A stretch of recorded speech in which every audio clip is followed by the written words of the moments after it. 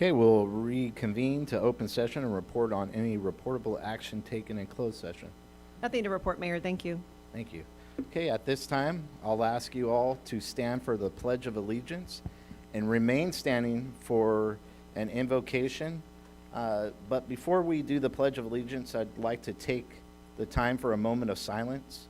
We had a family, 4 children and 1 adult that perished in a fire here in the last 2 weeks. And then I'd also like to just take the time to think about the first responders that were involved in trying to provide first aid to those victims. And then we also had the passing of a former mayor, Steve Tree.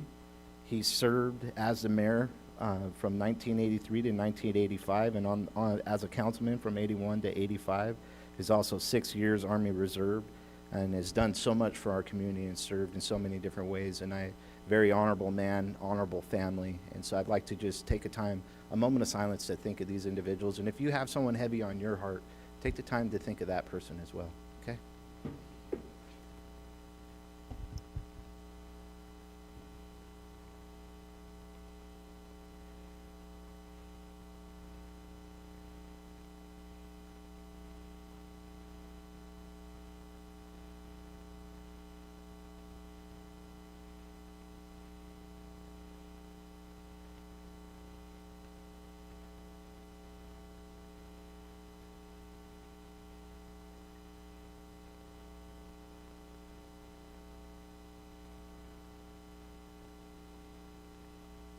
Councilman Beltran.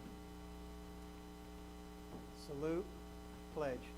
I pledge allegiance to the flag of the United States of America and to the republic for which it stands, one nation, under God, indivisible, with liberty and justice for all. If you'd like to give an invocation, this is the time. Thank you for this opportunity. Let us all bow. Loving Father, thank you once again for a beautiful day. And Father, each and every day that you give us to draw breath is just so wonderful, Father. We thank you for the blessings that you give us each and every day. And for those that you have not yet given us, Father, we thank you for those. Father, we thank you for our town. It's a good place to live. It's a good place to call home and to raise our families. Father, we pray that we will be the kind of people, citizens of this town, that will be kind and good to all of their neighbors and to everyone we meet. And Father, help us to be a good example of what friendship should be, and being a good citizen and lending that hope and that helpful hand. Father, forgive us when we fall short and we are short with each other or ugly with each other. We can do better. We know that, Father. And Father, for those of us who are in churches, we pray that our faith, what we talk about, we will live. We won't just talk about it, but we'll live that way. We will practice what we preach to others, and we will not live in hypocrisy. And forgive us when we have done so. Father, we pray for the strength of families in our community. We pray for our children. Father, we pray that when they go to school, they won't be scared. They won't have that fear of what's going to happen today. And their teachers will be safe. Bless their teachers. Bless all the people at school that keep this thing running. And bless our children. Help them to be safe from these shootings and this violence.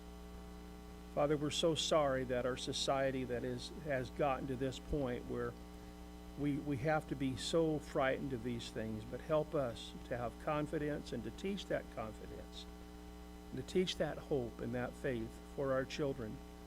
They are our most valuable asset, Father. They are our future generation. We must protect them at any cost. And Father, we lift up to you those who are on the streets tonight for whatever reason they're there. They're cold, they're hungry, they're frightened, they're not well.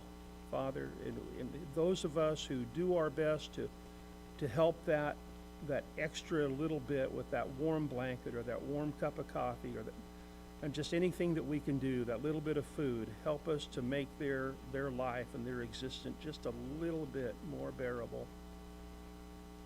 And Father, we pray that we, as your children, will be the hope, the love, the light, the encouragement, and the forgiveness, and just be that kindness that so many people do not have.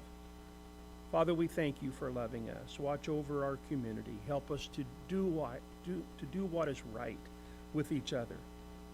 Help us not to get ugly ever. Help us to be good and helpful to one another. Above all, we thank you for the freedoms that we still have in this country. Bless our hometown, bless our home state, bless our entire country, and be with our brothers and sisters all over the world.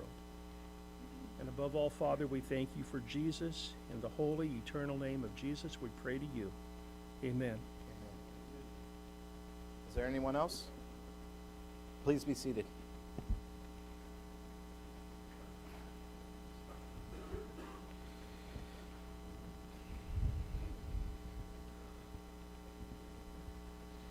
Okay, we have a correction in the agenda, so before we go on to council's comments, we will be moving reports in front of oral communication.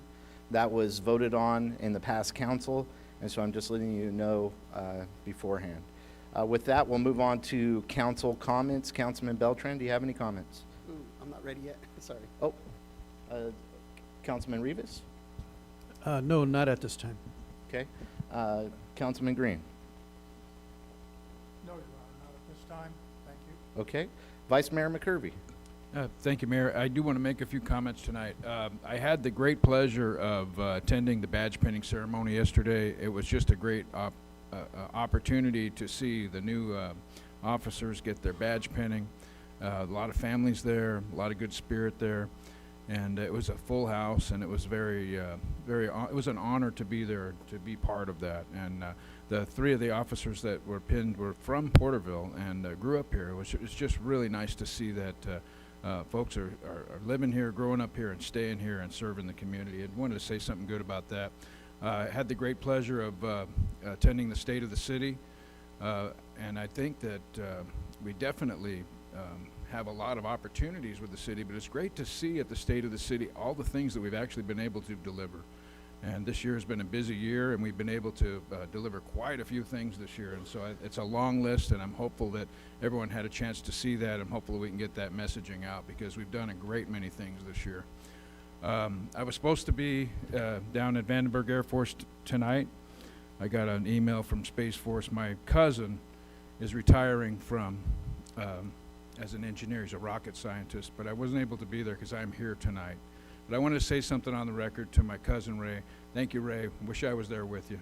You can watch this later. The Christmas dinner at the company yard was outstanding. It was great to be able to serve all of the folks in the community that serve the community. Our finest were there, and all of the people that work in our city that serve our community. It was a great fun. And, you know, it was nice to see Russell out there. Where you at, Russell? He's hiding. Hey, great job on the decorations, man. That was really top notch. Really, really awesome. Really like the way you did that. A lot of great fun, a lot of great spirit and spirit of love, and Christmas is out there.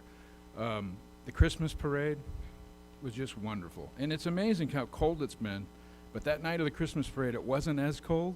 So it was a nice night, and everybody was out there and having a good time, and it was just great fun to be downtown and be part of that, and really excited to see how much we've been able to accomplish in that spirit of our community downtown. And I just want to take time also to say that we've got some events coming up with the Tule River Parkway, and please use that parkway. We've done a lot of work over the years, and a lot this past year to secure that parkway and get rid of the graffiti and make that a place for us to gather. And so I'm hopeful that the event down there on 1220, and they're having one on 1221, is well attended. We need to make sure we're using that parkway. And I just want to have this is the last meeting before Christmas. I want to send a Merry Christmas out to everyone. it's really important this time of the year to center ourselves on our family and the things that are important in our community and service, and maybe those that are less fortunate, as was stated clearly in the prayer tonight. So be out there with your families and be out there with your neighbors, and lift each other up in this time of celebrating the birth of Christ when we celebrate it. And that spirit of the season is so important to all of us. And I just want to say Merry Christmas to everyone. Thank you, Vice Mayor. Councilman Beltran? Thank you, Mayor. Two things. One, I wanted to talk about there's an event that's going to be happening this Sunday. It's called Plates of Hope. They're looking to feed 500 people who are needy in the community. It will be at the Navigation Center at 140 South C Street. That's at the Porterville Navigation Center. It's all free. You don't need any pre-qualifications to be there. If you want to contact JNR Meats to help volunteer, they've had a lot of support, and it looks as if they may do another event, given if they have enough supplies and funding to continue these efforts. But I think what a great goal of this event is, it's grassroots. The community wanted to come and put something together with the support of JNR Meats behind it. But specifically where the location is at the Navigation Center for individuals who are experiencing homelessness or people who are just struggling to make ends meet. The Navigation Center has great resources for individuals. So one, it can get them there to see where the resources are so they can follow up at another time or date that's convenient for them, to know that where to go if they do need assistance. And the second thing is I had a Q&A event this last Saturday here across the street at Centennial Park from 11 to 1 a.m. or from 11 a.m. to 1 p.m. And that was my second event I did out in the public. I plan to do one monthly. It's just so to help engage with the community. So if you guys have any questions to understand how the city functions or any projects that are coming in the future. So that's just an opportunity. And so I try to advertise that when I can. I didn't know what the weather was going to be like, so it's kind of short notice. But I'm hoping to do the next one virtually, so you don't have to be there, but hopefully we can get that out on social media and some other avenues. So if you have any questions, I'm not trying to promote myself, but it's a way for people to engage, and you can look for those posts in the future to find out. You can ask questions ahead of time, and hopefully I can get through all the questions that people may have. So that's all for now, Mayor. Thank you, Councilman Beltran. Today I received a phone call from a local developer that was trying to get some developments in through the city before some of the new state laws come into effect. And I'm just sharing this because I want to say outstanding job to Javier Sanchez in the engineer department. And what the developer told me was not only did he come with questions and wanting a solution, but the city came back with a better solution to find a way to go forward to build more homes in our community, which is desperately needed. And so I just wanted to say thank you. It really is great getting phone calls like that, and I appreciate the hard work coming out of those departments. The third, I attended Tulare County Association of Realtors. Really just a great event, and to see all the realtors from Tulare County come together, and just what a strong group, and great honor to be a part of that.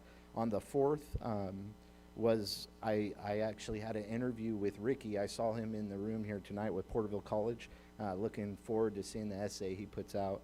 And then also we had the Christmas parade, and what an amazing job everyone has done with the Christmas parade, as far as Chamber of Commerce to the city of Porterville. I also want to just say thank you to the people of Porterville, just coming out so thick and strong, and supporting our local bands and the community, all the dancing girls and everything that goes on. It's just amazing to see our community come together, and such a great event. And I got to tip my hat to city crews, police department, addressing the illegal hot dog vendors. We have been under attack. It's kind of like the homeless getting dropped off in Porterville. We have these parades, and we have people get dropped off selling illegal hot dogs and all these different things, and they're not working with our Chamber of Commerce, and they're not legal. And so I want to say thank you to our police department and code enforcement department for addressing those and really keeping them on the move. The fifth was the first Friday Coffee State of the City. And it always is a great honor to do that. I will have, well, it was my first time, but it's a great honor to be with Chamber of Commerce and the business owners in our community and addressing them. I'll have a motion at the end of my comments here on what I'd like to see different in the future. The 10th, I also attended the city employee luncheon. And once again, great job to Russell on those decorations, but also David Payne, I believe it is, on that turkey. He deep pitted 10 turkeys, right? Just came out outstanding. It's always great to be associated with city staff. These are the people, they are the organs of our city that keeps our city running. They fix our roads, fix our lights, address the issues throughout the city. We got our police officers, our first responders, and so just a great honor to be with all of them.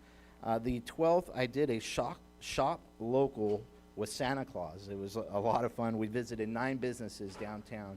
And our goal was to promote Porterville, promote our downtown, and try to drive consumership to these businesses, because if we don't want to see empty storefronts on Main Street and around our community, we have to shop local. We have to invest into our local businesses, and that's ultimately what I'm trying to do through those actions. And I think we're going to have, I don't see, where's Claudia? There you are. I have some ideas for this next year, so I'm really looking forward. I think we should do maybe 1 or 2 businesses a month and start really highlighting and doing some walk-ins and highlighting what businesses are doing throughout our community. So I'm looking forward to working with you on that. The 15th, or yesterday, I had a leadership talk. I went to TCAD, which is Tulare County Association of Governance in Visalia, and they asked me to speak on my journey in life. And so I got to share some of my stories, my hot shot career. I hot shotted for seven years. I've traveled the nation, fight wildland fires, lead saw on that crew. It was a great honor doing that, and it's where I learned courage. Courage isn't something you're born with, it's a decision. I also picked up the motto from Fulton, which is do the work of 3 men, and I live by that. And so I got to share that, and then my journey to becoming the mayor of Porterville and what got me involved in politics, because I've never really cared about politics until I had a family, until I started really looking at the way the world works. And I realized that I can't change Sacramento, I can't change DC, but I can make a change here locally. And so there's an old saying that Michael Flynn says, local action, national impact, and so that's what I'm trying to drive. And I also would like to give one more shout out to the Porterville Museum. I went there Sunday, and they have done such a great job with the model train show. I mean, if you have children or grandchildren, get them in there. They're free, and it's a lot of fun. My kids loved it. I took some pictures. Also, there's a historic bell out front of the museum. It's an old firehouse bell, and you are allowed to ring it. You're allowed to dong that bell. So get your kids in there and do it. It's like gives you the chills kind of bell. It's really neat. So with that, I'd like to make a couple motions. One motion will be we've had a fallen mayor. And so since I've been the mayor of the city of Porterville, we've had a couple mayors pass away. And so something that I've requested on the council is that we fly the city flag at half-mast for a week in honor of that mayor. And so that is my motion on the table. Now we also we just passed a new flag. I don't know if it's an ordinance or resolution. It's a resolution and a policy. It's a resolution, and so I would also like to see this former mayor, Stephen Tree, receive a flag as well. That is my motion. Mayor, so since we cannot actually, we haven't, so we usually would be scheduling an item for consideration. I'm guessing that you would like this to happen sooner than middle of January, though, correct? Yeah, So- I understand what you're saying. Right, 'Cause so we'll under miss that the first- basis, what you can do is you can do a motion to add that item on that for consideration tonight. So we would treat it as an urgency measure because there's a need to take action, I think specifically between now, before the next meeting. Yeah, I think it would be good to be able to fly the flag at half-mast. So we would add- at so- the very yeah. least before his funeral. Correct. So I think, so what I would recommend is you go ahead and make a motion to add consideration of making that change on as a scheduled matter tonight, and then we can add it on to the scheduled matters. Okay, I And then accept consider it. that amendment. I'm looking for a second, gentlemen. I'll second that. Okay, I have a first and a second. If there's no questions, we'll call for the vote.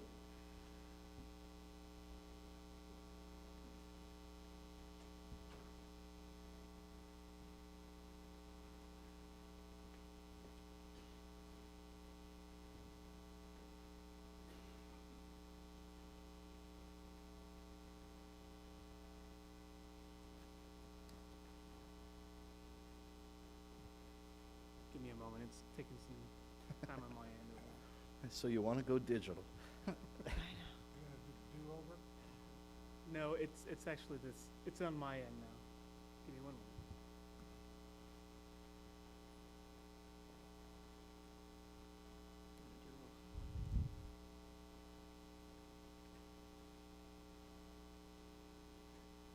Now, for the sake of time, we'll go ahead and just do a roll call vote right now. Councilmember Rivas, Yay. Councilmember Green. Yes. We're doing a roll call vote, I'm sorry. Right, aye. Councilman Beltran, Abstain. Vice Mayor McCurvey, Aye. Mayor Meister. Aye. Motion passes 4-0-1 with one abstention. Okay. So that'll be on scheduled matters at the end of tonight. Okay.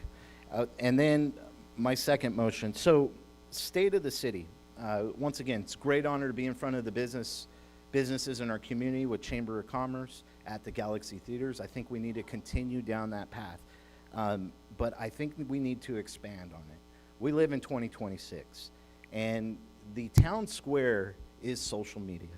And so I think that it would be wise so that we reach all of the masses of Porterville, not just the elites.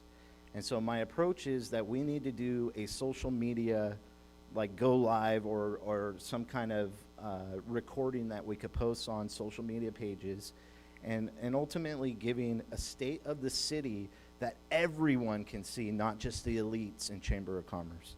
And so, and I say that with all due respect. I appreciate Chamber of Commerce and the people that are members, and they are very fine people and do a lot of great things in our community, and they're great assets. So I still think that we need to do it with the Chamber of Commerce, but I think we should expand on it. So my motion is, and then also what I'd like to add to this is that I think that the directors should be involved in the state of the city. I think it's important to the mayor to share his vision and his mission statement and what some of the goals that the mayor and this council are trying to achieve down this road. But I think that it's important also for the directors to show face for their departments and what they're doing going forward. And so what I'd like is to have the directors in this broadcast or recording to be able to speak on what they've done in our community, so that way the people also see who's who when it comes to doing the work in the city of Porterville. So that would be my motion. So this would probably be just, I would suggest we have this as an item to consider at the next meeting, because we can only do items to schedule, and this isn't really an urgency item, but we can do it. Does that make sense? Yes, So that it'll be makes for a sense. future agenda item. Thank you. Yes, yes. I love this idea, and I like the idea that we engage our directors that are very, very talented in this process, so they can bring that message directly to the people. I second that motion. Okay, we have a first and a second. Is there any other conversation? Yeah, I like this idea, and I think we should move forward and proceed with the vote. Okay, thank you, sir. All right, well, we'll call for the vote.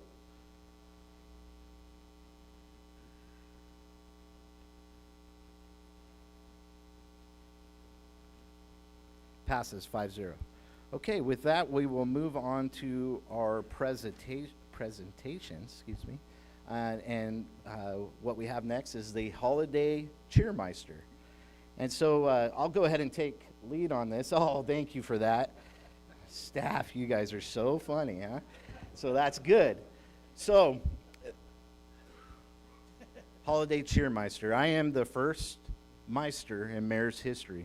And, we've really been pushing hard to get in the spirit, the holiday spirit. That we're really trying to do the things that drives our community together. And this is one of those things. Christmas is non-political. This brings us all together. And so one thing that really stood out to me was Larissa's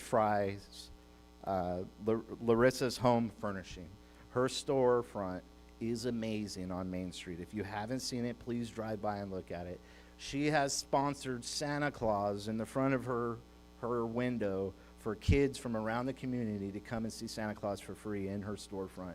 And so it inspired me. Larissa, are you here tonight? Where are you? I can't, there you are. Come up to the front, man. And you can bring Santa too. I mean, your significant other. Love it.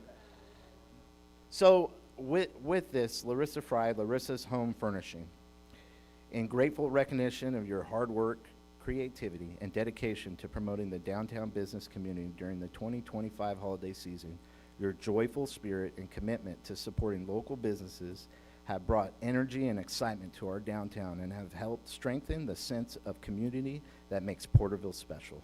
The City of Porterville proudly recognizes you as our holiday cheermeister, and thank you for your outstanding contributions to our community. By the Mayor and the City Council of the City of Porterville on December 16th, 2025.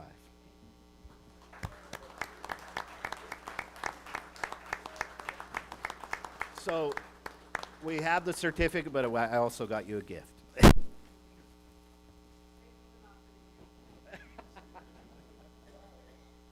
you forgot. Does this go to? No, that's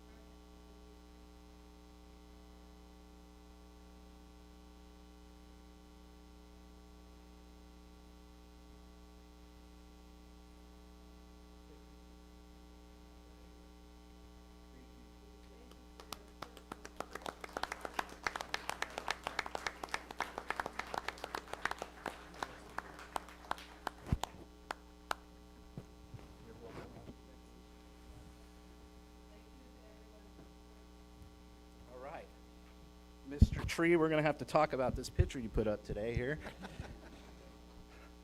Okay, with that, we will move on to our next presentation. This is coming out of the Heritage Committee. Really excited about this. We have some folks from the Porterville Museum here tonight, and then we also have people from Porterville College that's going to be doing murals in our community, and so we'll have an opportunity to see what they're working on, and then we'll all be together on this. So what I'd like to do is go ahead and have whoever's representing the museum that wants to talk about the monument, if you would come and go first, and then we could do the murals after. Is there a rendering of the mural that we could put up, please? Or excuse me, of the monument? Hi, Susan. Hello. My name is Susan Uptain, and I am the treasurer at the Porterville Historical Museum.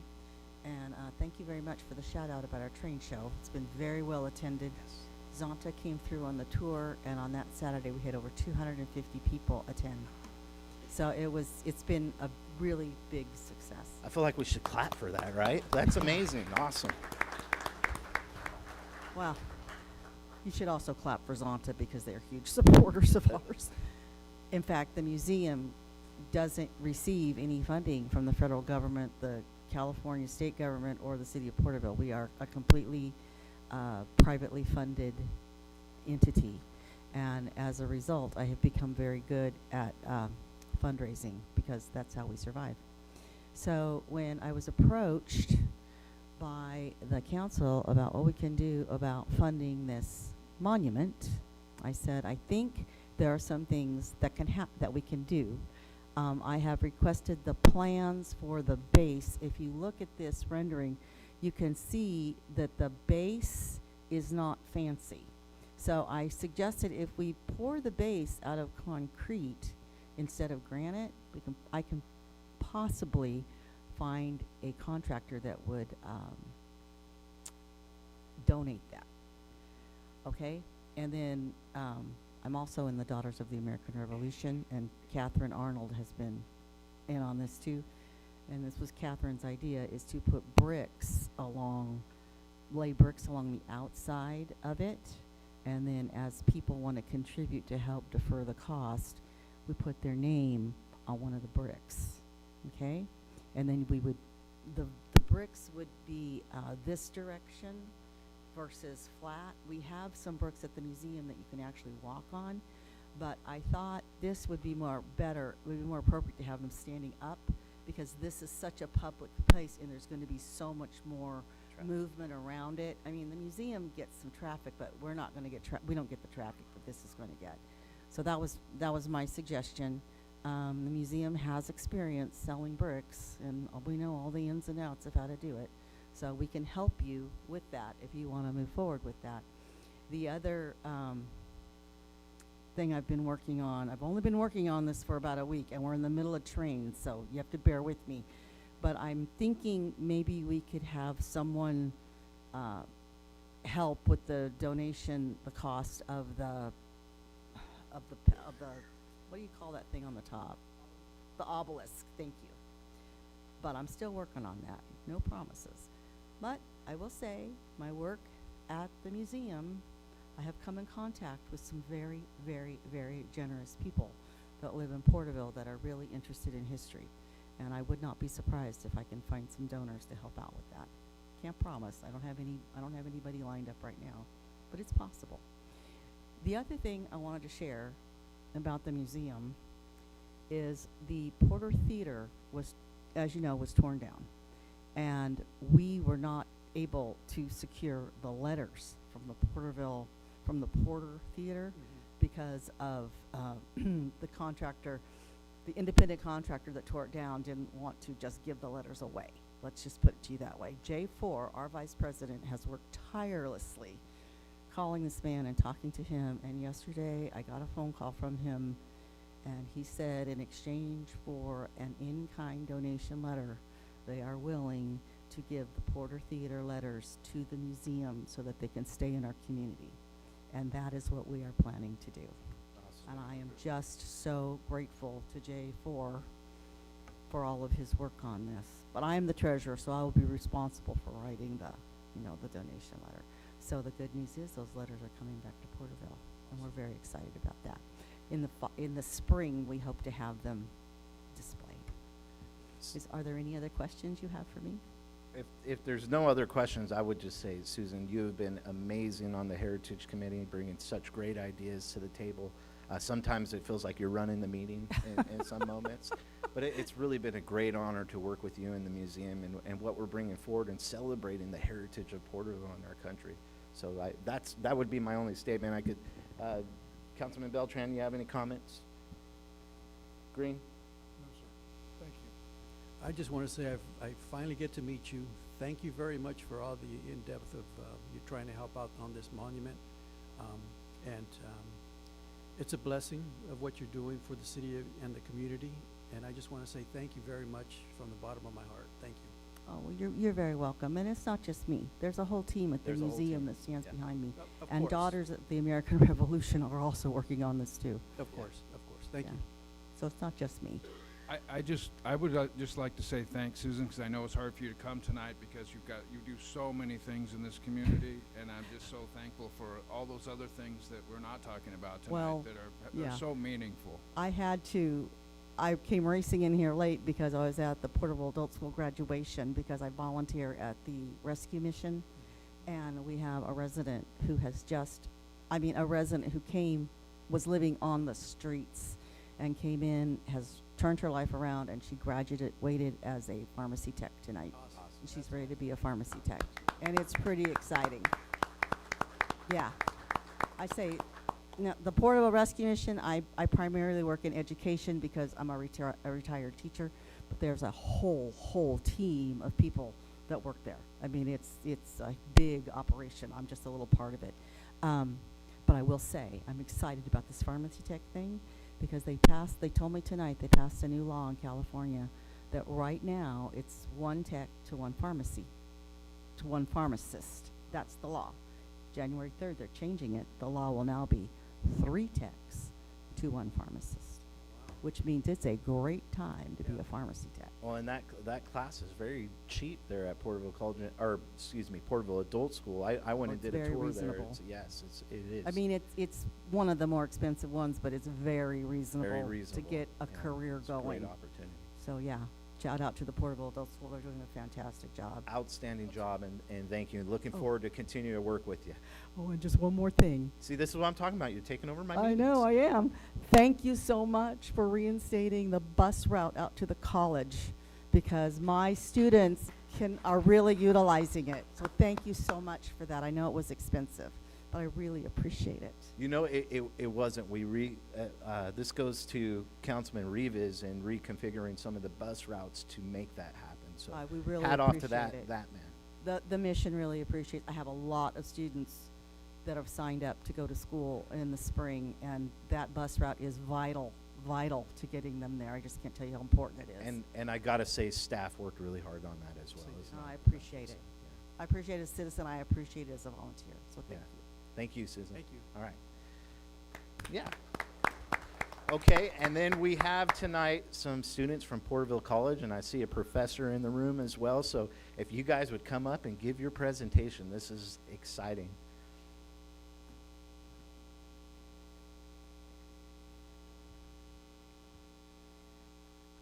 Hi y'all, my name is Callie. I'm a student at Porterville College and I'm also the vice president of the art club. My name is Ricky Carrillo, and I also am a student at Porterville College. I'm the president of the art club.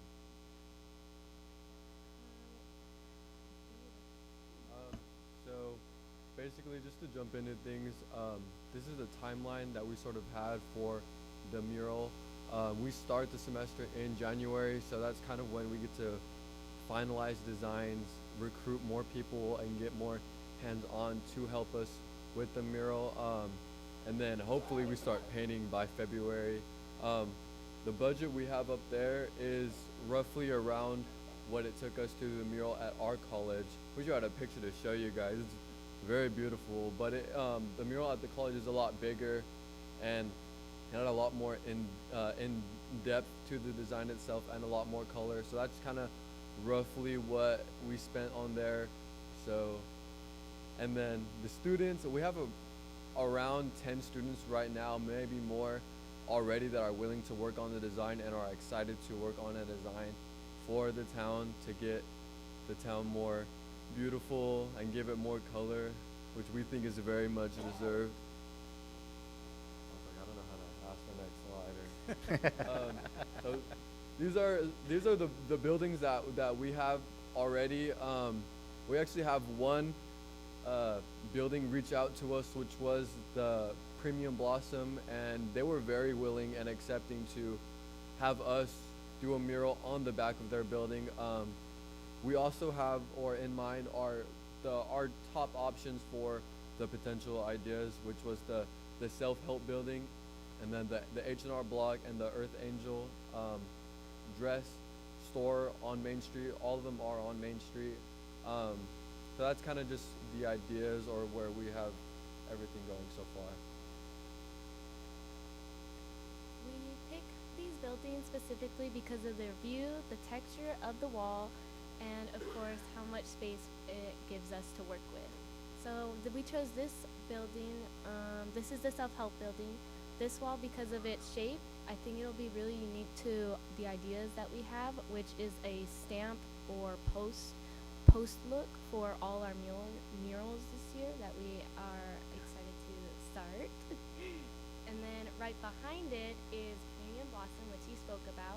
Because now the Porterville, rest in peace, is no longer there, it opens up this wide space. So if it is becoming a parking lot, then it'll have more eyes on it, and it is also a perfect wall in size and texture for a mural. We also had the H&R Block because of the already built-in frames it sort of has on the building itself. We thought we could it would just scheme really, really well with kind of the designs we have. Like she said, the postcard design, it would, because of the orientation of the building itself and the frames, it would just really, it just works more with the postcard design, having it more vertically than horizontally. And then the Earth Angel dress building that I had kind of mentioned, the only issue would be the painting or design that they already have up on the wall. So that might be something that it might be more steps to get working towards, because we'd have to maybe paint over their design or to the side, and just like kind of work out with the building owner or whoever runs that place how we would mesh those two things together. So some of the ideas for our postcard look is between landscapes, workers, and first responders. So this one would be a landscape. It's our mountains. It's color blocked, and that's most likely how it will be when it is painted as well. We have our name, and then this say at the bottom. Yeah, I was gonna say, you gotta go back. Let her explain. And then like a little Easter egg is the little farmer inside of California, if you didn't catch that. Yes, I love it. Great idea. Yes. Okay, next slide. And then this one would be bringing the farmer out more, would be in the orchards. There's oranges on one side, and then this design isn't fully finished, but on the other side would be the grapevines. And then we also had the idea to have a library kind of slash a memorial for the firefighters that lost their lives in the fire at the library.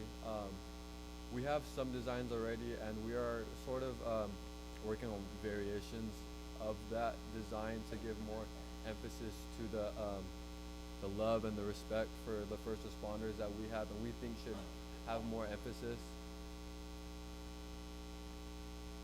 This is a design we have so far.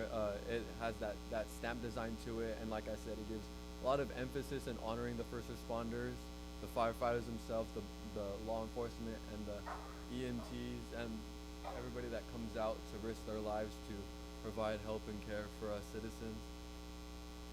And if you go back, I love this one, and one statement I had, and I know people will say watching live, it's not going to say 2018, it'll say 2026, right? So just to give that clarity. This is also just an inspiration to what our designs will be. This is not any of our designs. So we have been working on our own design, and we came to kind of an idea with a comic book background that'll make it pop more to the eyes, and then but it will still capture the first responder a first responder's look, but also matching it with heroes, because they are heroes. Yes.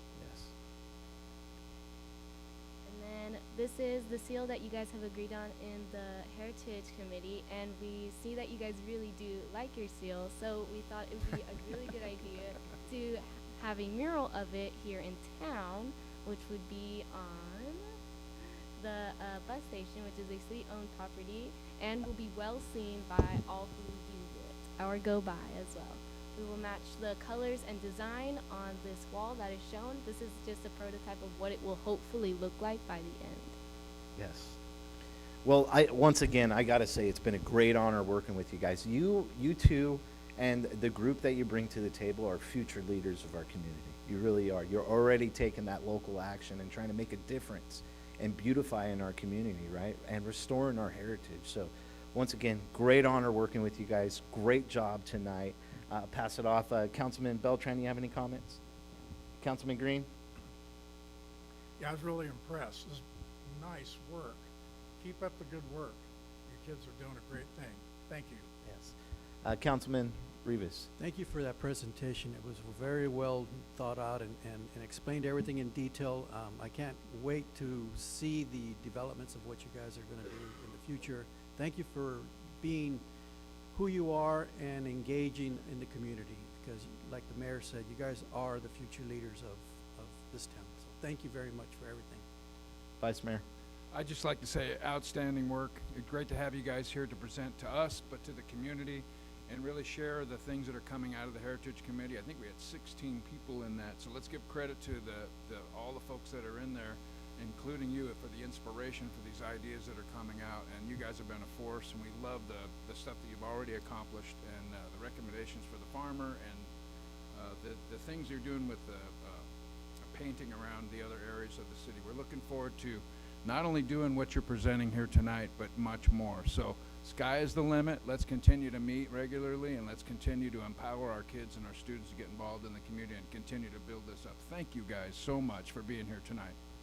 And I just got to say, that seal was all of our ideas, right? Because I wanted to go a different direction, but you guys kind of coursed me into this, and it's been a great pick.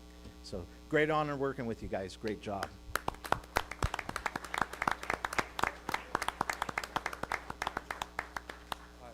Okay, with that, we will go into reports, city commission and committee meetings, parks and leisures. Do we have anyone? Oh, yeah, Arlene. No.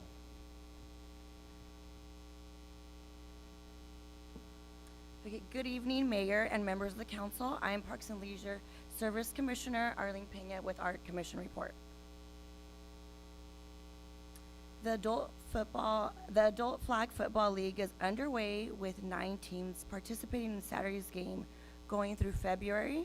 The youth basketball league also recently started their games. The league for the boys and girls ages 5 to 13 once again hit full capacity.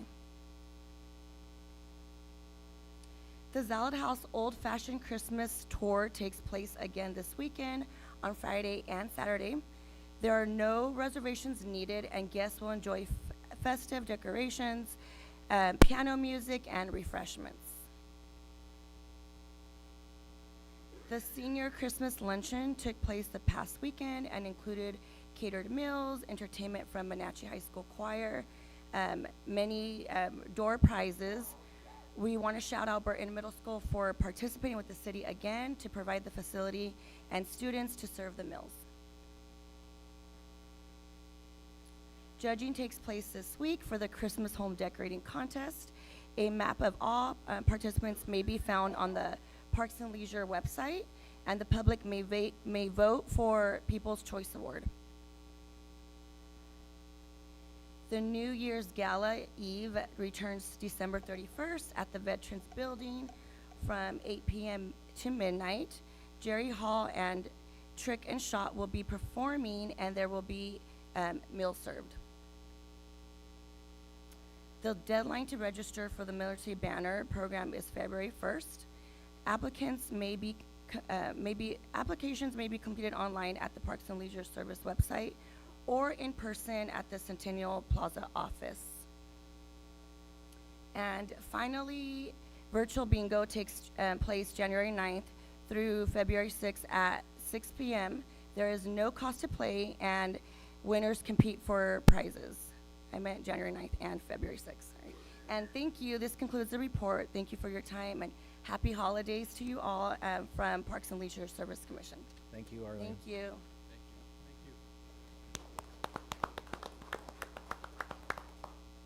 Okay, is there anyone here with Library and Literacy Commission? They met December 9th. All right. Good evening, Mayor and members of the council. I am the new Library and Literacy Commission Chair, Irene Ortega, and I'm here to present our Commissioner's report. We have had 80 signed up so far for our mini winter reading program. The recent winter craft program saw 170 participants, and we also wanted to invite you and also inform the community that tomorrow is our Patron Appreciation Day. The public is welcome to stop by, and we'll be providing free snacks and drinks. We also have our virtual story time that's going on Tuesdays at 10 a.m. in English and 11 a.m. in Spanish. Bilingual story time happens Thursday at 10 a.m. We had a very special visitor and the most busiest man on the planet this holiday season, which we had jolly old Saint Nick. He came and paid a visit to some of our patrons with 480 photos being taken with Santa. And we also have one more opportunity for our community to come out and take a picture with Santa on December 22nd from 10 to 12 p.m. and 3 to 5 p.m. We also wanted to remind everyone about a couple of our online resources, which are all free to access. We have Job Now, which offers support for job seekers through live resume building, career coaching, and interview preparation. We also have Help Now, which provides instant access to live one-on-one homework tutoring for students kindergarten through college. We also have Hoopla, which offers over 800,000 titles in 6 different formats, which include audiobooks, ebooks, music albums, movies, TVs, and magazines. And we also have Vet Now, which is an all-in-one suite of services designed for a wide range of our veteran needs. We are very eager and happy and want to thank our library for everything that they do, and all of our staff and our volunteers who come out. We can't wait to hear about the library project that's on the agenda to get underway. And that'll conclude our report for this evening, but we just want to say happy holidays, Merry Christmas to our council. Thank you. Ms. Ortega, great job, and I got to say, you've been part of the Heritage Committee too, and your students did a great job painting some fire hydrants on Main Street, so. Thank you for the really, opportunity. well, and thank you for dedicating yourself and giving public service in the way you have. It's really a selfless act, right? And so it's a great honor to work with you, and great job tonight. Does council have any questions for her? No, not at this time. Thank you, ma'am. Looking forward to the library agenda topic. Thank you. Yes. Yeah, absolutely. Okay, we have Youth Commission, met December 10th. Is anyone here from Youth Commission? Is Denise? Oh, okay. I was like, wow. All right, with that, that was a compliment, ma'am. So we have one staff informational report tonight. I trust that the council had an opportunity to look at this agenda item. Are there any comments? Councilman Beltran? Yeah, being on the homeless committee, which is called LINK, we had discussed this previously a few months ago when we were going over our budget for the year, and we knew, given some budget constraints, this is something that was going to happen at some time in 2026, possibly. For me, it was a little bit of a shock, because being on the LINK committee, I didn't know that this time frame was kind of pushed to January. I think it may have been discussed when I was out of the state for that meeting, and so I wasn't updated that January was going to be the potential new date, or had been fixed. And so just my knowledge with the LINK committee and the service providers in the area, I spoke with some of the personnel today, and they weren't aware of this adjustment, because this will impact their services, that the individuals that will be coming to them. And so, to make the long story short of my experience on this committee, is I would just ask that, given the weather and the kind of notice to service providers, if this could be possibly pushed to March, would be my ask, because this isn't necessarily a financial constraint. There is funding technically for this, and again, not kind of, trying to kick it too far down, but just because of the weather, and then the informational for service providers, so that they can make some adjustments maybe for their staffing or just support, that if this could, I would really love for this to get pushed out for March. Okay. No, great comments, Councilman Beltran, and as the elected body, we have the authority to give direction to staff in that manner, so it's definitely something that we could possibly amend. Councilman Rivas, do you have any comments? Yeah, it being the time of holiday, and I echo a lot of what Mr. Beltran was saying, because I am the alternate for the Lincoln committee. And, this was discussed, and we knew this was coming. and we knew that the funding was going to be expunged, I guess you can say that. So if I have a question, what type of funding is still available? The armory or emergency shelter is funded through the general fund. All of the one-time funding has expired. That expired last fiscal year, so this is the first fiscal year that the city has had to operate it All with on our general own. fund. Yeah. 100%. And it's $450,000 annually is a good number to throw out. Yeah, roughly. And yeah. so if you want to divide that by 12, that's your round number. And and thank you very much, sir. And I do remember this being on the agenda months ago, so this was no surprise. And I don't want to seem too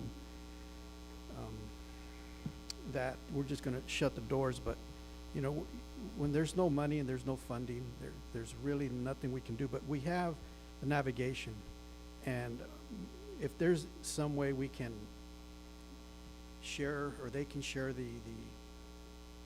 the onslaught of what's possibly coming during mid-January 26, I would entertain that. But I mean, I don't have all the answers to what is coming, but I mean, it's not something that this was kept secret. So it's been up there, it's been out there, and but with that, I'll hold my other comments till later, but that's where I'll pass it on to you. Thank you, Councilman Rivas. Councilman Green, any comments? Correct me if I'm wrong, Mr. City Manager, but that's, to fund it through March is like 111, 112 grand. That's good math. And we have no other options, correct? Pretty much. Correct. Okay, good points. And thank you for that clarity you brought there, Councilman Rivas. Those were good questions. And Councilman Green. Vice Mayor McCurby. Well, you know, this is a difficult thing. We've had a lot of things that we've had to deal with as far as buses and things like that. But when it comes to what we've done here since 2023 and helping to get people the bridge services that they need to get off the streets, I think the Armory served a really good purpose for a time. And I know that it's got a sunset. I think I would like to say thanks to Director Calderon for all of the hard work this year. We struggled. We worked on this all summer trying to get funding for this, and we just couldn't make it work. There were countless hours and meetings that were spent trying to figure out how to extend this. But the requirements and the things that we have to do to meet all of those requirements were going to be more expensive than just anything else that we came up with. So since the funding has run out, though, I will say that the Navigation Center now has new resources. They're not the same, but they're improved. And so we have some additional resources that are available now that weren't there before the Armory was put in place. And we are making some steady progress, but we have to change course as a city. And we need to sunset this, and the sooner we sunset it, the better. We don't want to sunset it before Christmas, to your point.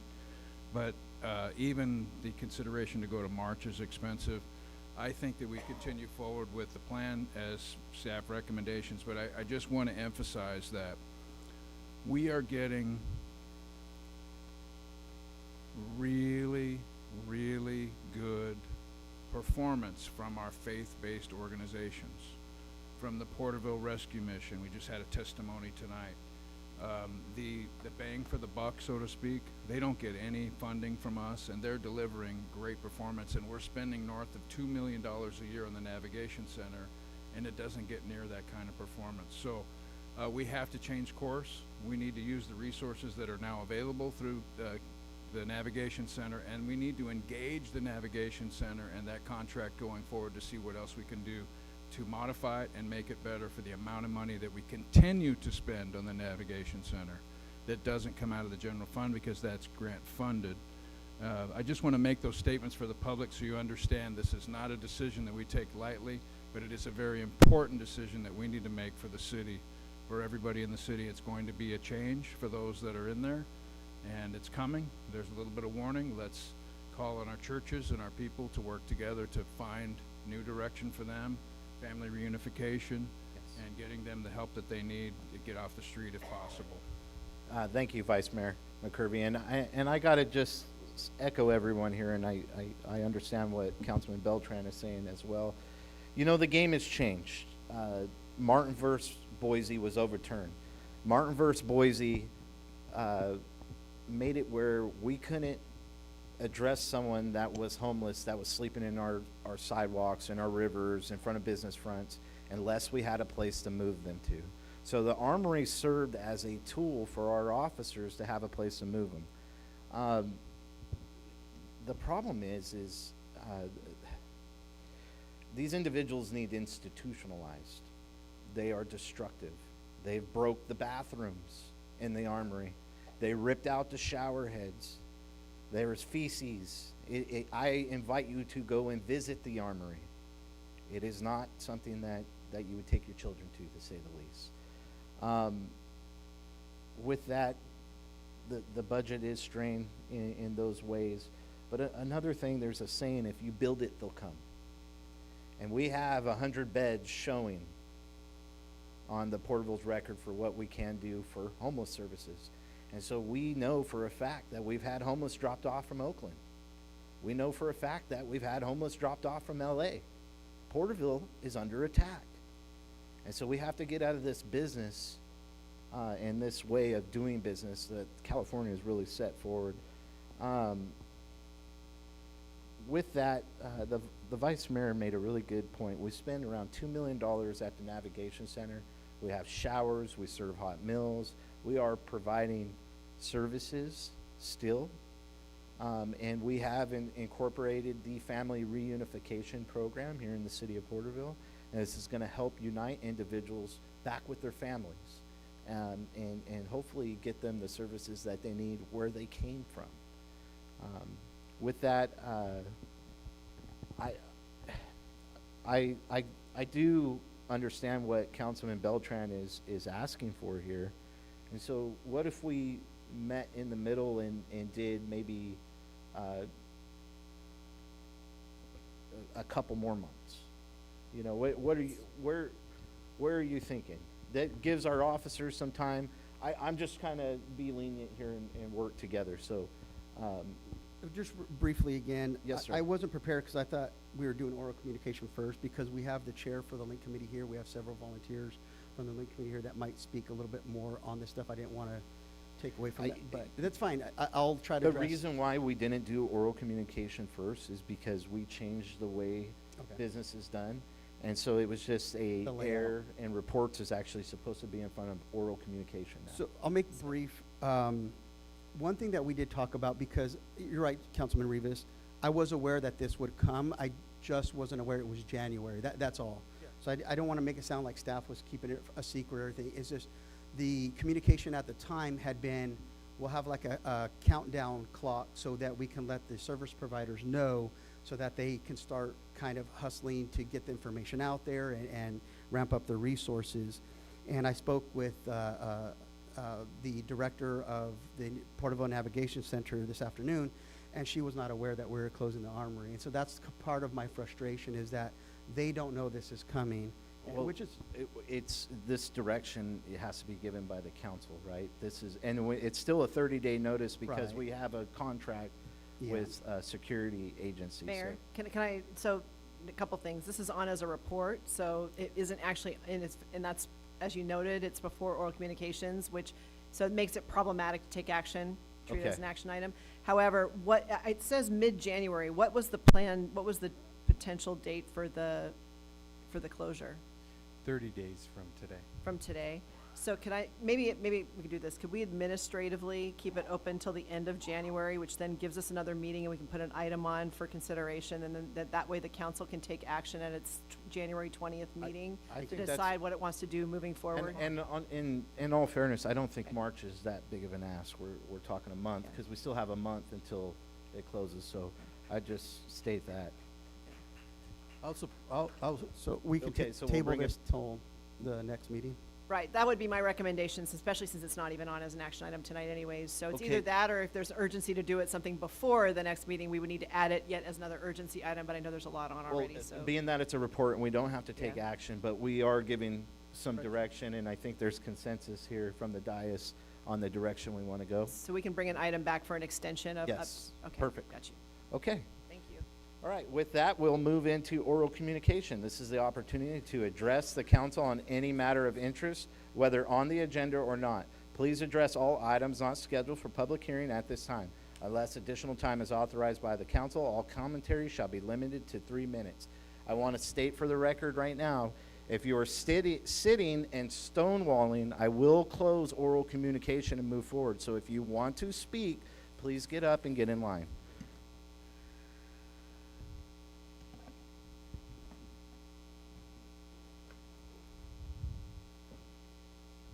Anne Marie Wagstaff, address on record. I'd like to address the council on the matter of the upcoming closure of the Armory Emergency Shelter. First, I want to thank the city staff for their update on the formidable challenges the city faces in providing emergency and long-term shelter to those in our community who currently have no place to sleep with a roof over their heads. Their report reveals not only that the Armory is set to close in mid-January, but that programs currently in place to assist those without housing, as well as those already in or on the route to supportive housing, including even those with disabilities, will be dumped out into the streets in the coming months of winter if nothing is done to change the direction we are heading. That is unacceptable. That is unwise and immoral. It is unacceptable because it will unravel the work of many persons, churches, agencies, including the city police and city council, who have worked long and hard for years at reducing the number of people living homeless in Porterville. For we must recognize that for every person who finds shelter, temporary or permanent, there are numerous persons in this community who have worked countless hours to make it possible to cut through red tape, earn the trust of wounded souls, and provide the funds and support necessary to make that transition. It is unacceptable for the City Council to turn its back on them or those they serve. It is unwise because with the closure of the Armory and the expulsion of others from supportive housing, those displaced and homeless persons will again be living and sleeping on our streets. Local business owners and others have made it very clear to this council that the presence and congregating of homeless downtown, in our parks, and in other community spaces is unwelcome and can lead to unsafe and unsanitary conditions. But with the closure of the Armory and the elimination of other housing first options outlined in the city staff report, those without shelter will have no choice. They cannot simply disappear because we find them inconvenient, and it is unwise to pretend that they can. Finally, it is immoral. Last winter, the Armory provided shelter for over 50 persons a night, including children and at least one man living in a wheelchair. I am not naive about budget constraints and funding realities, but that does not make it moral to turn out into the streets during winter the men, women, and children who find themselves in such a vulnerable position. As elected officials of this city, it is your responsibility to avoid or at the very least alleviate this crisis. Thank you, ma'am. I encourage you to do so without making excuses or blaming others. For if you fail, Thank you, Porterville ma'am. as a whole will bear the shame. Thank you, ma'am. Thank you for reaching consensus before listening to this audience.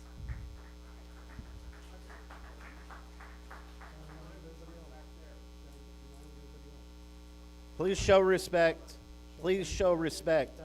Mr. Coffey, you're out of order. Please show respect, sir. I'm going to ask you to leave if you do not.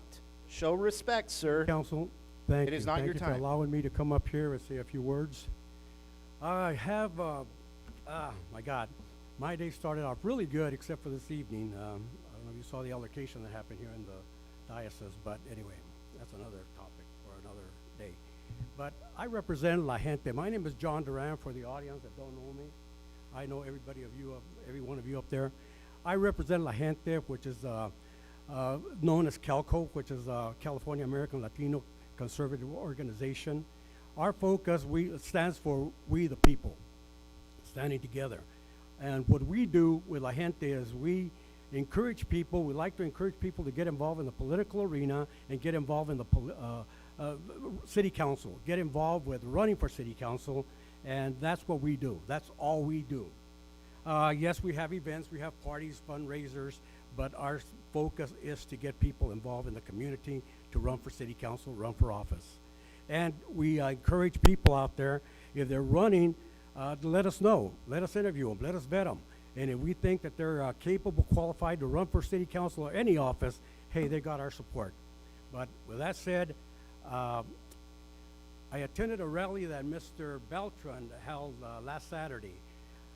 The committee, La Gente, they're against the city paying any money for Mr. Beltran going out there and just talking about dividing the community. That's all he talks about. I didn't get nothing out of it. All it was, we got a confrontation. I went out to shake his hand. Disrespectfully, he didn't want to shake my hand. I don't know why. If he's got a germ of, a problem with germs and whatever, you know, all he has to do is tell me, and I'll stay away from him. But nonetheless, let me get to the point of the matter. He goes out there and he talks about you guys, the city council. Oh, Meister, he makes all these, forms all these committees, and he doesn't even attend. And when he does attend, all he wants to hear is about his ideas, your ideas, nobody else but yours. And Mr. McCurvey, I think you better settle down a little bit, because what you do is you intimidate people. That's what you're doing at the committees, according to Mr. Beltran. You intimidate people, and you're not a bully, you're not bullying, but certainly there's an intimidation, and then you want to be the last one to have the last word. You know, so that's where it's at. I don't appreciate it. I don't appreciate city funds going out to rallies held by people that are going to divide the city, the residents. I asked him one simple question: Do you support? My time's going to come up. Anybody want to waive the time for me for about 2 minutes? Hey, Mr. Duran. I'll catch up next time around. Hey, but thank you so much. That is not the way this works, Mr. Duran. Your time will be up right now.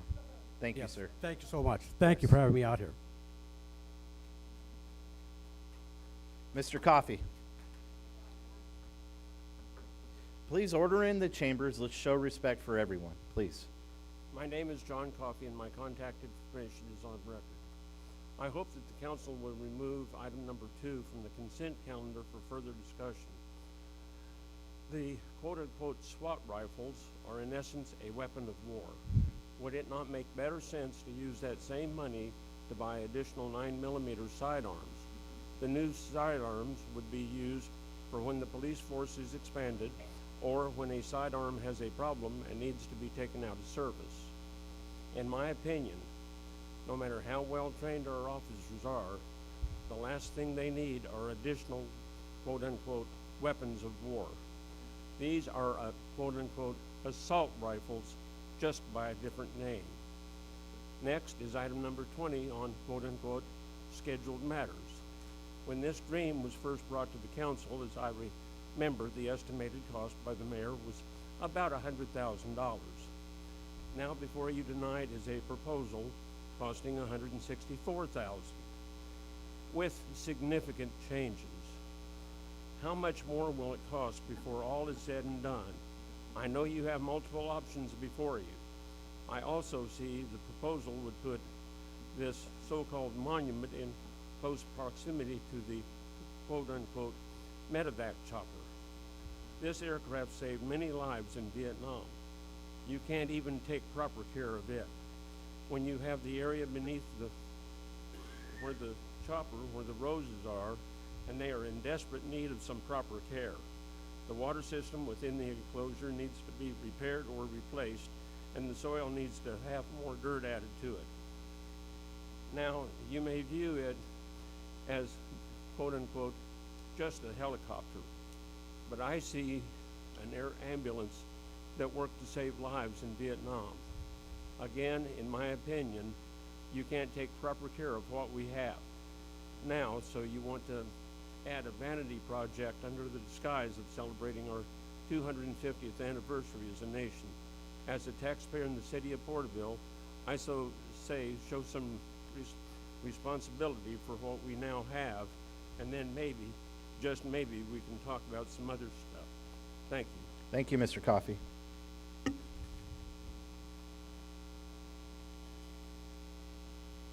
Denise Marchant, 114 Sandra Court.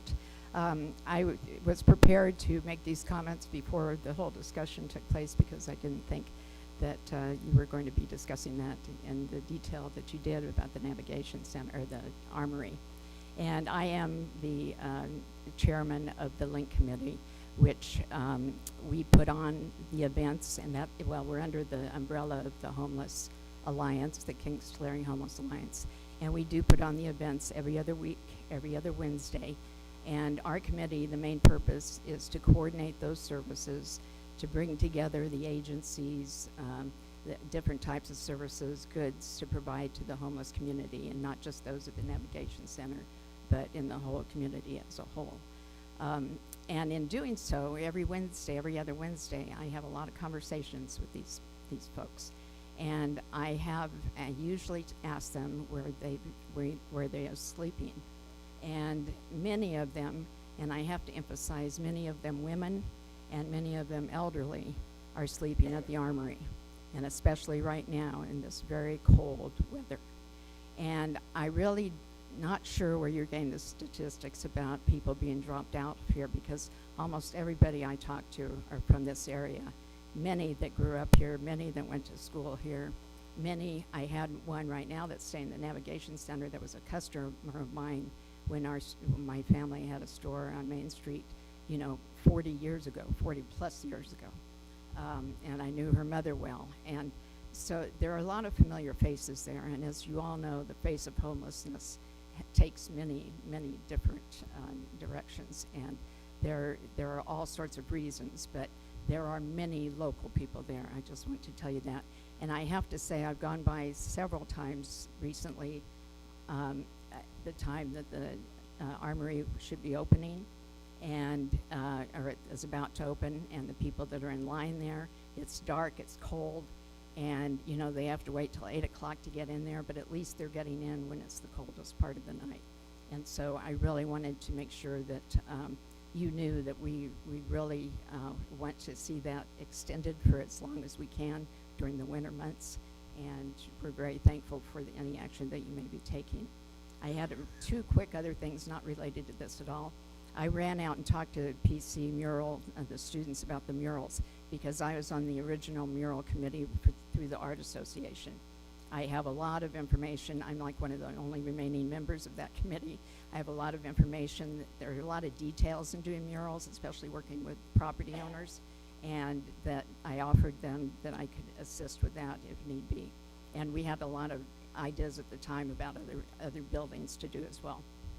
I do one more thing, one last thing very quickly. Hurry, ma'am, hurry. The Porter Theater was brought up, and I just wanted to plant the seed with the museum that I'm going to be working very hard on trying to get a permanent display of theater memorabilia at the museum, not just for the Porter, but for the 4 theaters that were within a two-block radius downtown from the 1916s to the 1980s. So with that, thank you very much. Thank you, ma'am. Love to have you at the Heritage Committee if you'd like. I want to publicly recognize and Could thank... you please state your name for the record, ma'am? No. I want to publicly recognize and thank Council Members Green, Rivas, and Beltran. Your vote against the parental rights ordinance was more than a procedural choice. It was a demonstration of independence and an understanding that your role is to represent all Porterville residents. You look past political pressure and refuse to support an ordinance that divides families, stigmatizes vulnerable youth, and leaves the city open to lawsuits. That decision matters deeply to many in this community, including people who may never feel comfortable speaking at this podium. Your leadership was noticed and appreciated. I'd also like to thank the council and staff for moving forward with the new community center and the Santa Fe Byway Sports Complex. These projects will provide meaningful spaces for recreation, youth activities, and community gatherings, and they reflect an investment in the quality of life for our residents. I appreciate the time and effort that went into bringing these projects to fruition and hope they serve our community for many years to come. A strong community needs places to play, gather, and exercise, and places to learn, study, access technology, and build opportunity. Supporting the library alongside these projects is not an either-or choice. It's a reflection of balanced leadership and a commitment to serving the full range of community needs. Regarding the library, I want to speak about the power of the petition that almost 750 people have signed in the last 3 weeks, asking council to prioritize general fund spending for the library over pet projects. A petition is one of the most direct and accessible tools the public has to communicate priorities to its elected officials. Each signature represents a resident who took the time to engage, to speak up, and to say that the library matters. This petition is not symbolic, it is substantive. It reflects broad community support and a clear request for balanced investment. Recreation and learning are not mutually exclusive, and honoring the petition is an opportunity for council to demonstrate responsiveness, transparency, and respect for civic participation. I want to also remind the city council members that authority in this chamber does not flow from personality, volume, or titles. It flows from the people of Porterville, and every seat on this council carries the same weight, the same responsibility, and the same legitimacy. You are co-equal members of this council. Your voices are not lesser. Your votes are not subordinate. The mayor and vice mayor may hold titles, but they do not hold power over your judgment or your right to participate fully in this government. You were elected by the people, not to be sidelined, not to be talked over, and not to be disregarded by other council members. We deserve a council where every member is empowered to speak, question, vote, and lead without fear of reprisal or ridicule. We deserve leaders who remember that the strength of this government comes not from dominance, but from balance. Most importantly, Porterville deserves a city council that listens to them. Thank you, Ms. Wagner.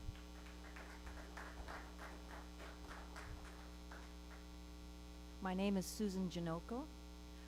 Congresswoman Pat Schroeder stated, "The federal budget is a statement of our national values." Similarly, the City of Porterville budget is a statement of our city values. In other words, there's enough money to pay for what is important to us. Many citizens here today are publicly stating that fully funding the new library is our priority and our value for spending city tax money now. The city will find the money to fully fund the library if the library is important to the city council. Here are some sources of money for the library. According to the recorder, $5.25 million of the $8.5 million of fire insurance money was spent to run the temporary library since the fire. The city should pay for operating the temporary library out of city operating funds, and the library insurance money should be reserved for capital funding to rebuild the library. Up to 15% of Measure H sales tax was earmarked for the literacy, including the library. I would like to see a report from city staff showing how much Measure H funds have been spent on the library cumulatively since the tax began in 2006. In its first 5 years alone, the Measure H took in $10 million. Future Measure H funds can be committed to fund the library building today. The city has $7.25 million library infrastructure grant. If this grant does not allow the city to get a loan to fund the library, the city can fund the library shortfall through the general fund. And the city then, with their good credit rating, can acquire a loan to fund another department of the city, thus qualifying for the grant. The city could have used the ARPA money, but they did not, and the delay in construction by 5 years has increased the cost. Nearly $1 million would be available for the library if the city council cancels the playground equipment of Battleship, Pentagon, and Washington monuments. Temporary monuments come and go. The wisdom and learning that comes from the library endures for centuries.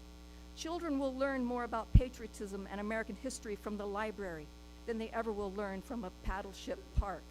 Children will learn more about God, Jesus, and world religions from the library than they ever will from a $100,000 wrap on a bus in God We Trust. As Pat Schroeder stated, there is enough money to fund what is important.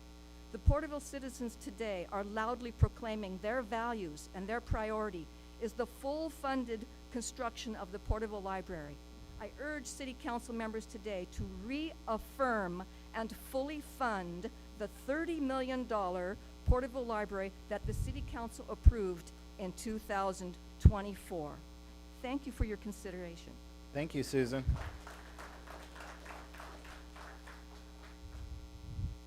Hello, my name is Elysium Rose. I'd like to thank the mayor for bringing up the free local events at the museum because that actually brings me to the library. I am a frequenter of that library. I have my library card here and one of my library books here. All right, so let's see. Multiple times a month, that library is one of the only free third spaces here in town. It not only provides a space for people to meet and access the books that low-income and cost-conscious people can borrow for free, it also provides various events for all age groups, all focused on books, on reading, and literacy, which are very important things. Literacy is a skill that everyone not only needs to exist in our modern world, but it's something that can help bring joy, spark creativity, and engage and feed growing minds. A bigger library is much more important to our city than a monument that, based on the looks of the monument already in Veterans Park, isn't going to even be taken care of. The bigger library will allow for not only access to more books without needing to request them from other libraries in the system, but allow for more events and programs for literacy, programs that can give kids something to look forward to, that could help both engage their minds, possibly fostering a love of reading, and also keep them off the streets and out of trouble. That library is a true investment in our city, one we need much more than a statue that will not be taken care of. You deny children better access, free access to books for that? Fund the bigger library, invest in the people and the future of this city. Especially after praising the museum for its free events, fund the bigger library, invest in the people and the future of this city. This community deserves more than half of a library, and what better way to invest in our future, as well as honor those that lost their lives in the fire that destroyed our last library, than to make a full-size library that's up to code and that helps support our community. It's where we can gather. I see people there all of the time. I see kids getting books for themselves to enjoy. A library is more crucial to our community than a monument that's probably just going to be falling apart in 5 years. Thank you. Thank you, Ms. Rose.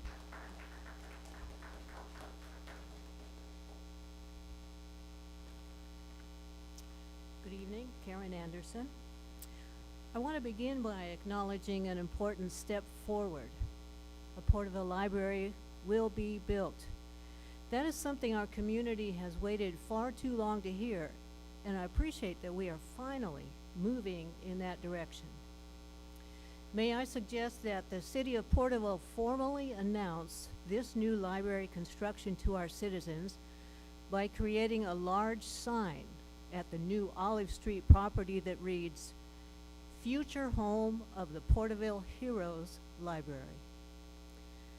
The current proposal, however, presents a serious concern. Do the citizens realize that the building being planned today is essentially no larger than the 18,000 square foot library constructed in 1953, when Porterville's population was under 10,000? We are now a city of over 65,000 residents, and we deserve and were promised a new facility that reflects our growth, our needs, and our future. A modern library cannot meet community demand if it is built to the scale of 70 years ago. The city has options, real options, to make this right. Tonight, I'm asking the council to commit to fully fund the originally proposed 30,000 square foot library design, not the 16,000 square foot design being proposed this evening. We have one chance to build this facility correctly, one chance to give Porterville a true center of learning, literacy, workforce development, and community connection. Remember that your choices today on this library project will be your legacy tomorrow.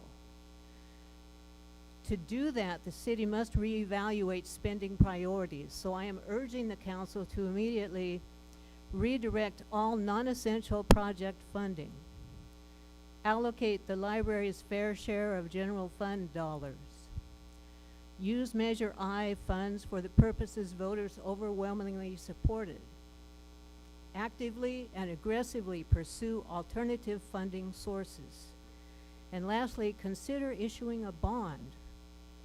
This is not about extravagance. It is about meeting the needs of a real growing city. A library is not a luxury. It's the core infrastructure for literacy, education, and opportunity for everyone. Porterville lost its library once. We cannot afford to lose the chance to build it right the second time.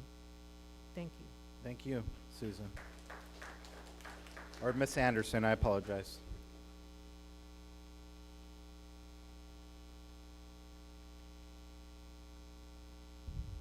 Brock Neely, address on record.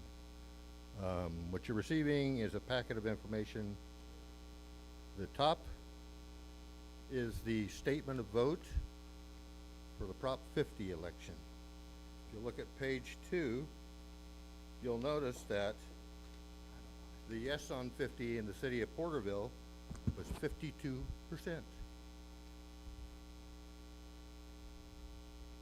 That's leaning towards the liberal side of things. The next page is the voter registration statistics from November 26th. Now, I've broken it down into percentages by party. Porterville is 33.25% Democratic, 33.7% Republican. But also there's 24.32% that are no party preference, which a lot of those people vote Democratic when they vote.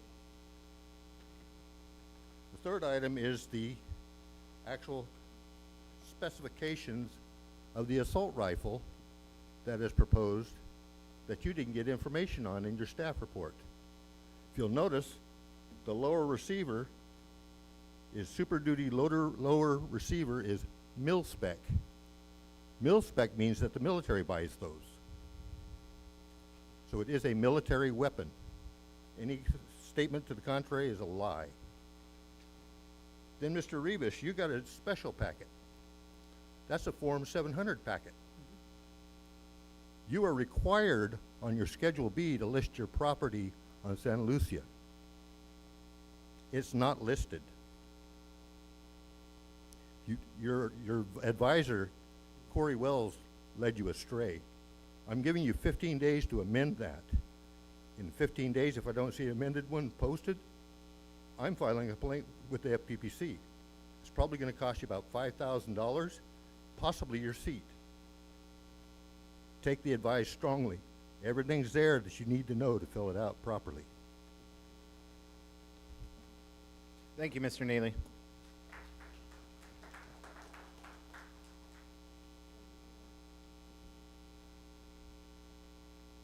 evening, Merry Christmas to everybody.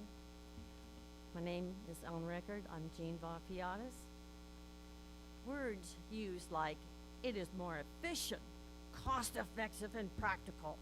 These words are being used as a reason to build a smaller library. How about using these same words to say, it is more efficient, more cost-effective, more practical to postpone building the Washington Monument and Battleship Playground. It is more efficient, cost-effective, and practical to put that nearly $900,000 towards the original 24,000 square feet.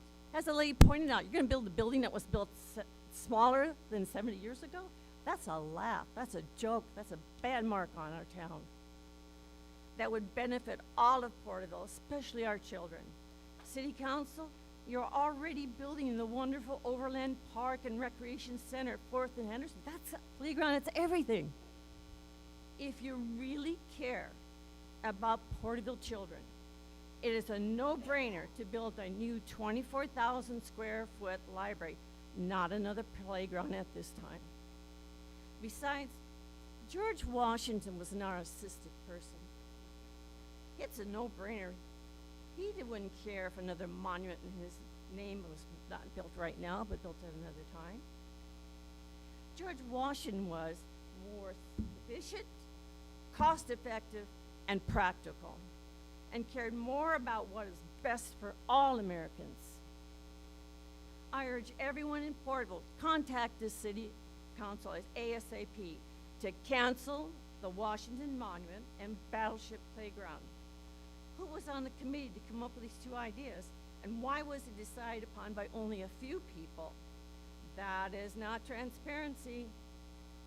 Porterville citizens, tell the city council to stop using funds for their pet projects that are decided upon a few members, rarely given enough exposure to inform the public. This nearly $900,000 could go instead towards a new, more efficient, cost-effective, practical 24,000-foot library. Thank you. Thank you, Jane.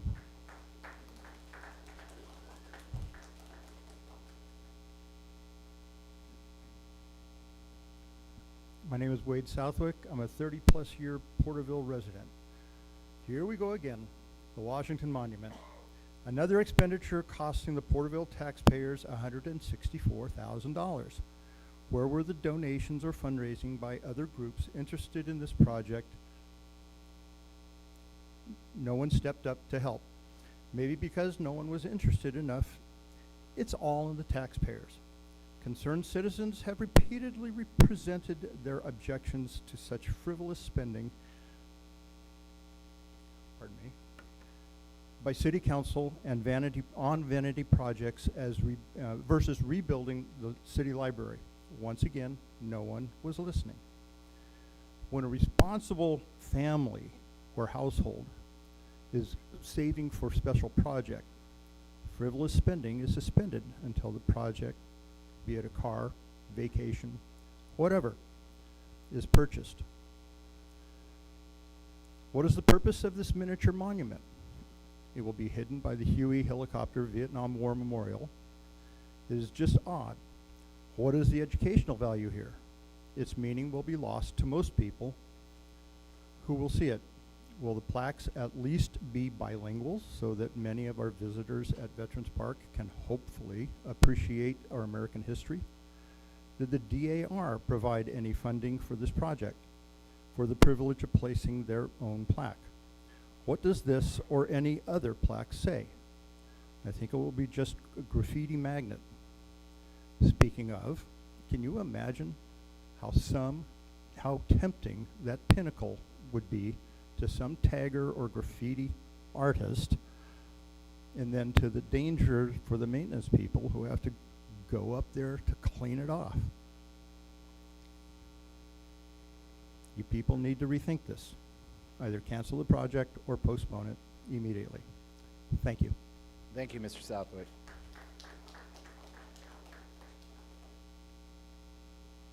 Corey Wells, Springville.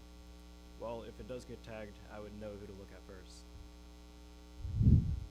I'd like to say that it is great to see that the library is making progress, and for some reason it did take years to get this done by previous leadership, and I've shared before my opinion, my personal opinion, that isn't aligned with this council's opinion, that I don't think that the library is necessary. We have a $30 million library in all of our hands. As somebody who's Gen Z, I know that. But my opinion has changed a little bit over time. There's members in this community who all see the same staff reports, have access to the same reports online, the agendas and packets. They can go see what the status of the library is and has been for years. They can also see that this council, when they are private citizens and not elected officials, have been coming up here and advocating for a reasonable solution to get this library built, and that's what's being delivered.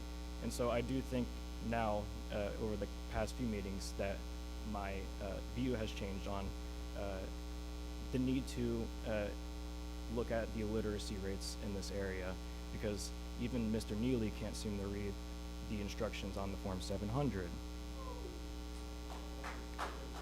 I would like Please show respect. Please show respect. This council has been the most transparent than we have seen in a long time. All these issues that's being exposed is because of the transparency and the exposure that this council is bringing prior to the past administrations. When you come up here and speak on this microphone and you make attacks, accusing, making conspiracy theories of this council, which is not what this council did prior, but we got new faces that have been coming here and making these accusations. They look like angsty teenagers, and it's really gross to see such despicable behavior.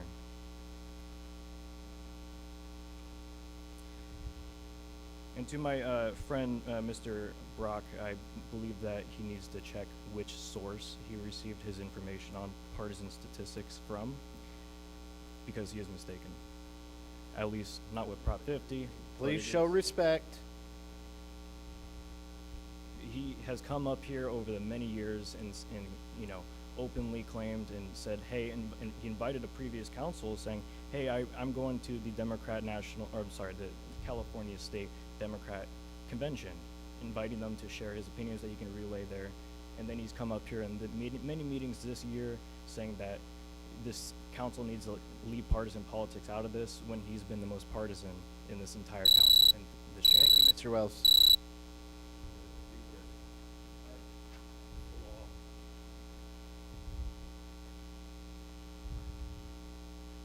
Well, I was in a great mood when I started back there a half hour ago, but no. My name is Greg Meister. I'm the Christmas Parade Chair for the Rotary Club of Porterville.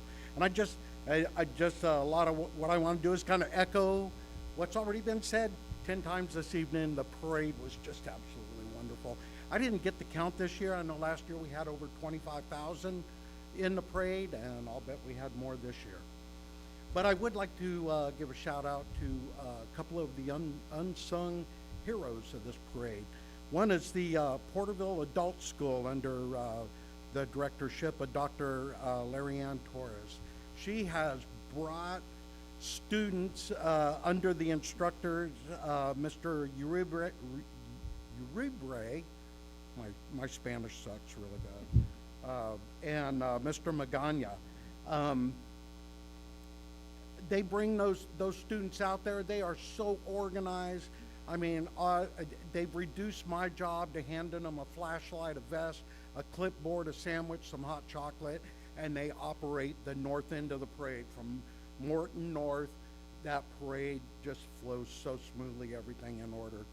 The other is Young's Commercial Transport, and I know they do more than just the Christmas parade, but you know, they come down and donate the trailers for the announcing in front of City Hall, and also the announcing and judging in front of the Chamber of Commerce. And that's Terry Johnson and Alex Manzo, the fleet managers.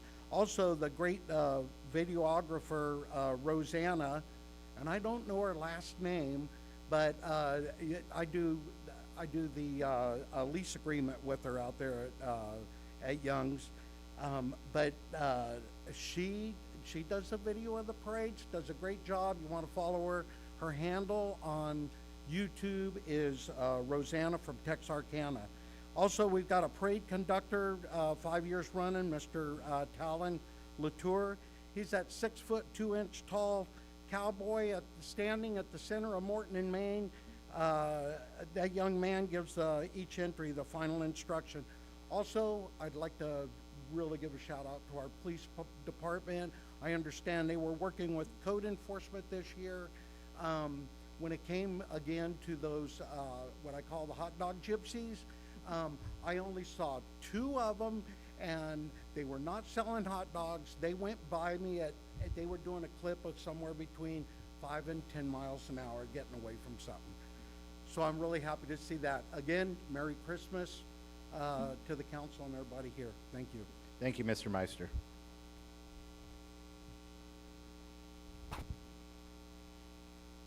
Hi, my name is Sue Wright. Address, I don't know who I'm talking to. 2026 Nancy Avenue. Okay. First time, haven't attended that many meetings, but plan on coming. Homeless situation is a real big thing on my heart, and so I'm here to share a little bit of my thoughts about that. It has come to my attention that there are plans to close the armory next month. On December 12th, the Porterville Recorder posted an article online with the heading, Armory Closures Could Strain Homeless Services. I am here to tell you that closing the armory will definitely strain homeless services. Not could, but will. I, along with many in this room and in our city, care deeply about the unhoused community. We have made hundreds of sack lunches, participated in coat drives, food drives, fundraising events, volunteered at leak events, participate in Point in Time, which is a survey. You go out and it brings services into the city. Many citizens volunteer at St. Anne's Food Pantry. Someone here, a friend tonight, said her husband can't be here because he's helping the gleaners. I have named just a few ways Porterville steps up to help those who are struggling. Obviously, churches, clubs, organizations, schools have helped in ways I don't even know about, and I'm sure you all have too. My point is based on people's willingness to give and serve. I think there would be a strong opposition to closing the armory without a plan in place and not being informed earlier. You've said it's been in the works, but as Denise, who I trust Denise, who's right in there as the head of the link thing, she hasn't heard anything, so everyone was really kind of caught off guard. You might have been talking about it, but it certainly didn't make its way out into the community, people who are actually doing this work. I know decisions like this are not easy, and I am certainly not an expert in understanding budgets, fundings, and grants, but I do have an understanding of what we should be prioritizing as a city. In the same article about shutting down the armory, the next heading was the Washington Monument, which there's been a lot of discussion about that tonight. This is a project which I have heard about, and I'm not going to describe that because you already know what it is, all that, and the crowd out here does too. The contrast couldn't be any stronger. Choosing to close a nightly shelter versus building a monument. Many years back, Christians wore the bracelet WWJD. The fad has come and go, but I would like to think the intent behind the bracelet hasn't. What did and what does God value? The answer is people. It will always be people. If I were to go door to door and survey people, I think they would vote for offering a bed to the homeless over building a monument. And buses and hydrants and whatever's for show, okay? It is about caring people. That brings me here tonight. Robert sleeps nightly at the armory. Robert's wife died last spring. Some people from church were able and honored to put together a small memorial for his wife at a park. It felt like what humans should be doing, helping. It felt holy. Robert shared recently that he has lung cancer. It breaks my heart. Oops, boy, I just thought I'd be running out of time. Breaks my heart to think that he should be sleeping outside. Angela is on the list to get a house. She's sleeping in the armory. Ms. Wright, thank you, ma'am. Thank you.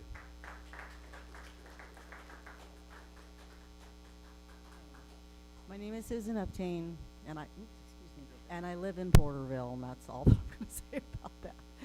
I am a volunteer at the Porterville Rescue Mission, and I'm here to offer a solution to a possible part of a solution to this crisis that we have about the homeless.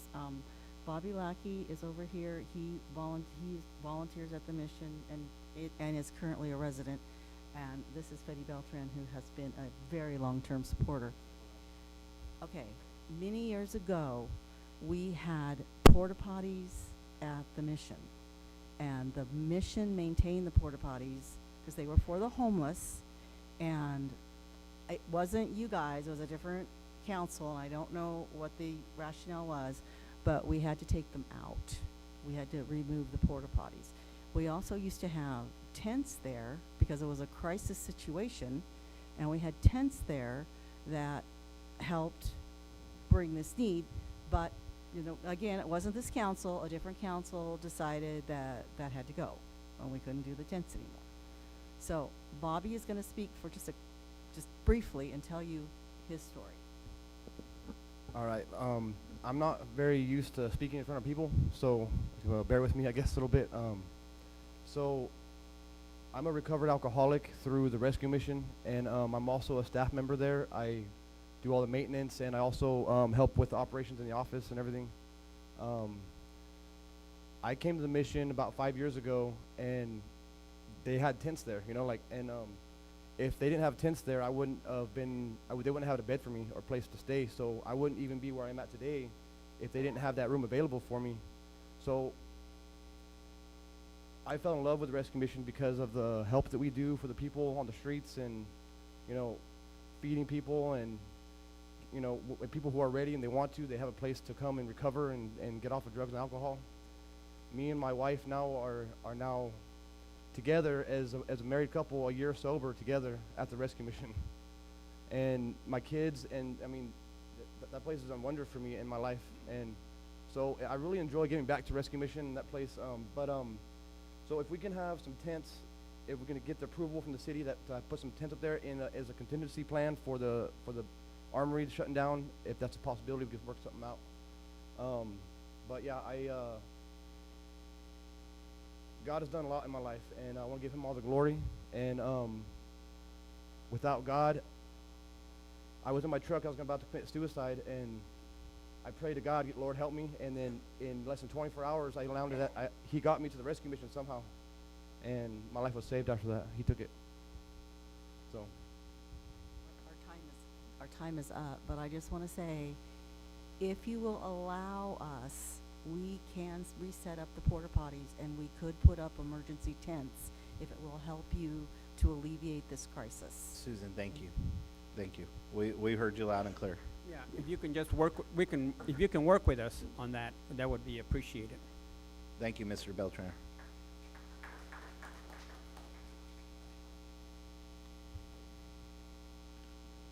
Good evening. I'd like to thank. Could you state your name for the record, sir? Grant Wagner. I'd like to thank the gentleman who provided our invocation this evening, and he said something very clear. He said that the children of Porterville are our most valuable asset and our future. Well, I've got a final proposal for you to consider on this construction of a new library. It's really common sense, which you guys should appreciate. It's a win-win for you and your legacy.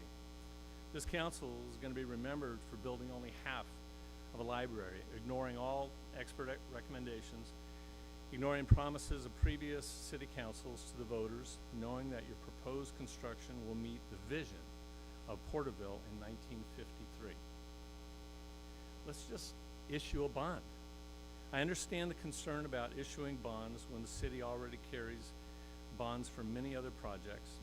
That concern is reasonable, and it's exactly why the library bond is justified. Please let me explain. Those existing bonds reflect past council's priorities, infrastructure and facilities and long-term investments in the city that they deem necessary. Our library belongs squarely in that same category. It's not a luxury project, it's a core civic infrastructure. And just like roads, public safety, and utilities. Bonds exist precisely for projects like this, projects that serve generations, and not just today's budget cycle. The library built now will educate children, support job seekers, provide safe space for students and seniors, and strengthen literacy and economic opportunity for decades in this community. Spreading the cost across a life of the building is fiscally responsible and fair. The question is whether or not city can carry another bond. The question whether the city and this council really is, do you value education and access to information and opportunity at the same level as the other projects that were financed?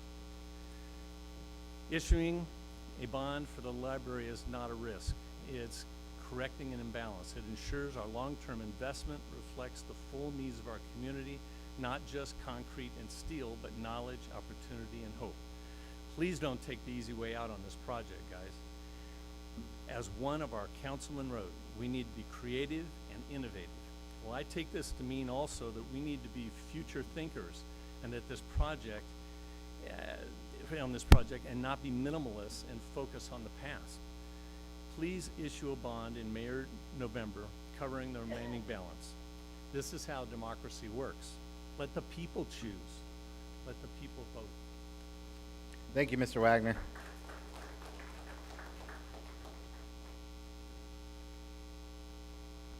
Greg Shelton, 88 North Wilford Drive. I'm gonna, because we only have 3 minutes, I'm gonna say on number 5, the denitrification plants, that's not gonna work any better than that boondoggle of a tertiary plant out there that hasn't worked. So Now's not the time for it. It's another $60 million just to build it. God knows how much to keep it up. It'll double or triple our sewer fees. I know the state wants it, but here's a shock. State of California isn't really best when it comes to fiscal plan. Number 13, to change the order, oral communication. Think it's a good thing. I get tired of these drive-by, comments by people, and then run home while the rest of us have to sit here for 5 hours before we can say our piece. So I think moving that around, giving people right to correct the record in real time is a good idea. And the last one I'm going to do here has to do with, I'm going to read you something from state law. Elections code definitions. A residence for voting purposes means a person's domicile. The domicile of the person is that place in which his or her habitation is fixed, wherein that person has the intention of remaining, and to which, whenever he or she is absent, the person has the intention of returning. At any given time, a person may have only one domicile. The resident of the person is a place which the person's habitation is fixed for some period of time, but wherein he or she does not have the intention of remaining. At a given time, a person may have one or more residences. Key differences: a residence, the place where an individual is physically present for more than a temporary transitory time. Domicile, the one place an individual considers their permanent home and principal established. They consider their permanent home, with the intent of returning after any absence. Now, I sent this 4 days before the story about purportedly Mr. Rivas' residency questions to the reporter. It didn't fit her narrative, so she decided to omit it. As for these our resident authority on the FPPC, I'm the only guy here that's been turned into the FPPC by that resident authority. And you know what happened? They dismissed it because the reality is it was false. So you know what? I just tell them, bring it on. Thank you very much. Thank you, Mr. Shelton.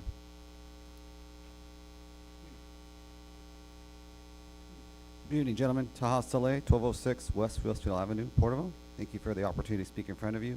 I want to apologize for any disruptions I've created in this room. I know sometimes I get animated and I have a bad habit, so my intention is to sit quietly and respect everybody, because that's my role as a member of the community. I'm here to witness the meeting, not being the meeting. And other than the 6 minutes I get to speak to you guys, so that's my commitment to you.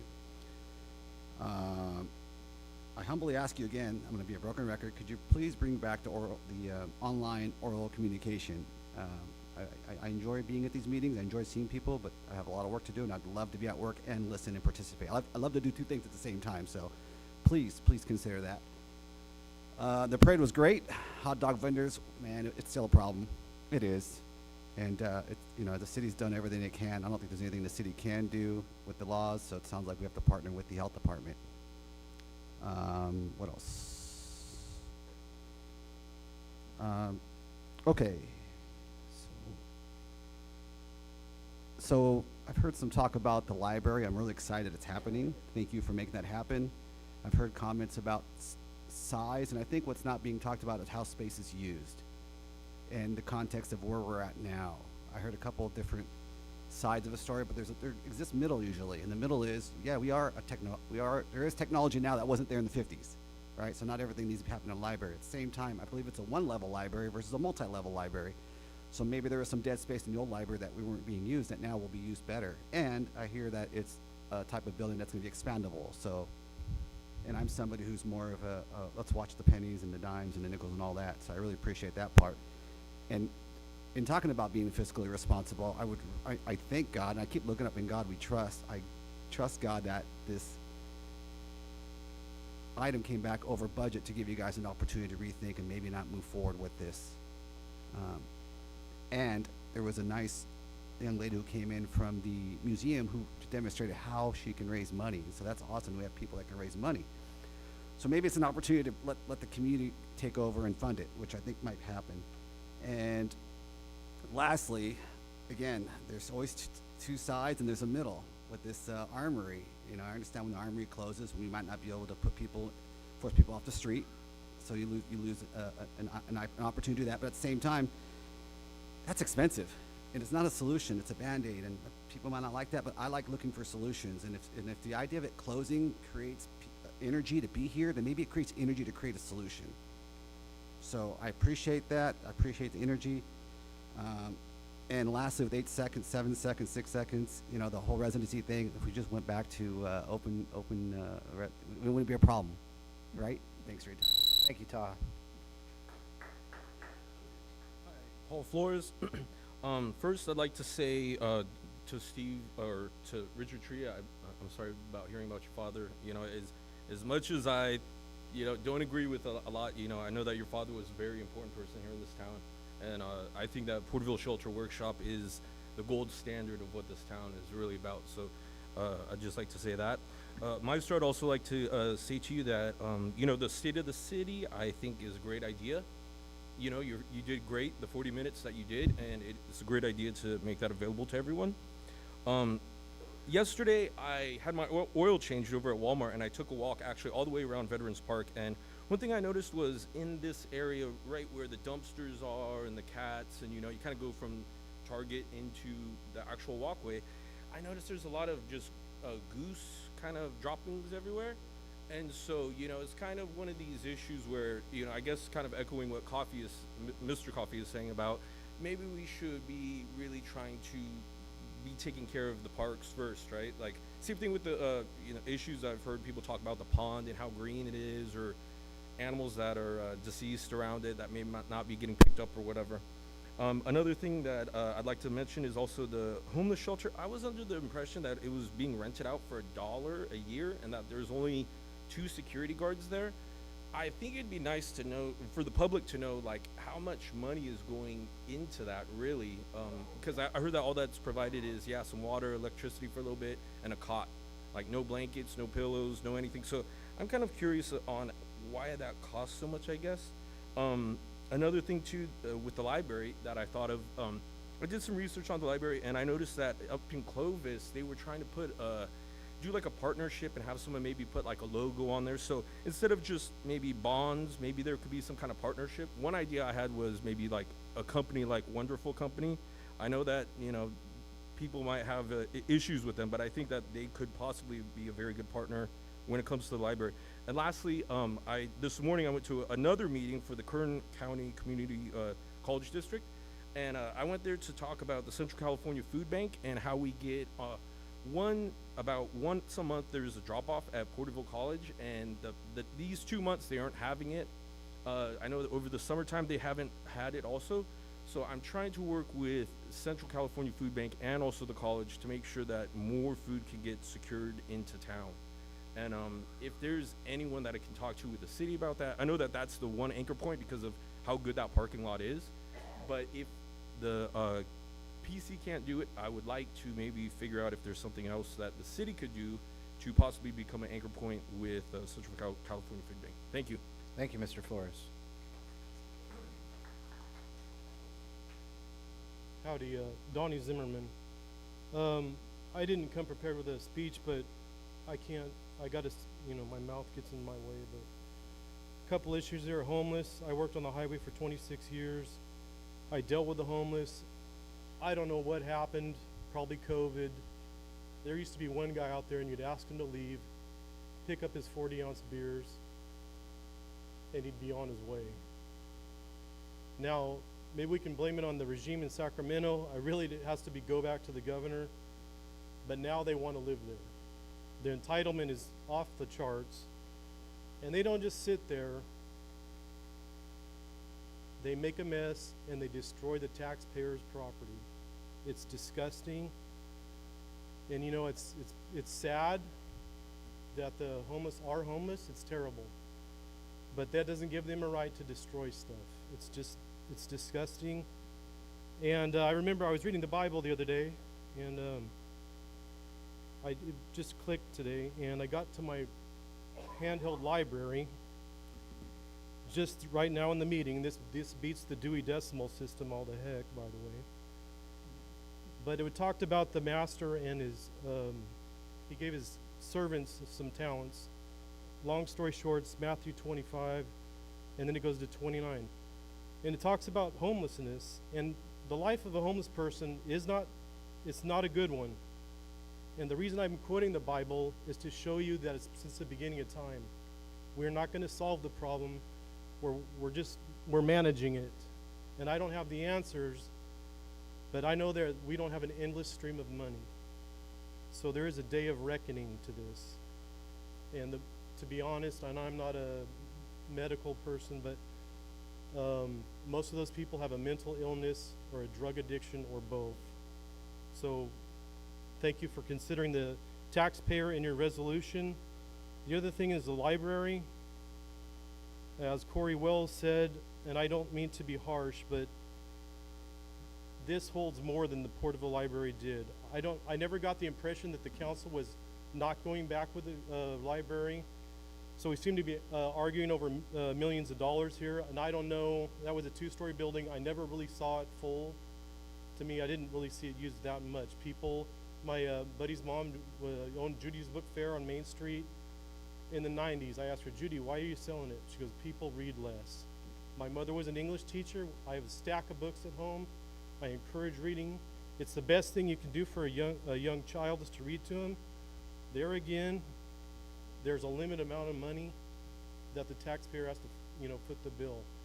So in that, I respect the council. I think you'll find the best decision for the taxpayer. Thank you for considering the taxpayer in your decisions. Thank you, Mr. Zimmerman. Go ahead, sir. Good evening, Mr. Mayor, Mayor Meister, members of the council. My name is Ashu Jain. I'm with a company called the Energy Systems Group. For the past 3 months, we've been working with your staff on putting an energy and water infrastructure project together. And that project, it's a very attractive project. It includes things like much needed infrastructure improvements like HVAC of City Hall, roofing of City Hall, roofing of Corporation Yard. It includes backup genset for the police department, new street lights for downtown, water meter upgrades, and some other projects. And we presented this proposal to Mr. Tree and Mr. Moore last week. And it's financially a very attractive project. And we would like to have an opportunity to come in front of your council in a study session and present it to you all as soon as possible. So that's why I'm here, just to make a request for a study session whenever you think it's possible. Thank you so much. Thank you, Ishu. Okay, with that, we'll move on to consent calendar. I think that was, we had a lot of oral communication there. I know we've been going for 3.5 hours. Does anyone need a break, or can we do the consent calendar and then maybe? Yeah, that sounds good. Okay.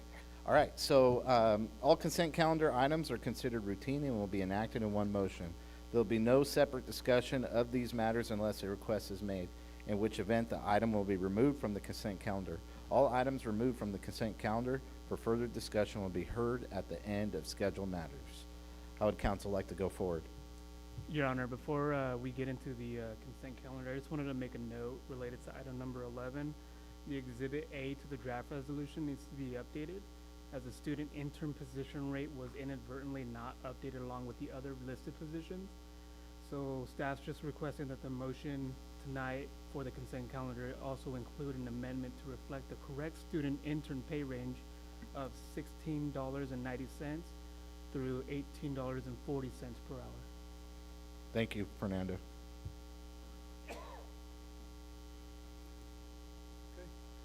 Okay, does council have any items that you'd like pulled for further discussion? Mr. Mayor, I'd like to pull number 5. Okay, we have 5. I'd like to pull item 13. 5, 13, and I'd like to pull item 10. I'll go ahead and, if there's no other discussion, I'll make a motion that we go with 1 through 14, taking out 5, 13, and 10, with the amendment to agenda item number 11 with staff recommendations. I'll motion that. Okay, so we have a first and a second. Is there any other discussion? We'll call for the vote.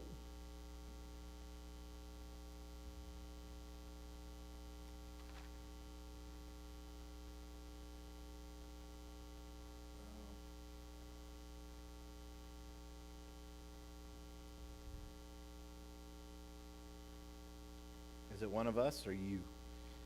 No, it's a computer issue on my end. Give me one moment.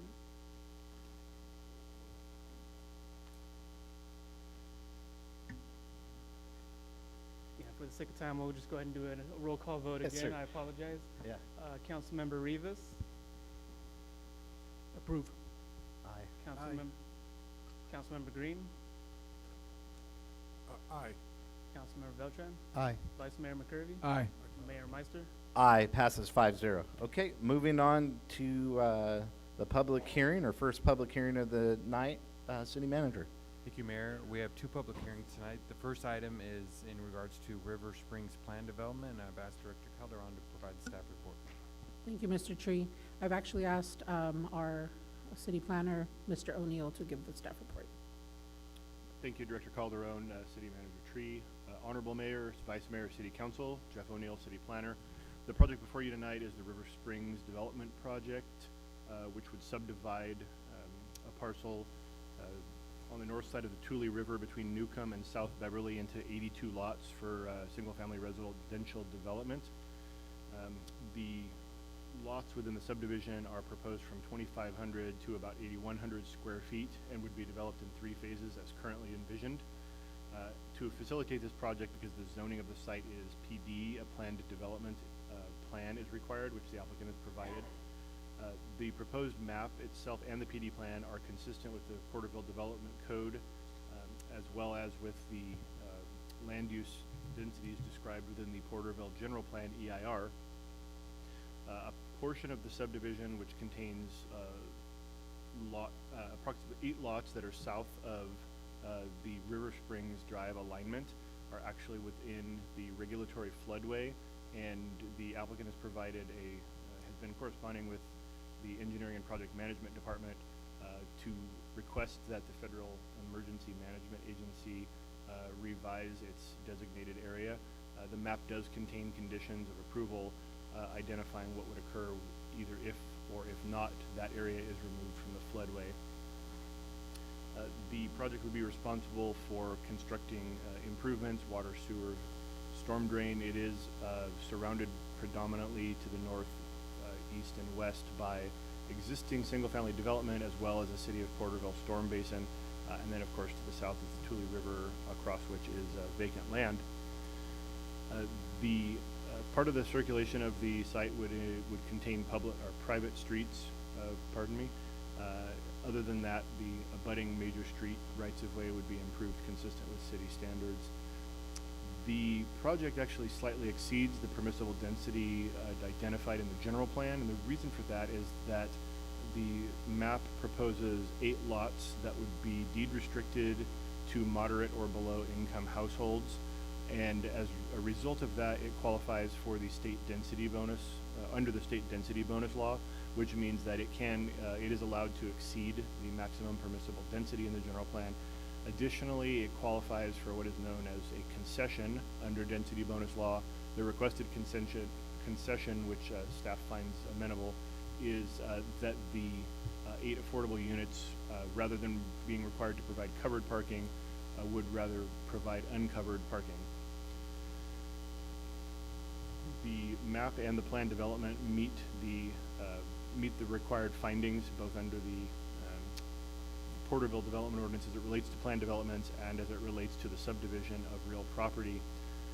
When reviewing the project for compliance with the California Environmental Quality Act, the device that we settled on is a streamlined process for projects that are consistent with the densities prescribed in the general plan.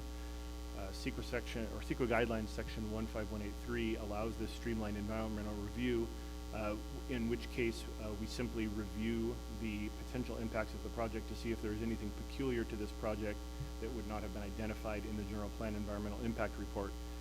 The applicant did hire a consultant to prepare that 15183 streamlined environmental review, and staff believes that that is sufficient, and that with implementation of the policies of the general plan, along with the mitigation contained in the EIR from the general plan, as well as the project conditions of approval, the project would not result in any significant impacts to the environment. So at this time, we would request that the mayor opens the hearing to the public, takes any testimony regarding the project, and then follows staff recommendations 1 through 4. I believe the applicant is in the audience to answer any questions, and staff would also be happy to take questions from council. That concludes staff's report. Thank you, Mr. O'Neill. Great job. We will open the public hearing at 8:44. If you have anything you'd like to say, please come forward at this time.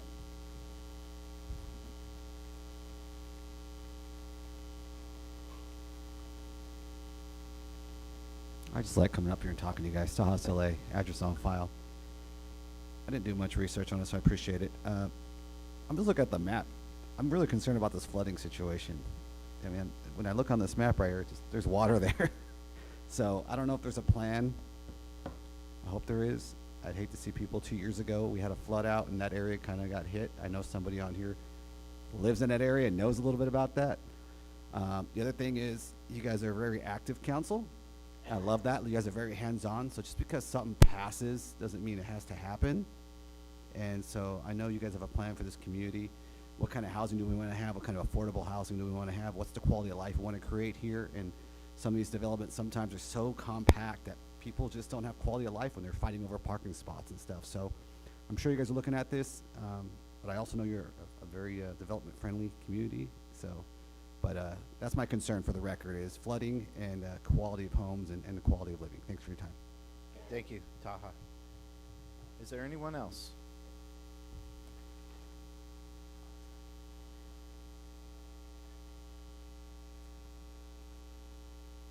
Mr. Mayor, Council, Greg Woodard, I'm the applicant.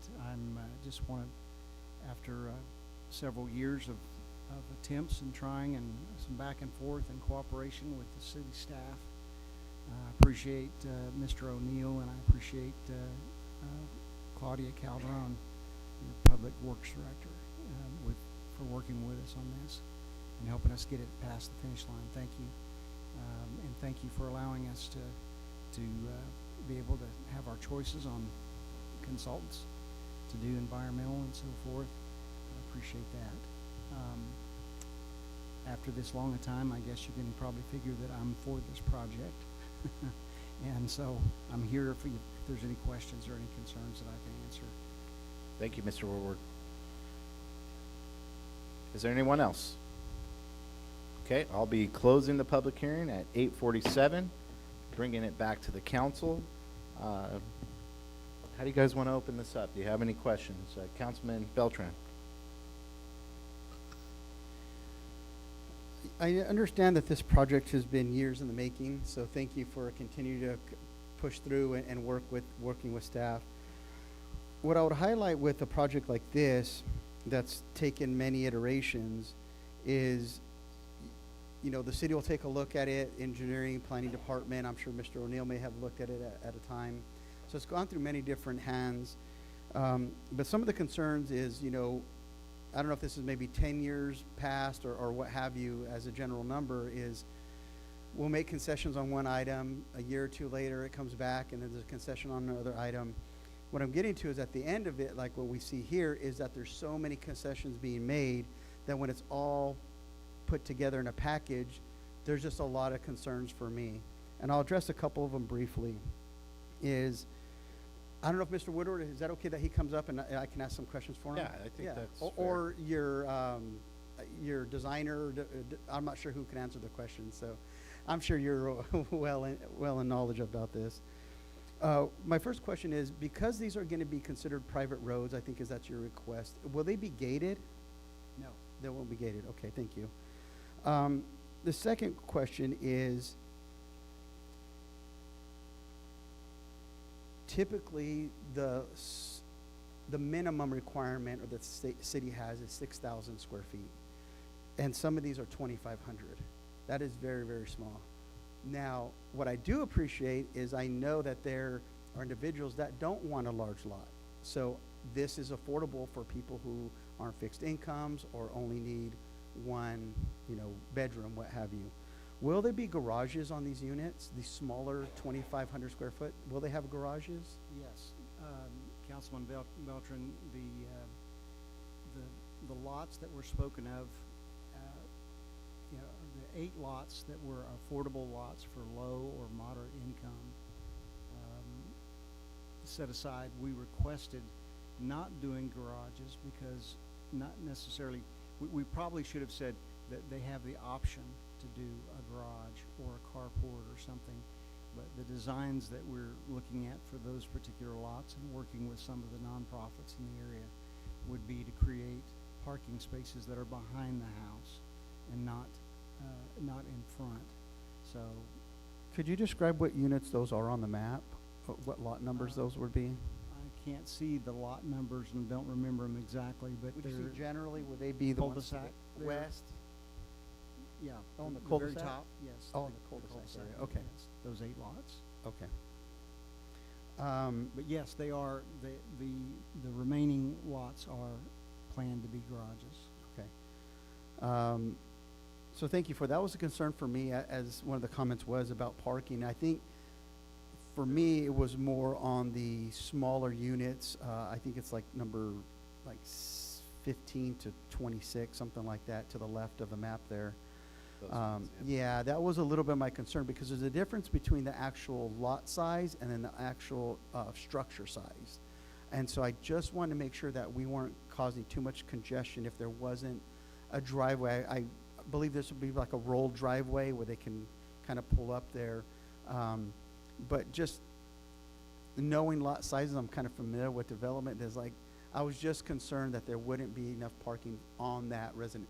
Does this also do you plan to have an HOA for this development? We do. We plan on having an HOA maintain yards and take care of various different maintenance that needs to be done over the years. So that could address public parking on the streets and stuff like Absolutely. that. Good question, good comments, and good observation on your part. We did work with city staff and fire department and engineering and everybody worked together to create a parking plan. Number one, there's going to be red-lined curbs around parts of the neighborhood in order to prevent parking on one side because of trash trucks and so forth. But if you'll notice there, River Springs Drive, that there is, I don't know how many, it was like, I don't remember the number of cars that we figured out we could park along River Springs Drive, and obviously probably maybe not conducive, but it is possible to park probably on Newcomb there as well. Okay. Yeah, that does support some relief, and I wanted to ensure that there might be some bylaws in your HOA that would prevent double parking or stuff like that, because I see on the map that there's red curb. I kind of would wish that interior block would be redlined on both ends, just because on the outer, I guess you'd say more of like a U-shaped, from the left to the right and the top, it's kind of easier for a fire apparatus to get through there, but those inside ones might be a little bit tighter. So I was a little concerned for me if it's not permanent, that this plan isn't permanent, that maybe you would consider red curbing those interior 2 roads just for public safety. Another concern with that, with the lot sizes, is there's no sidewalks. And that's concerning on the interior. If you have somebody who's in a wheelchair or mobile issues, and say they parked on River Springs or they parked on Newcomb, they're going to have to walk in the right of way to get to where mailbox. I don't know how the setup will be on this residence, but not having designated sidewalks on some of this. If you have them, I'm sorry, it was a lot to look at. I think there are some sidewalk barriers, but maybe not fully on all blocks. Can you explain where they might be? Right now, well, first of all, as it relates to parking and redlining, we did work with staff in Absolutely. ad nauseum Okay. for 5 years. Okay. To finally come to an agreement and figure out what was, because the whole idea of being able to create affordable housing, the 8 units that are for low and moderate income, the only way to do that for a developer, a for-profit developer, without using any public funds, is going to be able to save costs and to save money, or to make it more efficient. And the way that that would typically be done is by the creation of smaller lots to build, to be able to lower your land and development costs. You're already familiar with that, Will there be some sidewalks designed on here? Because I didn't see that there were sidewalks. we have city required sidewalks on all of the city public streets. On the city one, but not internally where it's That's public, correct. where it's private. That was just a concern, again, if people were to buy this I think property. If I can interrupt Sure, you real quick, absolutely. I think to answer your question, that therein lies part of the reason why some of the streets are the curbs are redlined, is not only to provide for garbage and so forth, but for Safe area. pedestrian Okay. use, yeah. Okay. I think the last question I had was, sorry, real quick. There will be no streetlights as well. Oh, yes. You plan to have private? Absolutely. Okay. Because I know that's something the city can't do since it's going to be private roads. Right. So that's part of the plan. Awesome. And the last one, and it was brought up earlier, so I understand this, but just so the public knows, those areas that are closer to the river area, those have to be signed off by FEMA. They're going to look at that, and that's a different process. As long as they sign off, then the city is good with their recommendation. Fernando, would you scroll to what he's talking about there? Yes. Yeah, those sections, that's not something the city has authority over. FEMA would have to sign off on those. And then lastly, just, I appreciate the development, especially the smaller units. Crazy concern for how constrained some of this might be, but that they're private roads, because there's no development north or west of this that has kind of smaller roads, and it's kind of a nightmare, and we didn't require red curbs and stuff like that. So when people double park, or I should say double park, but park on both ends, you just can't really get through. We are getting some smaller side loader refuse trucks, so that would be able to service this area. So that's not going to be an issue. But I just had some concerns with that FEMA side of that with insurances. And so I know those owners will have to communicate with you and figure out a way to. Well, as it's stated in the staff report, we're not able to develop that area until we actually do Get approval. FEMA to give us a letter of map. I hope they acknowledgement. do, because that maybe they'll allow us to go in there and reshoring the banks and stuff, because which we've been trying to do, but they didn't want to let us. Well, So there shouldn't be any reason why they wouldn't, because right now our actual topographic elevations in that area are already a foot above the base flood elevation anyway. So we already meet the requirement. It's just that it hasn't been formally done. So we've submitted the application to FEMA to get it out of the flood zone. there's one item that still we're working on with staff. If I can remember, is that's the storm basin. Is that some of the numbers we're not completely agreeable on yet, and that's an ongoing. I don't know if we were to approve this tentative map, that is going to be in contingency of that the storm basin, the water and the space that's going to take up is okay. This tentative map doesn't just say the storm basin no longer. We still have to meet our We still have to meet our requirements, right? So this could come back if it doesn't. Yeah, Councilmember Beltran, one of the conditions of approval does indicate that the developer is required to ensure that the basin can take what is identified as 18 acre-feet of storm drainage. So that for issuance of building permits and moving the project along is all contingent upon those calculations and excavation, if necessary, being done. Which might impact some of the map, and as long as the developer's aware that it's a potential. Okay.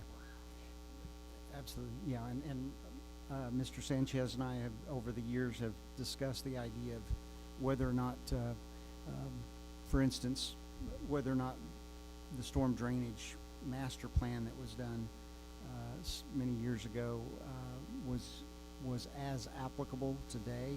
When did we have the floods? 23.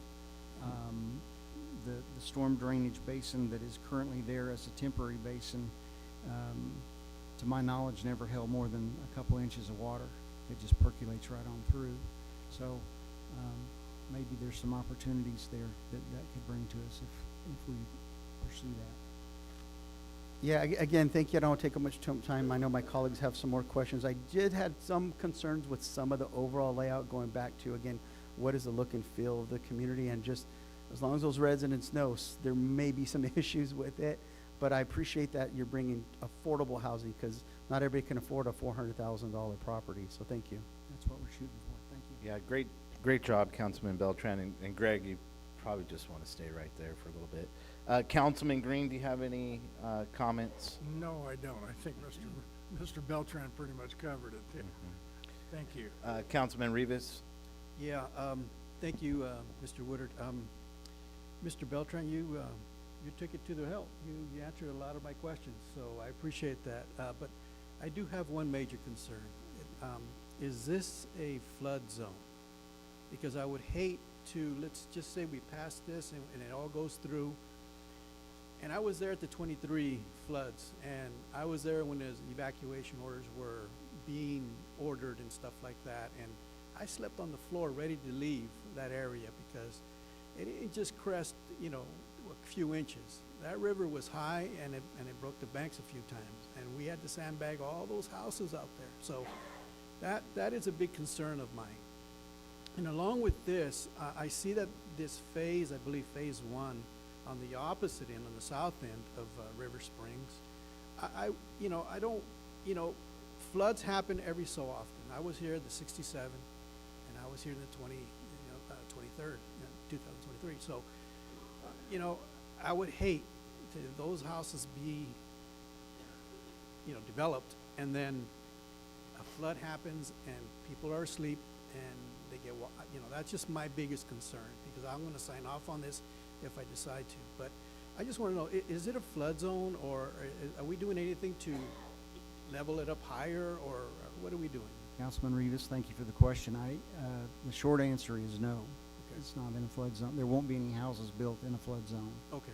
And the area that is shown currently that is on the south side of the river is in an area that is a flood zone area. But like I said, we've already done our topographic engineering and everything, and it is above the flood plain, and we should be hearing back from FEMA within the next month or two. Okay, thank you. Thank you for or answering purchase. that. Thank you. I have So is FEMA gonna give the liability? They're gonna take the liability for putting homes in that area if they go through? That's more of a question towards staff. Right, so like Mr. Woodard has explained, the first step is to go through FEMA. Currently, so it's not in a flood zone, but it is in a floodway as designated by FEMA. Mr. Woodard and his consultants have submitted paperwork to remove the property of the floodway designation.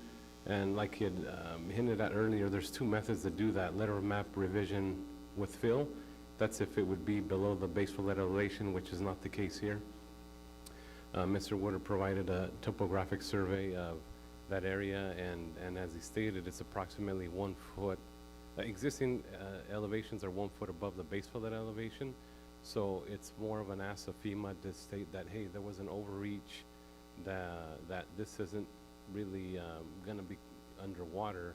Now, there is some risk about the bank stability, and we do have conditions in here that state that, as they start doing their once we pass this phase and get into the improvement plan phase, we'd ask for a soils report, we'll ask for soil borings. The stability of that area, because of the sensitivity of it, we'll be looking at, is it compacted well enough, or does it gotta be reworked to better stabilize it so that the risk is very minimal or goes away. For less erosion.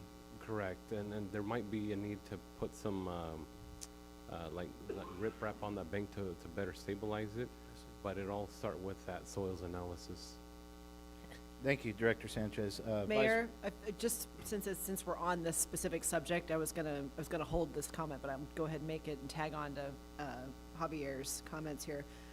I just want to note that on that section that Mr. Sanchez is referring to, we do need to clarify the lot numbers that are applicable, because I don't know that it's correct.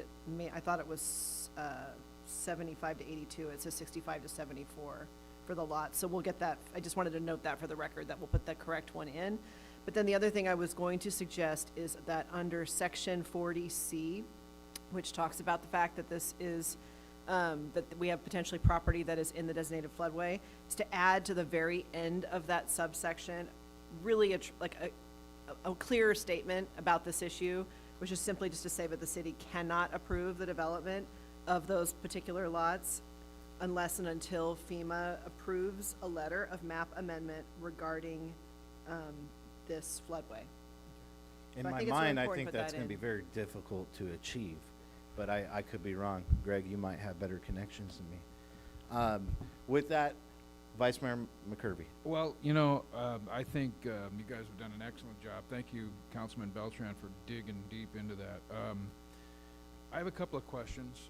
One of my concerns, though, before I ask the question is, and this is for you, Mr. Woodard, it's the parking is an issue.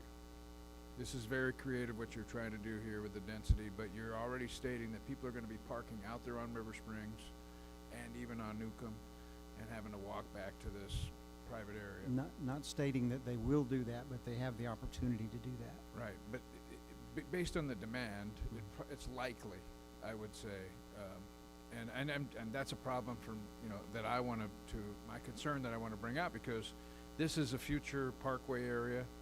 This is a future area where other people want to enjoy, and we're just going to add to the traffic. But the bigger question I have is for Javier, and Javier, maybe Director Sanchez, maybe you can help me. Are we doing this anywhere else in the city in any form? Is this the first of its kind? Are we breaking ground, so to speak, on these ideas? Like a small lot subdivision? Yeah. There has been one other development, the very northwest corner of town, along Henderson Avenue, west of Westwood, west of the retirement center there. It's somewhat of a same concept where it's 5-pack developments, where 2 houses have street frontage, but then there's a driveway easement to the back to access 3 units back I there. am familiar with that one. Right, and there were fire lane restrictions and easements to have joint maintenance of those areas. I would somewhat defer to code enforcement, but we do receive some calls on that regarding, somebody's park blocking the aisle or somebody's parked in the fire lane and so on, so that has to be policed. I would add into that, if you don't mind. Go ahead. Councilman. We did a development 15 years ago that is on West Roby, just down the street from the Burton School District off of Matthew. We did those in 8-unit configurations as well as 6-unit configurations. I don't know, I don't know if anybody from police or fire was here, but I don't think there's been any issues with parking or anything like that. So we tried to think about those things. We basically say, and I have lived in my own apartments and my own homes before, and we try to build them and develop them as if we would have to live there ourselves, because we may someday, and I would like for that to be the kind of place that I would live in myself. So. Well, I love all the work that you guys have done, and I don't want to be negative about it, but this is going to put some burden on the city.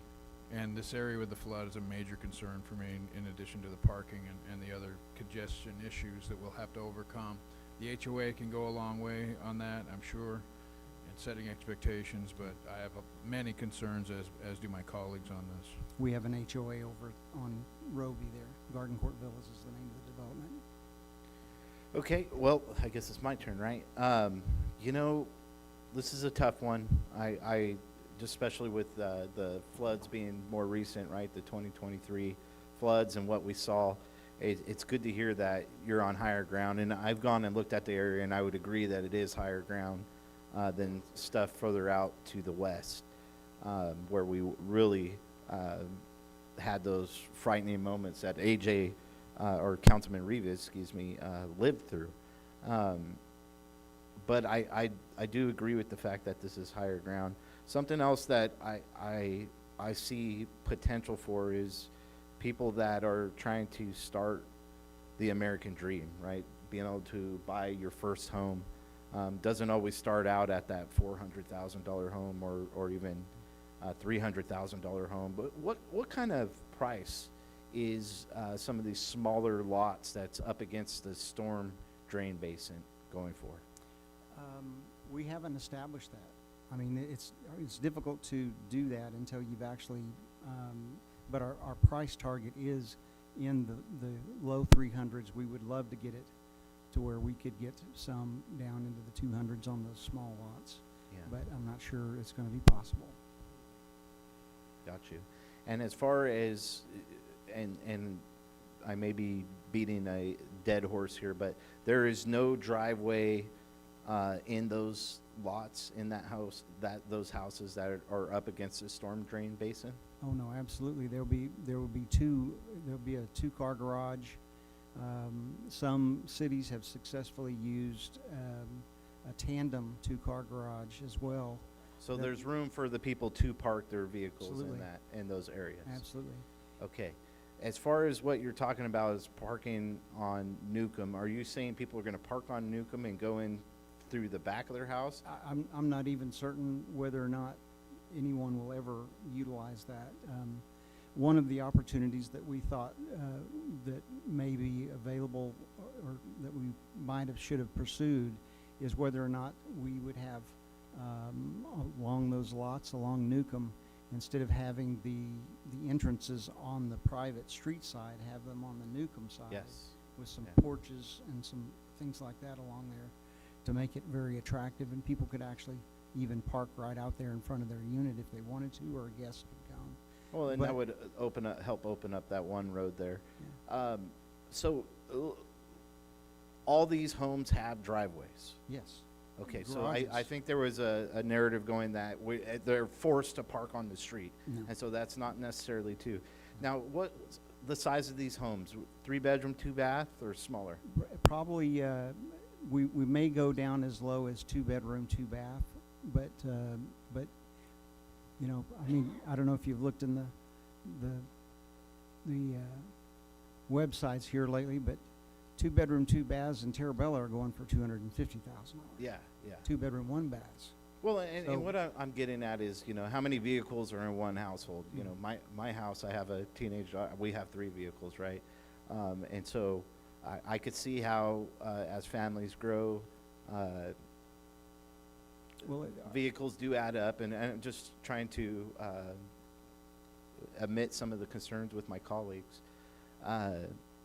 But I think during these times, this presents a good opportunity. I have major concerns about the housing in the floodplain. Or yes, that's correct terminology. It's the floodplain. Way. Director Sanchez? Floodway? Floodway, sorry. Floodway. But I do support the fact that FEMA is going to sign off on that. And so, I'd imagine you're going to have to do some structural work as far as compacting the ground, because it's a lot of sand out there. And we saw the erosion during 2023 and what it does in these areas. And so I'd imagine we're going to have to do some things if you do get that permission. Well, as Javier mentioned, they've got all of the safety levers in place, ground soil borings and R value tests and everything that they'll need to be able to find to figure out whether or not we can build there or not, or what it will take to do it if we can. Yeah, now, it's interesting, when I first saw some developments like this, I wasn't a big fan of them, but I was actually surprised how fast some of these homes sell. And it's because people want to live the American dream. They want that opportunity to buy a house, and sometimes, like I said, the $400,000 or $500,000 homes are just not achievable, especially with the interest rates today. So I think this presents some opportunity for people in our community to get a taste of that American dream. I'm sitting in a position for myself in support. Does council have any other concerns or questions that's come up? I have one question. Right here on phase parcel, I think it's BE 429 in that section, on the curvatures of the roads, is it wide enough for our fire trucks to go through there? I mean, without any, You know what you could do is, Mr. Dignam, would you be willing to come up and speak on that? I know you've probably been deeply involved in this process. the reason being is I would hate to restrict the fire department due to the fact of parking, and they're not able, they gotta find the person who owns the car that's in the way, and that's another concern of mine, so. Mr. Dingham? Fire department's worked with staff and with Mr. Woodard for years to get this developed, and that's been a key concern throughout the entire project, which is why you do see some red curbs, but it does maintain a minimum of a 20-foot fire lane access, as well as the 28-foot radius required by the fire code for apparatus to turn. While you're up here, as far as fire hydrants, we're meeting those standards that we've set as well. They'll be matching the standards, yeah. Yeah. Thank you, sir. Can I interject one thing, just to tag on to what you said about creating the American dream? It's a proven fact that if a person comes from a home and a household where the head of the household owned the home, that they're like 70% less likely to experience crime and homelessness in their future. So I don't know exactly what the statistics are, but it is up there to where achieving the American dream does make a difference in people's lives. Thank you, Mr. Woodward. Does council have any other questions? One more brief one. On lot 11 there in that short corner there, again, I just go back to, I appreciate the smaller lots, but I still have, because these are so deep in the complex, the width are 33 feet? What's the width of the roads? No, the properties of each lot. It's 33 feet, huh? They vary, but they indicate, the I'm smallest ones. When I see a tentative map, my mind's trying to show what the physical structure looks like with a double garage, and I'm like that. Some of these lots, I'm struggling to figure out how, because you can see where the road actually goes about a fourth into the lot already, that where the garage and all that will sit. And so I know this is just a tentative map, and you'll have a more developed one coming forward. So I look forward to seeing how creative you guys are getting with those designs. But we look they will forward to all showing. have garages up there. Okay. Yes. It sounded like a motion. I'll make a motion to move ahead with staff recommendations 1 through 4. Okay, we have the first motion on the table. Is there any other questions? I'm going to second that motion. Is there any other questions? Could I just ask for clarification on whether that includes the recommendations that I made? Yeah, go ahead. Well, the first one was to hold the public hearing for the comments, adopt the draft resolution, because we're not doing any changes. This is just the section, well, I had proposed a potential change to section 40. It's the tentative map resolution approving changes Amended to with section staff 40, subsection C. Oh, okay. Yeah. Okay. Yeah. So Thank you. revise that also with staff recommendations. Amended to staff recommendations. So we have a first and a second. Mr. Tree, do you have some input? May staff interject? Just wanted to reference in your discussion that if we can include language on that there will be an HOA to maintain the private areas. Because that wasn't referenced in our conditions. Yeah, currently there are 3 conditions that reference improvement requirements. That would be the obligation of the developer to annex into an LLMD or similar, or create a new LLMD for maintenance. We would just like to add that an alternative to that would be to form an HOA for the privately maintained areas, to include that in the condition. So an additional or, basically. Yes. Or to form, so we'll include all of that or to form the HOA, and that gives the flexibility. Yeah. Okay. Gotcha. So that we have public infrastructure and facilities maintained by the city, and then the private ones maintained by the HOA. Will you amend your motion, Amend my sir? motion to add the staff comments on that. Okay, Mr. Woodward, you heard that. I'm seconding that motion. Is there any other Any other comments? We'll call for the vote.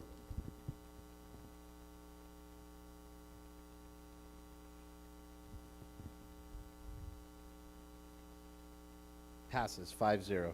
Okay, how's council doing? Do you guys need a recess? You want to keep? Yeah, I'm ready. Okay, let's take a 10-minute recess.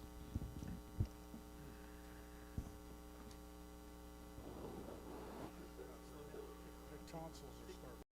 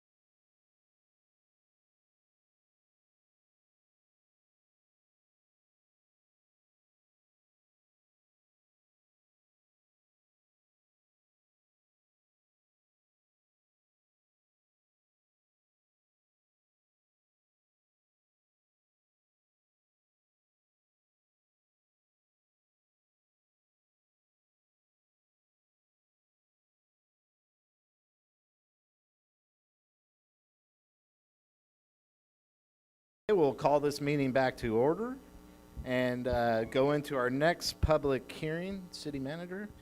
Thank you, Mayor, members of the council. This is our final public hearing for tonight. It's in regards to the Community Development Block Grant, substantial amendments to the 24-25 and 25-26 action plans. And I've asked Director Calderon to provide the staff report once again.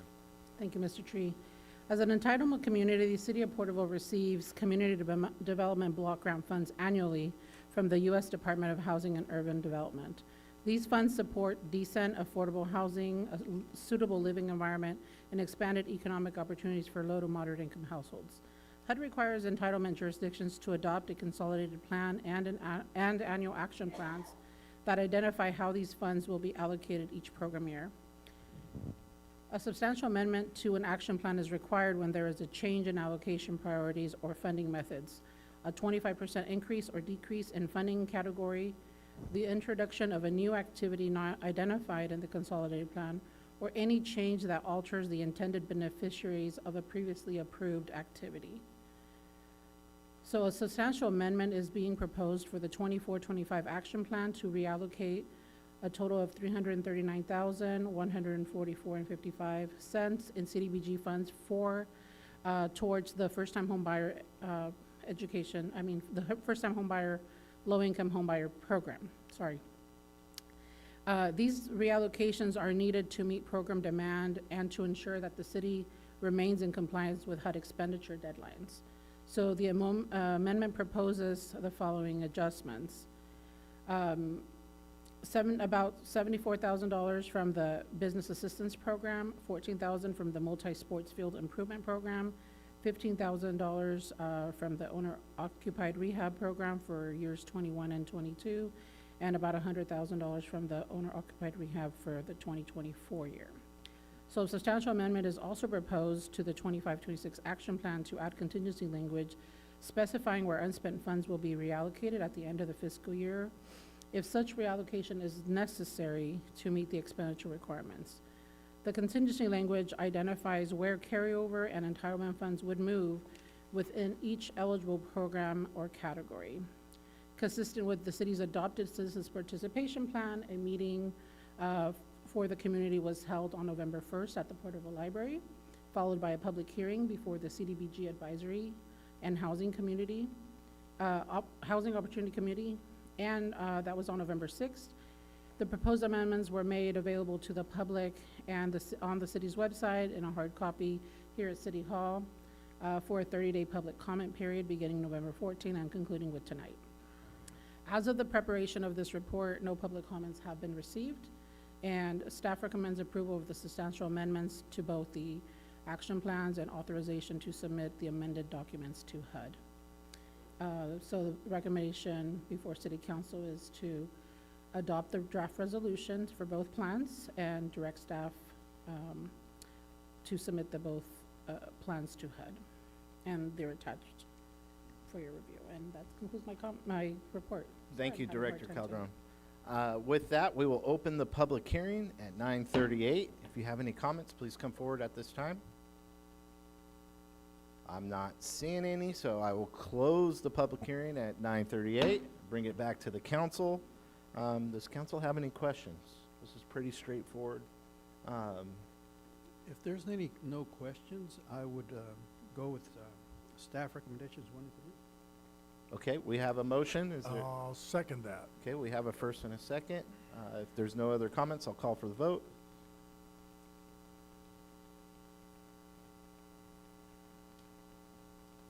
Passes 5-0. Okay, moving on to our second reading. City Manager. Yeah, City Attorney. Thank you, That every Mr. time Tree, I should just Mayor, go and to you. members of the council.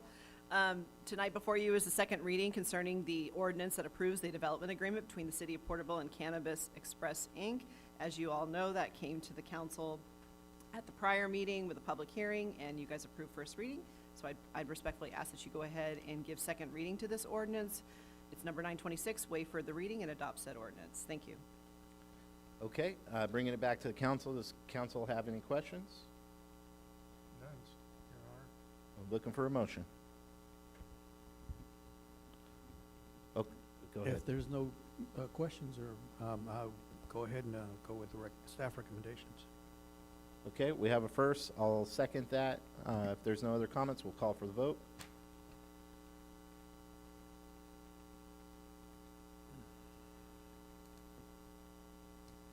Passes 4-1. Read by title only? Yes, ma'am. Ordinance number 1926, an ordinance of the City Council of the City of Porterville approving a development agreement between the City of Porterville and Cannabis Express, Inc., relating to the development of a retail cannabis dispensary at 1436 West Olive Avenue. Thank you. Thank you, ma'am. Okay, moving on to our first scheduled matter of the night, one that I know everyone is very interested in, many members of our community. City Manager. Thank you, Mayor, members of the council. This item is in regards to the consideration of an updated library design and recommended project budget, and I've asked Project Manager Ms. Weaver to give the staff report.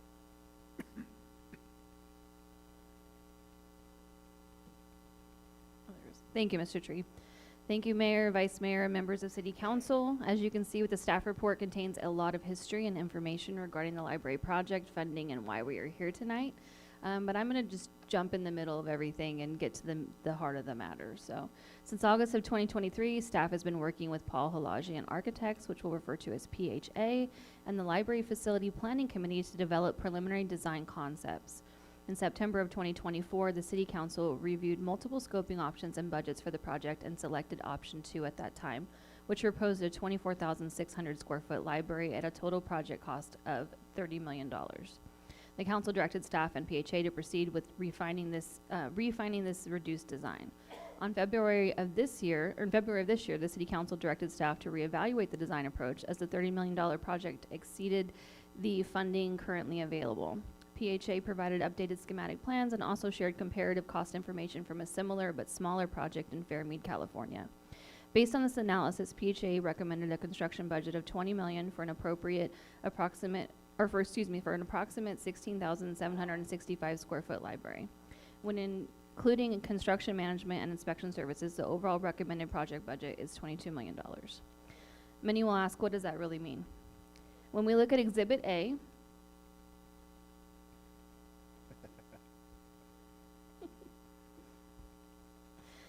so we look at Exhibit A for this project, we see the schematic design that was completed with the $30 million budget in mind. It gives you an overall sense and feel of the design itself and what went into all the public meetings and surveys and things. All those things were put into these concepts. The goal of the redesign or the amendments to the design would be to maintain the overall look and feel, especially the frontage of the building, so that when any future phases are completed, it disrupts those processes in those areas as little as possible. So if we look at, so the overall design and layouts were arrived at after multiple public meetings, surveys, workshops, and input from the Library Facilities Planning Committee and City Council. And when we look at Exhibit B, we see the conceptual site plan for the project. The front of the building, which you see here, this area would be the front, was planned to contain from left to right the large meeting rooms, entrance, and the staff area. So the large meeting rooms here, the entrance, and then the staff areas here. This back portion of the building was intended to be the family and children's area, and then this area here would be the adult and area for teens. And so when we were initially looking at how we can make amendments to this, the first thought would be, let's focus on the actual program and library functioning. So if we look at option C, we see one concept that will allow for a reduction in the overall square footage of the project that would be in line with the recommended updated budget of $22 million. This concept would focus on the delivery of the actual library components and programming. The idea would be to eliminate the large meeting rooms from this phase and shift the children and family library areas to the front of the building in its place, thereby maintaining the bulk of the front of the design area for the project. The teen area would then shift slightly to the north of the building, and the staff area and adult area would see a reduction in square footage. The goal would be to ensure that the updated design layout is structured to maintain adjacency, visibility, and functionality. Staff will work with the design team on concepts to help make this happen and to find ways to make sure that spaces, including outdoor areas, are usable extensions of the library, offering additional avenues for engagement. Extended roof lines, protected courtyards are both examples of how these things could be achieved, and that's what we would strive for when working with the design team. The new layout would ensure that the most essential programmatic elements can be delivered while maintaining flexibility for future expansion as additional funding becomes available. PHA has confirmed that continuing with the updated schematic design is the most efficient and cost-effective path forward. Advancing the project now will also maintain momentum, reduce further cost escalation, and allow coordinated planning across multiple fiscal years to be able to deliver it in a timely manner. If the City Council desires to pursue a larger library or expand the project scope beyond the recommended $22 million budget, the city does have viable financing options available, but it's important to note that pursuing such options will delay design, extend the project timeline, potentially jeopardize the $7.2 million grant, and put additional pressure on the general fund.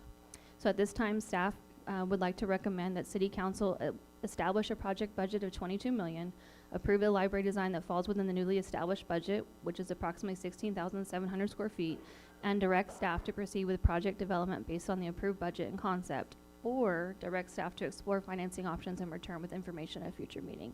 Staff is available for questions. Thank you, Ms. Weaver. Great job. Bringing it back to the council, you know, I'll go ahead and start this one just because I'm the mayor and I can. So, you know, I've kind of got an idea. I think I figured something out and why some of these groups are so adamant about coming and talking about the library and really concerned on the direction and how long it's took. And I realize that you call on us because you know we could get this job done. With the leadership by myself and my colleagues on this council, and then also the skills of the staff, you understand that this is the council and this is the staff that will deliver on the library. And you've seen a lot of really great things over this last year, like Main Street being fully paved, the trees being redone, the light poles being painted, new flags on Main Street. You're seeing historic investments in our roads throughout the community. You're seeing a new community center. You're seeing a battleship-themed playground and hopefully a monument coming to Veterans Park here. And so you're seeing that we are doers, we are movers, and you understand that. And so you're very adamant because you don't want us to forget about the library. And so I understand your positioning, and once again, I want to state for the record that we are alike in mind. We want to see the library built as well. We want to deliver on this. The issue is, what are the deliverables? We have a set amount of money to work with. To sit up here and say, pull bonds, pull $20 million, $30 million in bonds. This city has $80 million in bonds already. Okay? That's almost 3 times our annual budget. I refuse to go down that path. I refuse to raise taxes to deliver this glorious library that is not achievable at this time. Now, what staff has delivered here is outstanding. This doubles the square footage of what we had. And you heard in the report that the way we're going to design this is phasable so that we can phase it out in the future. Future councils can build on this. And not only that, but they're making it so that the outdoor area during certain times of the year is going to be usable. So you still will have that square footage. It gets frustrating to a certain extent because you try to be transparent, you try to bring the reasoning, but some just don't want to hear it. And so it's just, I guess you get frustrated to a certain extent. There are still some issues. We still have not settled the lawsuit. Once again, I am in support of what the past council did in fighting for more money for the city of Porterville to build a bigger library. It's important that they did that. And I still support the past council in taking that direction because it's going to benefit all of us in the long run. And so, yes, it's taken 5 years to get to this point. But now we're actually at a point where we know what our budget looks like. And we can put forth the design that is achievable. And that was still a delivery that is going to be the crown jewel of this community. There's no doubt about it. And it's really exciting as we go into this meeting when we get to the Santa Fe Sports Complex that's going to be right behind this library. This area is going to be a hot spot in town for people to come together and enjoy the economy, the special things that this city has. So that's what I have to say on that. I know there's a lot of information here about ARPA funds, how we could have made different decisions, but ultimately we're in the position that we're in.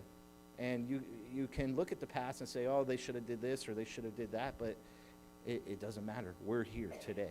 And staff, I want to thank you for the hard work in delivering on this. Great job.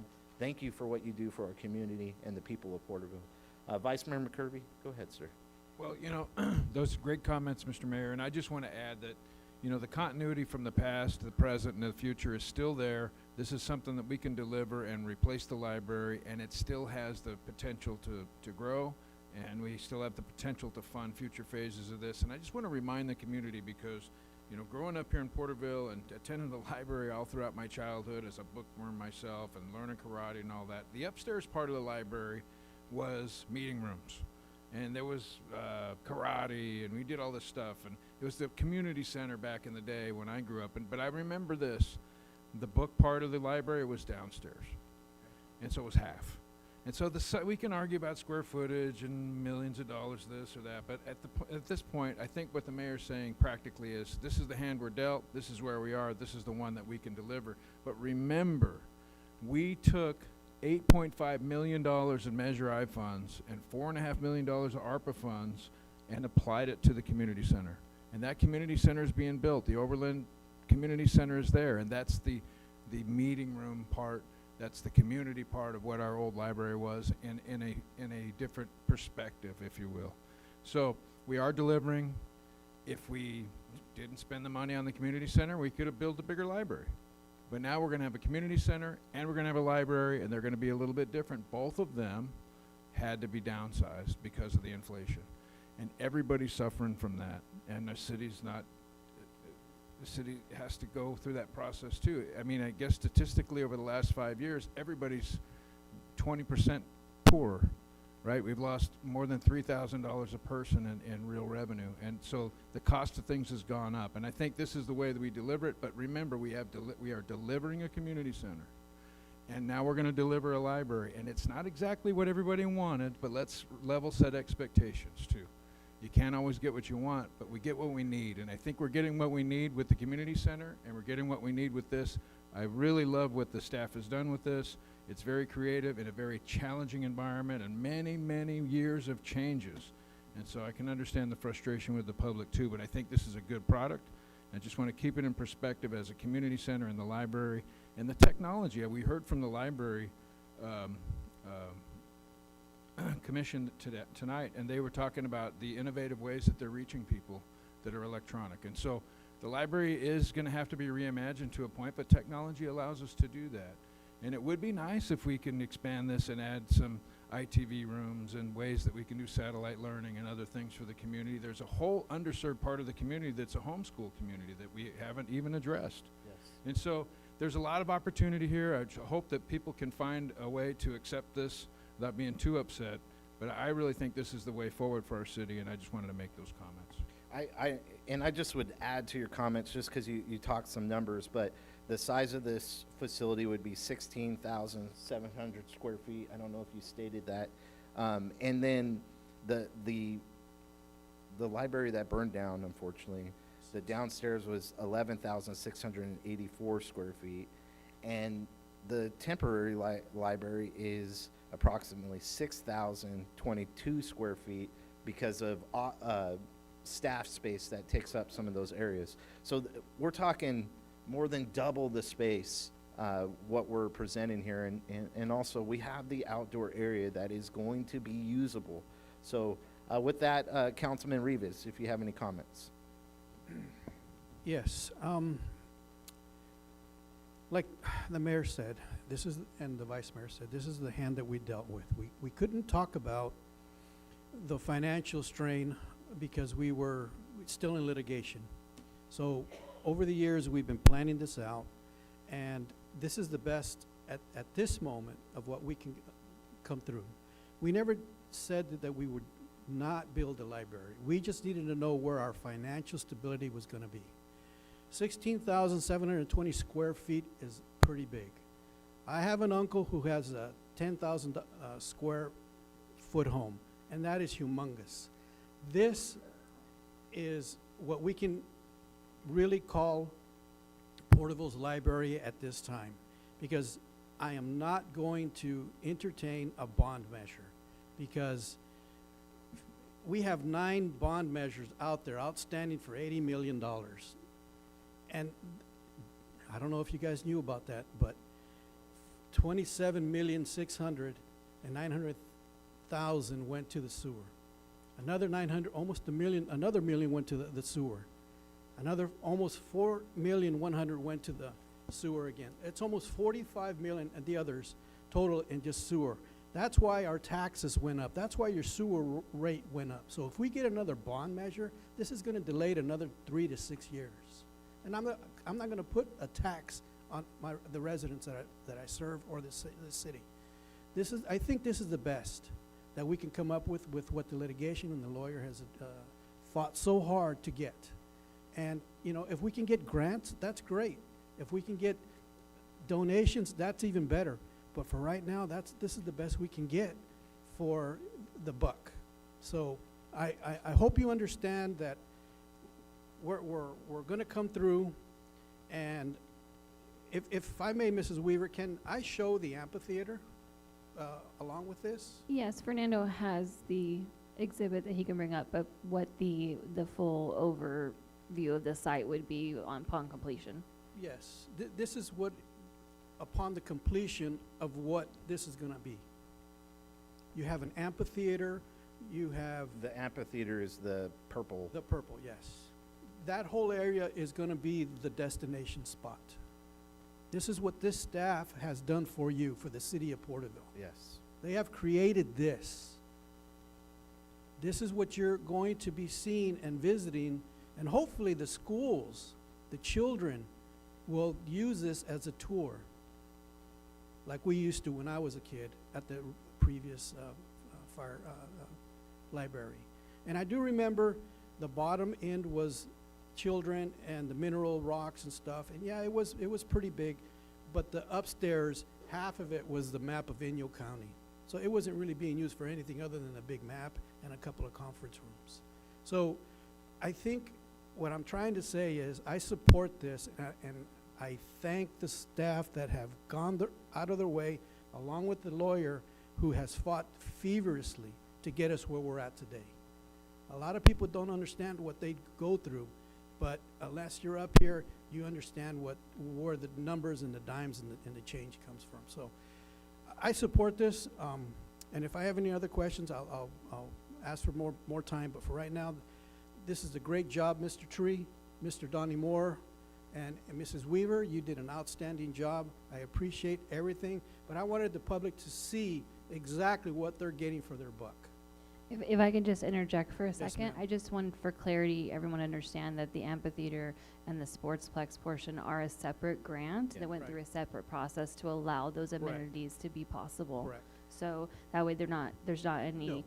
misconception that maybe we're using Right. library funds for these things. It's a Correct. separate No, grant yes, process. and I'm glad you clarified that because I was going to bring that up. But this is the whole picture of what is coming to downtown Porterville in that area. So I just wanted to share that with you. Thank you. Thank you, Councilman Rivas. Councilman Green? Well, I'm not going to take a lot of time and belabor this because I think you gentlemen have said a lot that I agree with. But, you know, I think there's such a word. People got to understand that there's a word called compromise. And when things can't go your way, everybody kind of meets in the middle. I want this, but no, but you're not going to get that. Okay, well, let's compromise. And this is a compromise. And I think this is amazing looking library. And I'm not easily impressed, but I think this is, I mean, if we'd have had something like this when we were kids here, of course, I wasn't raised in town. I was raised out in the country. We never saw the library. We had a bookmobile that came to Hope School. That was our library, you know, but damn, look at this. This is beautiful. I think you've done a hell of a job. I appreciate was a it, but you team know, effort. there's an old, this is gonna date me. There's an old song from the Rolling Stones says you can't always get what you want. Thank you. Thank you, Mr. Green. Councilman Beltran. I'll start off by saying a couple of issues why we need to move forward with this, you know, quickly is the architectural team that was given this a few years ago had a full team dedicated to the design and getting us to where we are today. But unfortunately, in the private sector, there's a lot of projects that come to them. And what's happened since this has been delayed for roughly a year, that team then moves on to other projects. And so they'll have to reassemble this architecture team and to get this back with whatever direction we go to continue it. And it might be roughly another year before it's completely designed. And so these are some of those little things that slow the project down that we don't want to continue. The other part is the $7.2 million grant is we've already asked for 2 extensions, and I don't want to say we're going to put ourselves in a bad position if we don't select something to move forward. But I think what's really important is the Measure H funds that are for first responders, police and fire, and part of it was for the literacy. And that has never fully used 15%, which was kind of the more verbal agreement of that's how much should have been allocated to the library. And we have a report that it's roughly like 8%, 10%, 12%. It kind of varied over the years. But I would really ask, I don't know if there's a way that this council or how we can say 15% have to be specifically dedicated to the budget for the library going forward. I know it's not in the language of the measure. I'm going to say that's the nicest way I've ever but heard just anybody say defund the police and fire department. Internally, well, the taxpayers said they wanted for literacy too. They didn't say they're giving 85% to police and fire. I understand that, but you know where those funds are allocated. Well, if we give raises we can't afford, then yeah, we know why we're not getting 15%. So we can go back and forth on that all day. But what I'm saying is, if we're not going to be able to say we can't afford this library, that the option was like 30 million, which the past council had thought we could do, then we're going to keep falling short. Even in 10 or 20 years, we're going to keep falling short if we're not being a good steward of what the voters wanted. And they were basically promised 15%. So I would say us as a staff, city manager, as council members, that we do say, hey, 50% is going to be allocated every single year, hardline, for the library, or this will never get expanded. That's one part. The second part, there was a couple of comments about our library is right here. I get it. I use mine all the time. But there's a Bible app here as well. But does that mean we don't need churches? My community, at least the church I go to, being there physically, all the functions that church provides, all the services outside the walls, you cannot get on this phone. You know, people meet their significant others there and marry. They find mentorship there. That is part of what this library, so I don't like it dumbed down as though just because this has a lot of information on it that is the fix, that's going to fix the problem. There's a lot that goes to the physical presence of a library.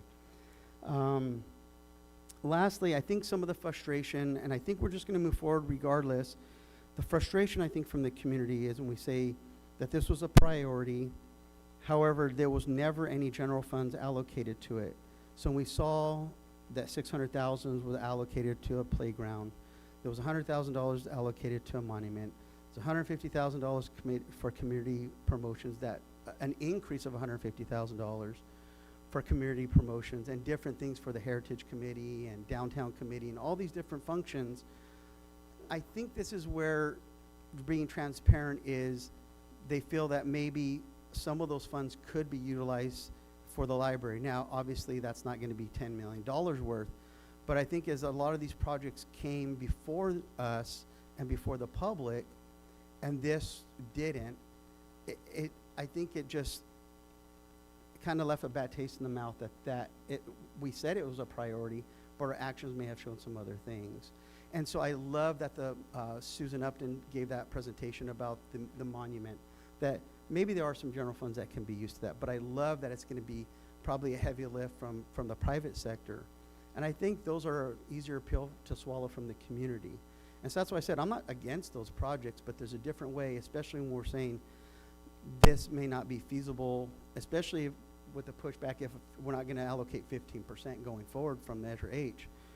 So the other thing I wish we had done is maybe a year ago is that we would have looked at the bonds measures. I know up here the comment says we don't want to raise, any more bonds or fees for our community. But there was a gentleman that spoke to it earlier. Let the citizens decide. If they don't want it, then they don't want it. If we had this discussion a year ago, it could be on the ballot. We could move forward with this $22 million project, but then we would be that much further along in knowing if the voters want the expansion sooner, which would actually really tie into the buildings already happening, and it could be done even quicker versus the whole project's going to stop and then everything has to come back again after a year. It would have been really good timing to have that discussion about a year ago, which we didn't need to know what the insurance was going to be on it. We could have had that plan as a backup, and the voters didn't want it. We're not to blame for it. It's the citizens didn't want that risk. And so I would make a motion that 15% be hardline for library going forward with the addition of these staff recommendations, but also that we do look at a bond and let the citizens decide that for us. Just because we're elected officials, I get it. Let them ultimately decide. If the constituents say, we can't afford that, we don't want that right now, because we're not going to have to look at building another library, God willing, for 100 years. So I think it would be a good upfront investment, especially if we can get it expedited to then back, when this is being constructed, that maybe it could backfill that need 2 or 3 years from now, because it will take several years for that to get done. And the planning could be there, the design could be there, based on if that is approved in, 9 months? When's the voting? In like 9 months? Roughly? 10 months? Right. Yeah, so it Okay, could. you it have could a still motion? fit. That would be my motion. Okay, well, that was very heartfelt message. And like I said, that was the nicest way I've seen someone say, let's defund the police department and fire department. And I would continue, quiet please, I would continue to say that I stand by the pay increase that we gave to our fire department and police department to make them more competitive, to help with retention. And I am still good with that call in that direction. I do not support your proposal. I do not support bond measures. I think that is the wrong approach. We have an opportunity and the funds to do this with what we have right now. And not only that, but we are going to use general funds to get to $22 million. We are going to use Measure H and probably Measure I funds to get to that point. And so to sit here and grandstand like we're not going to use certain funds to do this is a blatant lie. And then not only that, but we're talking a year of design still, and then probably a year or two before this thing even breaks ground. So 2 to 3 years out before we even break ground, and then we have to build the building. And so you're talking 4, maybe 5 years from now. That's reality. So we're just going to stop all construction. We're going to just stop all progress in the name of the library? No, it's silly. That's my statement. If we have a motion on the table, is there anyone else that wants to make comment? Made mine, Your Honor. Well, I just want to reiterate that we got 2 buildings, and the square foot on those 2 buildings for the money that we spent is going to be really good for the community. And I will tell you that the small amount of people that come to our city council meetings, while they might be loud and a vocal minority, they're not even a 0.2% of the people that voted for me. So the idea here that all the people want to vote for a bond is DOA in my district. Nobody in my district wants to vote for a bond, and I talked about this. I went door to door. And so I think that that's conjecture, and so I want to make sure that we are fair about that and just make sure the record is clear that there's a vocal minority that's demanding something here, but that's not a majority. And we do live in a democracy. Here, here. Well, I live in a constitutional republic, but I do appreciate those comments. We have a motion on the table. Is there a second? I'll second it. Excuse me. You're seconding Councilman Beltran's motion? You asked me if there were to second a motion. No, I I'm sorry. well, are you seconding Councilman Beltran's motion? No. Okay. I- Okay. I'd like to make a comment on what Mr. Beltran said about the pay increases to the police. You know, the previous city manager promised some things that came through fruition that we were not, how can I say it? Aware of. So when you're in a when you're in a bargaining unit situation and you already made a counter, you cannot go back. And that's why you No, we were under the illusion that there was $19 million in Measure I. And I that's was not the lied to. case. I was lied to by certain individuals that we were solvent, we were good, and we weren't, and we're not. So it's just not, it's not feasible. And I just support this project, and I support I would like to go forward with this and get something going, because we've wasted enough time. And you know, that library and the old library was not insured enough, and you know, it's amazing that we got what we got. And like I said earlier, I'm glad that these staff members have gone out of their way to get us to where we're at now. And I appreciate them, and especially the lawyer who fought for what we got. And she's still fighting for it. So with that, Okay, I'll leave it at that. we have a motion on the table. If there's not a second, then it dies for a lack of a second. Okay, so that motion dies. I will make a motion to go forward with staff recommendation that has been set forth here. And that's the one I would second. Can I clarify that? That's 1, 2, and 3, not number 4.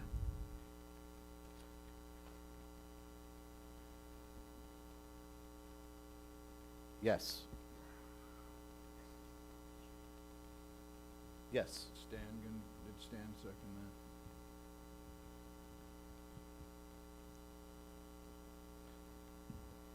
Okay, is my motion dying for a lack No, of no, a I think, second? I think, No, it's- I thought Councilmember Stan- Green, Stan- are you seconding, the mayor's motion to approve staff recommendations 1 through 3? Yes. Okay. Yes. Okay, so we have a first and a second. We'll call for the vote.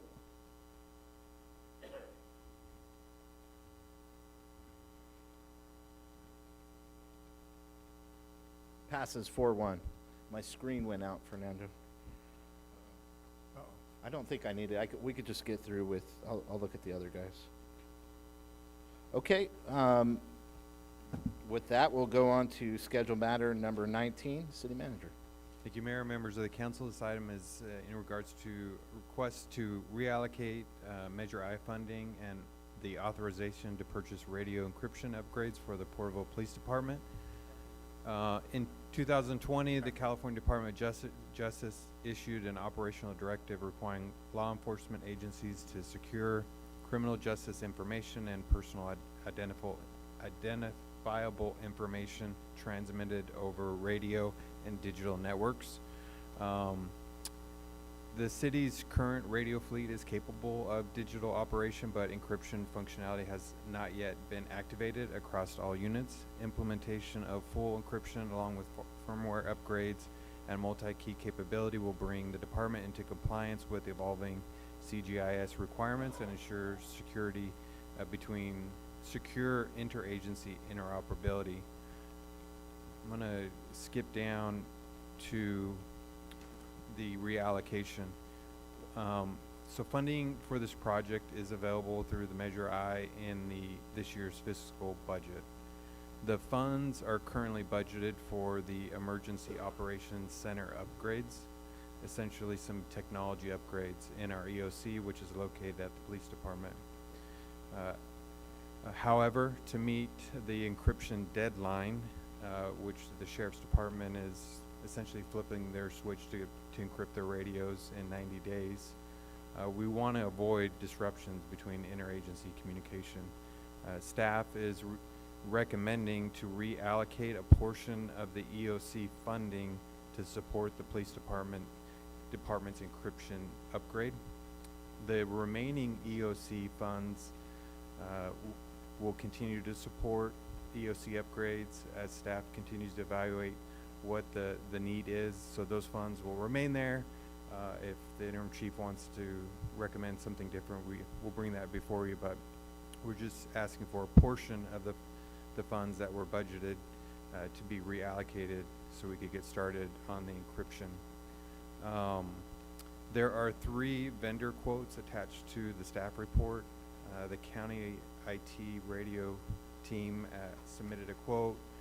They are willing to perform the labor for flashing the radios, nearly 100 radios for $4,200. Motorola has submitted 2 quotes, one for the key loader and the required cables and charging accessories totaling $11,530, and then a second quote outlines the encryption licensing and firmware upgrades that are required and the purchase of 8 mobile radios that would essentially replace the existing 8 that aren't able to upgrade.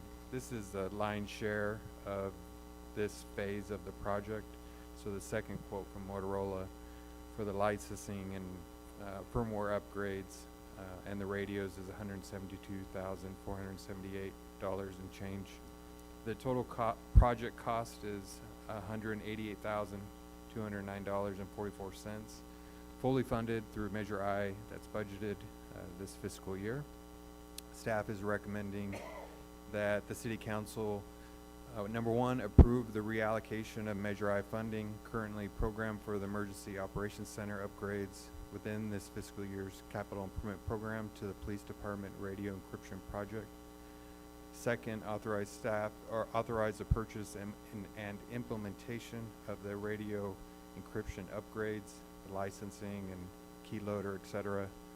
And then third, authorize the city manager or designee to execute the purchase order and related documents. And then fourth, direct staff to proceed immediately due to regional encryption transition timelines and interoperability requirements. That's the conclusion of staff's report, and happy to answer any questions. Thank you, Mr. Tree, and appreciate this upgrade to the equipment for the police department and fire department. And communication is crucial, especially with the state and then the local agencies going to encrypted. We want our PD and our fire department to be able to communicate with the partners in our community, like the sheriff department and Tulare County Fire Department. You know, we had an incident just last month where sheriff was ran into by someone fleeing, and you know, our PD was communicating with that sheriff. If we don't make this adjustment, there is no communication at all. And so I understand the fire alarm, I guess you could say, to get this done. With that, does council have any other comments? I'll kind of open it up. I have no comments, but I truly believe this is essential and needed. So I'm going to go with staff recommendations 1 through 4. Okay, we have a motion on the table. That's a motion, and I'll second that motion, and Okay. I'll just make this point. This is safety. This is very important, and we're going to be on an island if we don't do this. Thanks for pointing this out. This is really, really essential for our success going into 2026. Yes. Okay. Yes, sir. I want to make a brief comment for the community. Is I listen to the police scanner and, you know, CHP and fire and different ones throughout the area, And so I appreciate when I hear sirens or something, I click on the app and I listen to what's going on. But the main part of this is sometimes you hear information that's not really public. You know, there's victims' names and situations that aren't really, in a time of crisis, aren't really made for the public. So I just want the community to know this isn't something that we're trying to force and we want to be cryptic or secretive about things. This basically comes to protecting people's identity and privacy when there's, you know, say a sexual assault or a murder or something like that. Just trying, this is mandated by the state of California, and this is mostly to protect. This isn't to be non-transparent or don't want the community to know what's going on in safety field, but this is just to protect those individuals that may, their information goes out on public radio waves. Thank you, Councilman Beltran. Okay, we have a first and a second on the table. We'll call for the vote.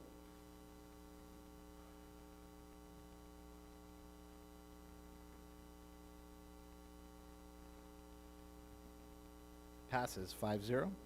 Okay, moving on to schedule matter number 20, City Manager. Thank you, Mayor, members of the council. Deputy City Manager Donnie Moore is going to give you a staff report regarding consideration of funding options for the Veterans Park Monument Project. Thank you, Mr. Tree, Honorable Mayor, members of the council.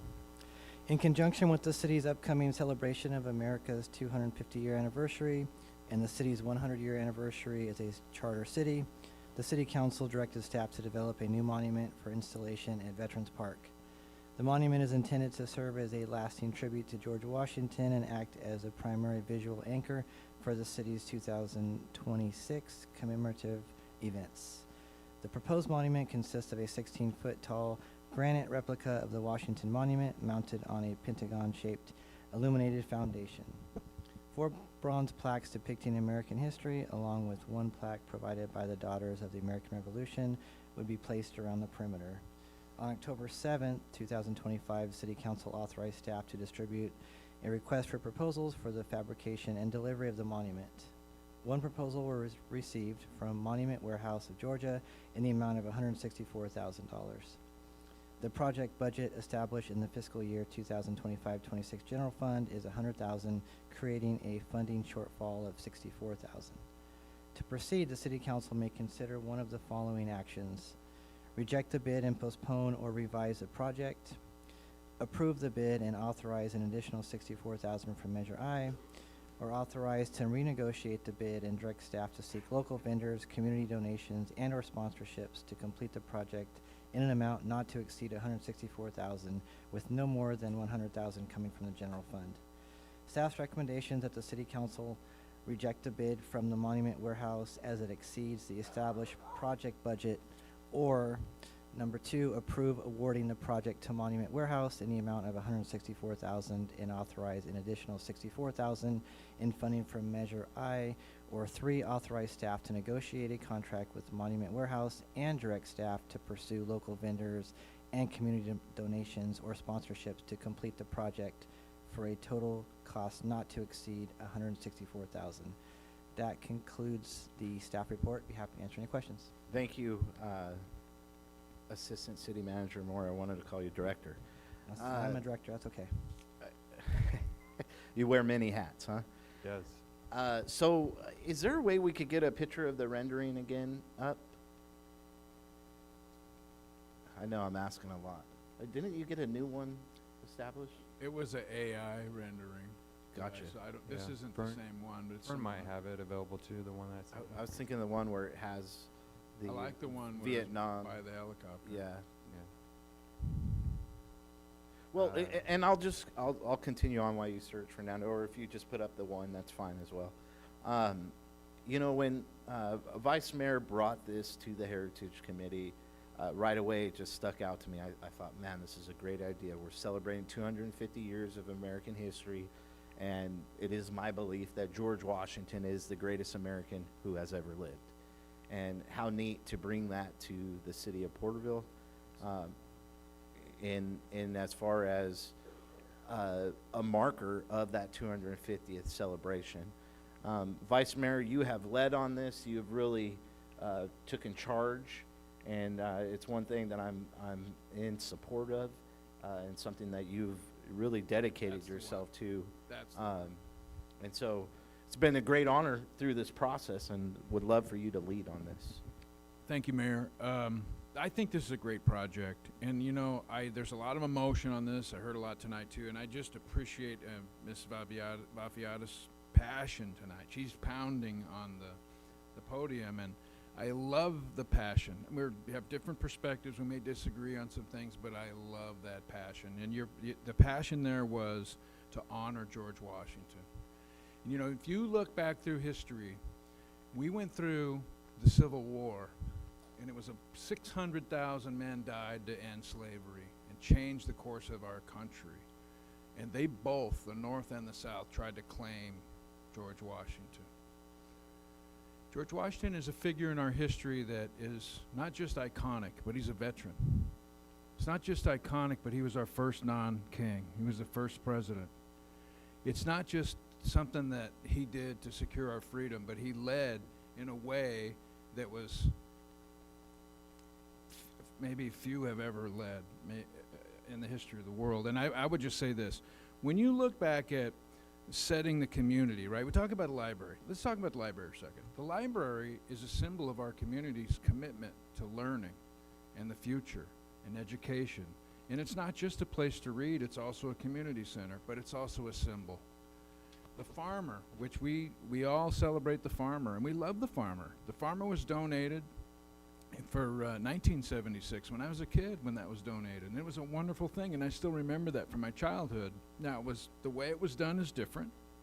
The times were different, but that's the 200th anniversary, and it centers us on farming. Washington was a farmer too. There's something really important about the icon and the figure and the history and the true history of George Washington that unites us all in America. And it's important that we have a symbol that unites our community. And so you could talk about, if we said, hey, we're going to replace the farmer, it's not 20 million or 25 million like a library, but it would probably cost you a couple $1 million to replace the farmer today. So you have 50 years of everyone's attention and symbolism, identity of our community in that farmer. And it's really important because that's the continuity of our heritage of our city too. The George Washington Monument represents another icon, and at a very cheap price. And I will tell you that as I push this forward, and I'm going to recommend this to go forward, that there are lots of folks in our community that want to contribute to this. And if we push this forward and lead on this, I believe it will be paid for. And I believe that the community will come out and support this because it goes right in Veterans Park. It centers us on why we're here. It centers us on our history. It harkens back to, and it's gonna have some things on it that reference back to the farmer. And it's that continuity in our city that is our identity, which is patriotism. And I think that, when we look at this in the Heritage Committee, it was hands down, everybody said, yes, let's do it. Let's go figure out how to do this. And in a short timeline that we've had to do this, to pay for it, we've had to try to lead from the council. And so we're making this recommendation to the council, and I'm hoping that you'll move it forward tonight so that we can get it going, and then we can get it reimbursed by the members of the community that are passionate about this, that want to contribute to this, and offset the cost so that it doesn't come out of the taxpayer's pocket, but it becomes a community place to gather, a community place to reflect, a community place to center us back, and also like the library, it's a symbol. And so it's really hard to tear down George Washington. He is a man that wrote the rules of civility when he was a teenager. And we need civility in our country. We need it in our city. We need it everywhere. And when we work together, that is what makes us great. And George Washington is a symbol of that. And I think that will center us on real history. It centers us in Veterans Park. It centers us around the farmer. It centers us around our penchant to maintain and build up our community and all the symbols around our community that point back to who we are. And that's what I have to say, Mr. Mayor. Thank you, Vice Mayor. Councilman Rivas. Thank you, Mayor.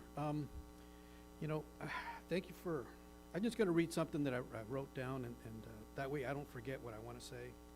But, you know, I support this project at the Veterans Park because I believe it has a meaningful opportunity for the community.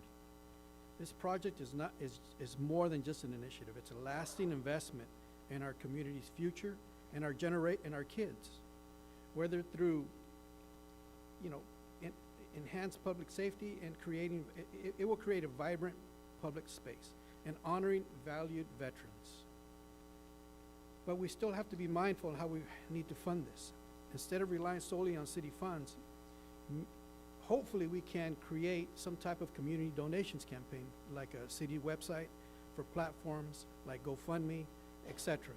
Local businesses, maybe we can approach them and who have sponsorships or exchange recognition, like we have, you know, names on plaques and other materials.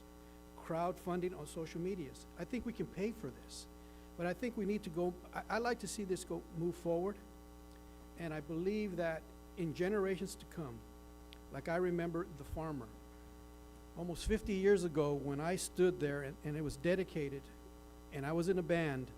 We started in Henderson and Maine. That's where our parades would start. So almost 50 years from now, I like to give back to the community, and if we do go forward with this and we do pass this, this is something that I want to leave a legacy for generations to come, and hopefully the kids would it be a destination spot for everybody to look upon, because I don't understand why any veteran would not accept this, even if that are standing in this room. I don't understand that. I mean, but I looked it up, and there's only 6 other obliques here in California. One is in Inglewood, which is a war memorial, which is 16 feet high, dedicated in 1948, which honors the World War II military. The other obelisk is an art institution, a 16-foot in Florentine Farms, which displays a light installation during the Napa Lighting Art Festival on the riverfront promenade. This piece was designed to glow with colorful energy at night. The other one is a Francher Monument turtle and Georgia Hicks Francher Monument near Merced. It is said it's the tallest in California with a very large obelisk. This is the exact height with a greater than 16 feet, and it's described as being enormous. The other one is in Lodi, All Veterans Plaza Memorial, which is 21.5 feet stainless steel obelisk. The other one is a cyclist at Santa Rosa. This notable obelisk sculpture made of recycled bicycles by the artists of Mark Greer and Lana Spector is 60 feet tall. The last one will be Palm Desert, in Palm Desert as an obelisk. It's a giant sculpture created by Marlo Bartitz. A specific height is not known, but it is a prominent landmark. If Porterville goes through with this, this will be the 7th one. And you know what they say about 7? That's the perfection. So with that, you know, I like to leave something back. I don't know how people feel about this, but I think we can pay it back with community support, donations, and with some people that came here earlier, they talked about they were willing. I believe that, and I've heard other constituents say that they're willing to do that. So if we can create some type of program and to offset also, but still move forward with the recommendations, I'm all for it. So with that, I turn it back to you, sir. Thank you, Councilman Rivas, and thank you for the research on that. Councilman Green, do you have any comments? Well, I just have to say that I have, from its inception, I have not really been in support of this, and I think I still find myself in that same position. But in saying that, I completely respect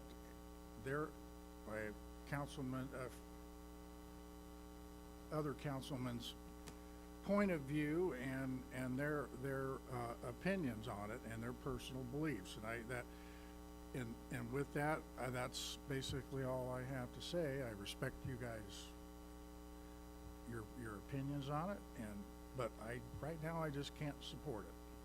Thank you, Councilman Green. Councilman Beltran? If we move forward with this, it wouldn't be with Mrs.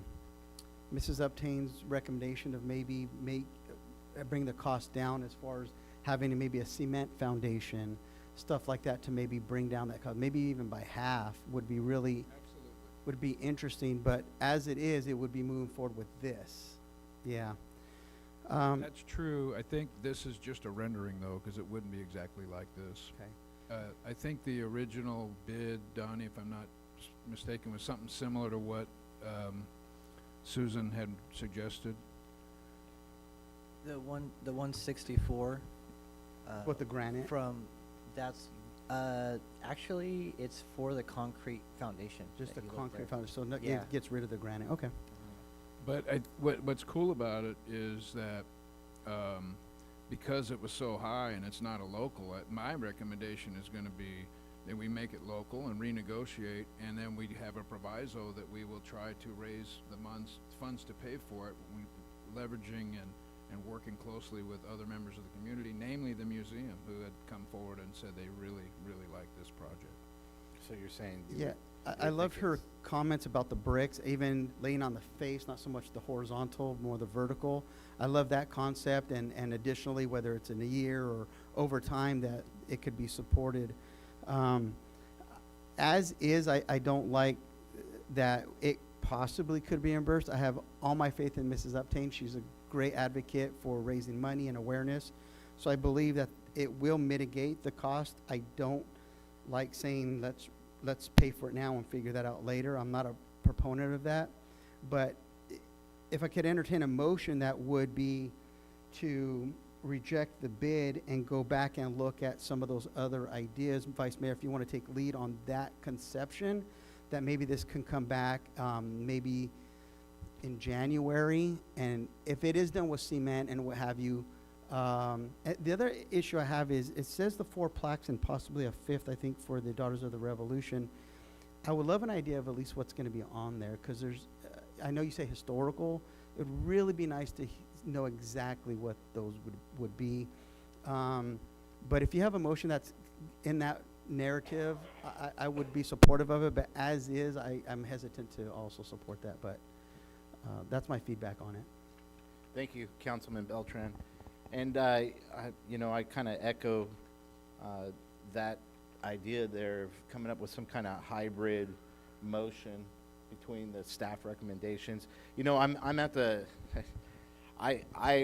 it's a great idea to do some fundraising, but I am for this project. I think that it's a great idea. We're celebrating 250 years one time. I've said it many times. I think the greatest cure to the division in our country is patriotism. And this is very patriotic. It adds to our Veterans Park. We're building a battleship-themed playground. Eventually, we're going to have a splash park, hopefully. I'm talking here. I could lose on that item, but hopefully we're going to have a splash park next to that battleship-themed playground. And there's going to be a lot of kids and families using these trails in this area. It's going to be a destination, as Councilman Rivas stated. And they're going to have an opportunity to go and look at this monument and read about George Washington. And I know that we're still possibly coming up with some of the language that would be on the plaques, but I'm confident. The thing is we're only going to use the language and speeches that Washington gave, right? And from my end, my one ask has been I'd like some kind of rendering of crossing the Delaware, as far as the surprise attack on the Haitians Christmas Eve, right? And really, Washington set the standard for the stilly reserve of the American spirit, and it is why I right away I bit the hook when Vice Mayor said it. So I am in support. I personally I could go with staff recommendations of number 2 and just get this thing done. If you guys want to make some kind of, Vice Mayor, I will let you lead on this.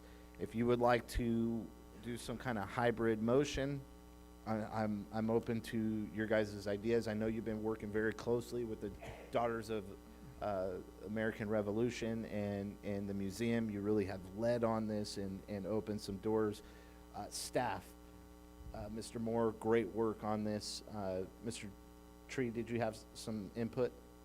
If I may. Yes, sir. You mentioned in regards to like the library and staff working hard to get the project done.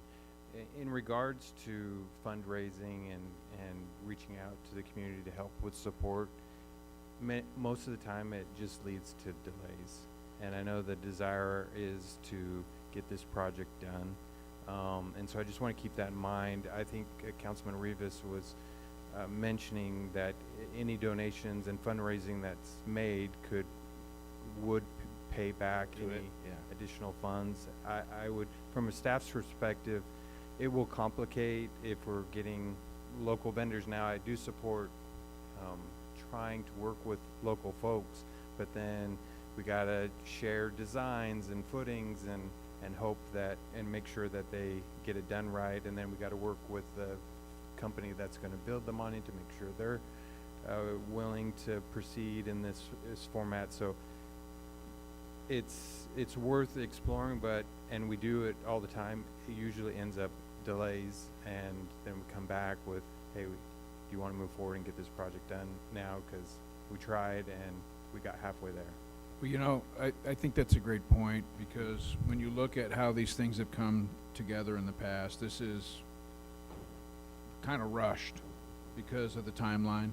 And so to your point, and I know Councilman Beltran brought this up, we talked about this before too, that it takes time to build this up. We didn't have a sesquicentennial committee last year that was working on this. We would have needed advance notice. So this is ambitious. I would say I'd make a recommendation to go with your number 3 authorization so that we can move it forward and make sure that we don't spend more than $100,000 out of the general fund. And then we add in that the funding sources from the community, well, it's in there, right? So it says community donations or sponsorships. I like number 3 as a recommendation because that echoes what you just said, with respect to all of the other conversations. Doesn't it go against what he just said? Yeah, somewhat. What happens in the event? So you have to combine 2 and 3. Is that what you're saying? Exactly. Yeah, we want to get a project done with the unknowns. We're going to press forward, get the project done, and then at the same time, we're going to start the fundraising campaign. Whatever funds are generated, we'll go back to pay for it. Because so it won't be a delay, and then we can get it done on time. Okay, Right. so I would make a motion that we combine 2 and 3 so that we can do local and allocate the money, and then work on reimbursement. It's still, it's still a Well, stretch. is it What still you- too much? Yeah, Right. so what you want to say is give the authority for the staff to negotiate? Huh? Is it to approve the bid, but go ahead and allocate money from Measure I, and then also simultaneously engage in a campaign to find sponsorships to potentially reimburse? Yes, but the bid, as it is it's, in my opinion, not a non-starter because it's from Georgia and it's over what we expected. So he is saying. I want to go to local. Gotcha. Which is what number 3 says, because we want this to be local. We have a Monument Works in town that's been here forever that does great work. I know you've been reaching out to them. Have you got anywhere? I don't have, but they love the idea, but they haven't given us a number yet. It's just in discussion, right? Because it's not easy to get a 16-foot piece of granite, so then it just adds to the timeline. So I'd like to push it through. I'd like to push it through so that we can get it done. So help me with this, Mr. Mayor. I would just go with, I'm going to make a motion for number 2 and number 3, yeah, a hybrid. a hybrid. But, and not lock staff down to local. No, I'm going to Give them the ability to negotiate, but you also give them the funding to get this done. All right, Yeah. I'll second that motion. I'm going with the recommendations 2 and 3. Do you need more clarification there? City Attorney, are you clear? I on the know it's getting recommendations? late. It is getting late. So we can try for local, but if we're not successful, then we can go ahead and accept this bid. Is that what we're getting? Is that I'm trying to boil it down here. That's what I'm hearing. Okay. Okay, we're getting somewhere? Is that your motion, Vice Mayor? That was, I seconded AJ's motion, and that was AJ's motion. And that was that is consistent, what I just said is consistent with your understanding. Okay. Gotcha. So we have a first and a second. We'll call for the vote.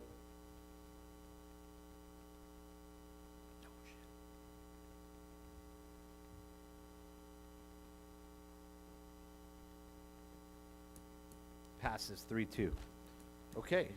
Mayor, staff will continue to bring information reports to update the council on the progress as we move along. with Wonderful, this thank project, including the language on the plaques. Okay, moving on to our next scheduled matter number 5. We can start. Got even additional one an added number 21 to deal with the city flag. Emergency one. Yeah, I forgot about that. That's okay. I appreciate it. Thank you, ma'am.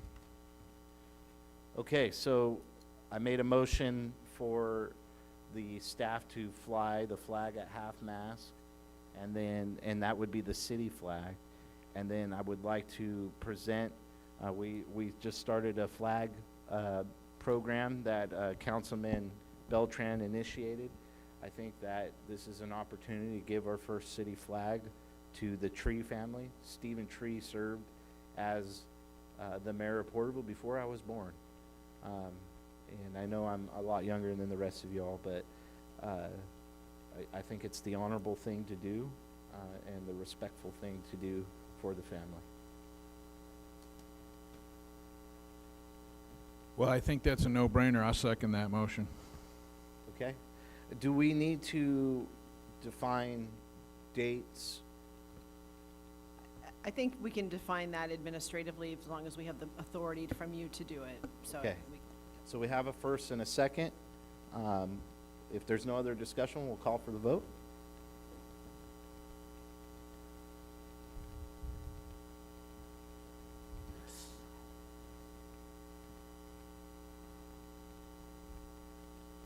Passes 5-0. Okay, now we're moving on to schedule matter number 5, City Manager. Thank you, Mayor, members of the council. This is for authorization to distribute a request for qualifications for the denitrification design services, and let Director Alvarez provide a brief staff report. Good evening, Honorable Mayor and Council. The city's wastewater treatment facility currently exceeds the nitrate nitrogen concentration requirement of 10 milligrams per liter in its effluent to prevent groundwater contamination. As the facility was not originally designed to remove nitrates, effluent discharge has elevated nitrate levels in shallow groundwater beneath the reclamation area.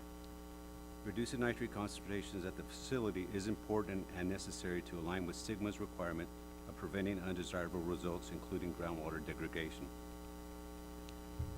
The Nitrate Control Plan supports SGMA by providing a framework for managing nitrate pollution discharges and ensuring safe drinking water in contaminated areas. In 2022, the city was granted a 15-year compliance exception with a compliance deadline of 2037. This exception allows continued discharge while the city plans, funds, designs, and constructs the needed upgrades to meet nitrate reduction compliance.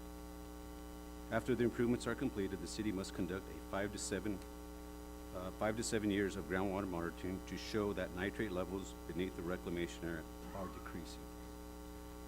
To provide a solution and compliance, staff is requesting that City Council authorize staff to issue a request for qualifications for a denitrification consultant to evaluate the current discharge concentrations, provide treatment options, and guide the city in meeting regulatory requirements under SGMA and Nitrate Control Plan. I'll be happy to answer any questions. Thank you, Robert, and I'll bring it back to the council. This is one of those fun, unfunded mandates by the state of California. Vice Mayor McCurvey, you pulled this agenda item. Go ahead, Yeah, sir. I did, and I wanted to ask a question just to make sure I'm correct. I remember from past conversations that we had 15 years to do this compliance, and that we've got a waiver to get that 15 years, and we're only on about year 3 of that waiver? The exception was in 2022, so we are Year 3 years 4. into it. Yeah, 3 or 4 years into it. Yeah. Okay.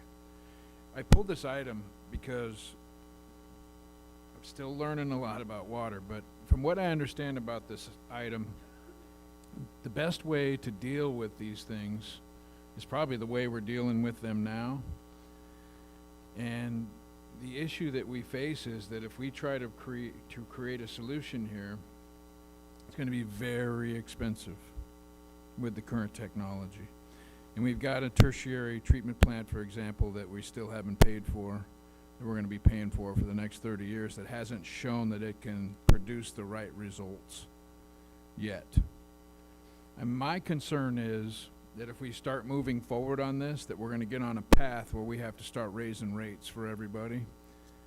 And I see in other cities, I think Visalia, Tulare, that they're starting to move in some of these areas, and they're using these filters that could cost $50,000 every time you change one out, and that's just for a well one, and we're talking about a bigger application here. So this could be very expensive.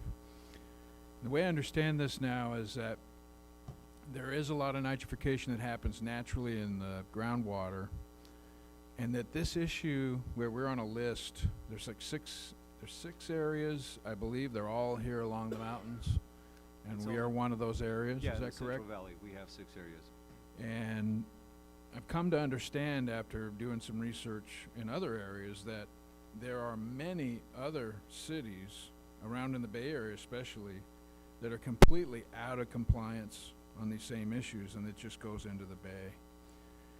And so it seems to me that these basins that we have across California that have been tagged or flagged for this, they're not being treated the same way as some of these other water companies in the cities. So there's an issue there we need to understand better.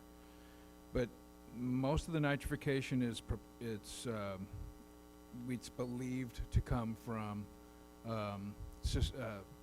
the leach fields and the different ways that people are involved.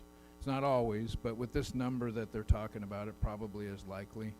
Most of that is now probably from the past and from the east side of our town, and it goes downhill, and it still exists. And so if we put something together that costs the city of Porterville X or whatever Y or whatever that is, and it works on just this one area, it's not being applied to the whole basin, and it ignores some of the problems that we are facing that everyone is just kind of turning a blind eye to in the county.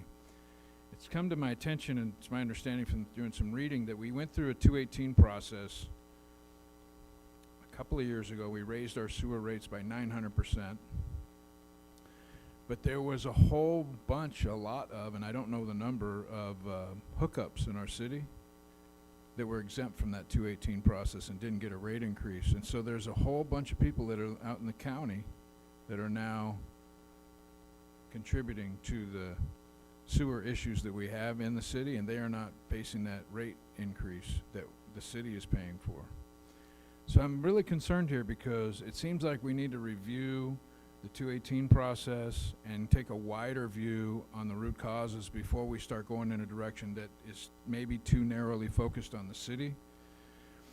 Because we had something before us about 2 months ago, and there's a study going on about how we produce water down in Terabella. Stan made a bunch of jokes about why don't we just produce water for everybody, and all the way up to the state is wanting us to do some things in Strathmore and other areas because we're good at this, but there's a burden to it. And when I looked at the unfunded liabilities or the bond measures that we have against the enterprise, right now we have $75 million in bond measures against the enterprise. And in about 3 or 4 years, those are going to come due, and we got to refinance them or pay them. And that's our reserves. We only have $100 million in reserves. And so our financial situation in our city has been severely impacted by the mandates from the state because we are having to pay for them and raise the rates 900%, and that's just the beginning if we continue to go down this road.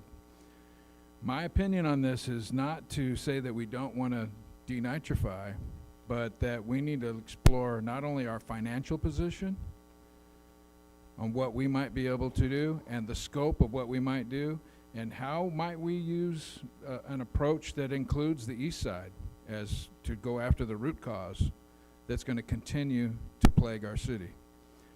I really want to pull this item and say, not say no, but say not at this time, to bring this back after we've had a chance to study this better, to bring this back after we've had a chance to look at the 218 process and how it applies to those services that are being rendered at a different rate on the east side. And we should be working with the county on this, because this is an issue that nobody wants to look at, and it's an issue we all need to look at together for the basin, which is flagged. So it's not just Porterville that's flagged, it's the whole basin. And so I think there's got to be a wider solution, and I'd like to pull this, and I would like to recommend that we bring this back at a later time after we've had a sufficient time to study it, so that we don't get on a path where we have to start going into debt in the next year or two. This is going to put us on a path if we start now.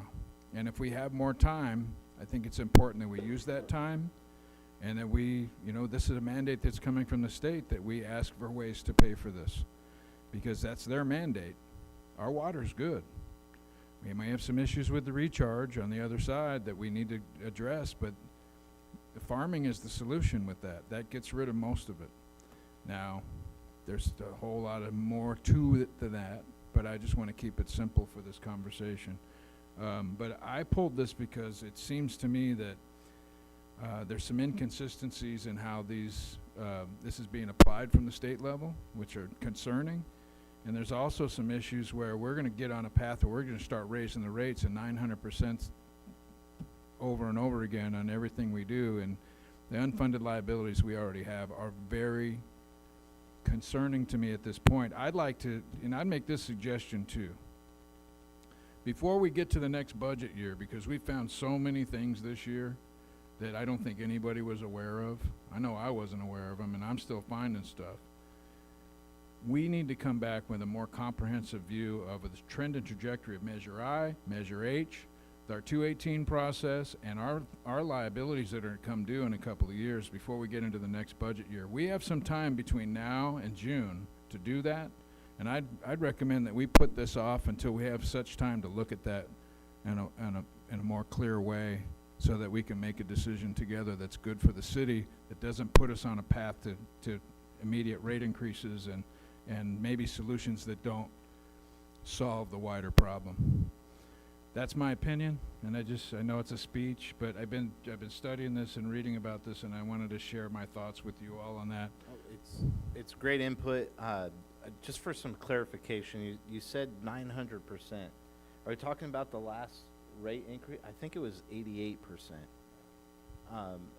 Is that correct? Yeah, it depends on what we're talking about. Single family, we had multiple categories that the percentage was increased. Some of the industrial or the commercial was increased by, I want to say, a couple of 100%, maybe 300-400%. Oh, so there is some truth to it. That was the worst case that I saw. Yeah, we're going from 94 cents to maybe $3, something like that. Yeah, that's the 218 that was passed, that looked at. And so part of the clarification too, there's the statement of the east side. Are we subsidizing the east side of Porterville for sewage? No, we are not. Oh, that's not true? There are some rates in the east side that have not been updated. That is factual. After the 218. So in essence, one view is because their rates haven't been changed, then yes, the rest of the taxpayers that had their rates are compensating because their rates weren't adjusted accordingly. Okay, and then Council, you knew that too? You were kind of just making a statement right now. Well, I'll wait till, Okay. I'm done. As for just legal side, that's not So we okay, right? can't, no, you can if, as long as it's, you just can't have other ratepayers. So I, clarification, we're not having other ratepayers subsidize that. However, what general tax dollars potentially could be. But, so to what extent are we doing that? How many do we have that are not updated on the east side? Are we talking about connections? Yeah. Or- I don't know. The PD, Yeah, PVPUD, yeah, yeah. if you That's can, the public utility district. Public utility Yeah, district, so that yeah. one district. So we have an agreement with Porta Vista, and we are. How many homes does that serve? I want to say 1,400 connections. I was gonna say about 1,200 connections, yeah. Oh, so there is, interesting. So we probably would want to, We should address that. yeah, thank you. I didn't want to say it, but yeah, that's a lot of homes. And so that sounds like we are subsidizing in some ways. Tax dollars potentially are. We absolutely I mean, we do not use rate pay, because the rates, we are not allowed under Prop 218 to subsidize, have ratepayers subsidize other ratepayers with their, Okay. with their rates. I wonder how that slipped under the table. It I'll tell you why. doesn't. I mean, I recall that we've had some difficulties dealing with that particular agreement, but I wasn't aware that there were 1,400 homes associated with it. And just, if I may, just for some of the other, just because there were some statements and just trying to get some clarification and understanding.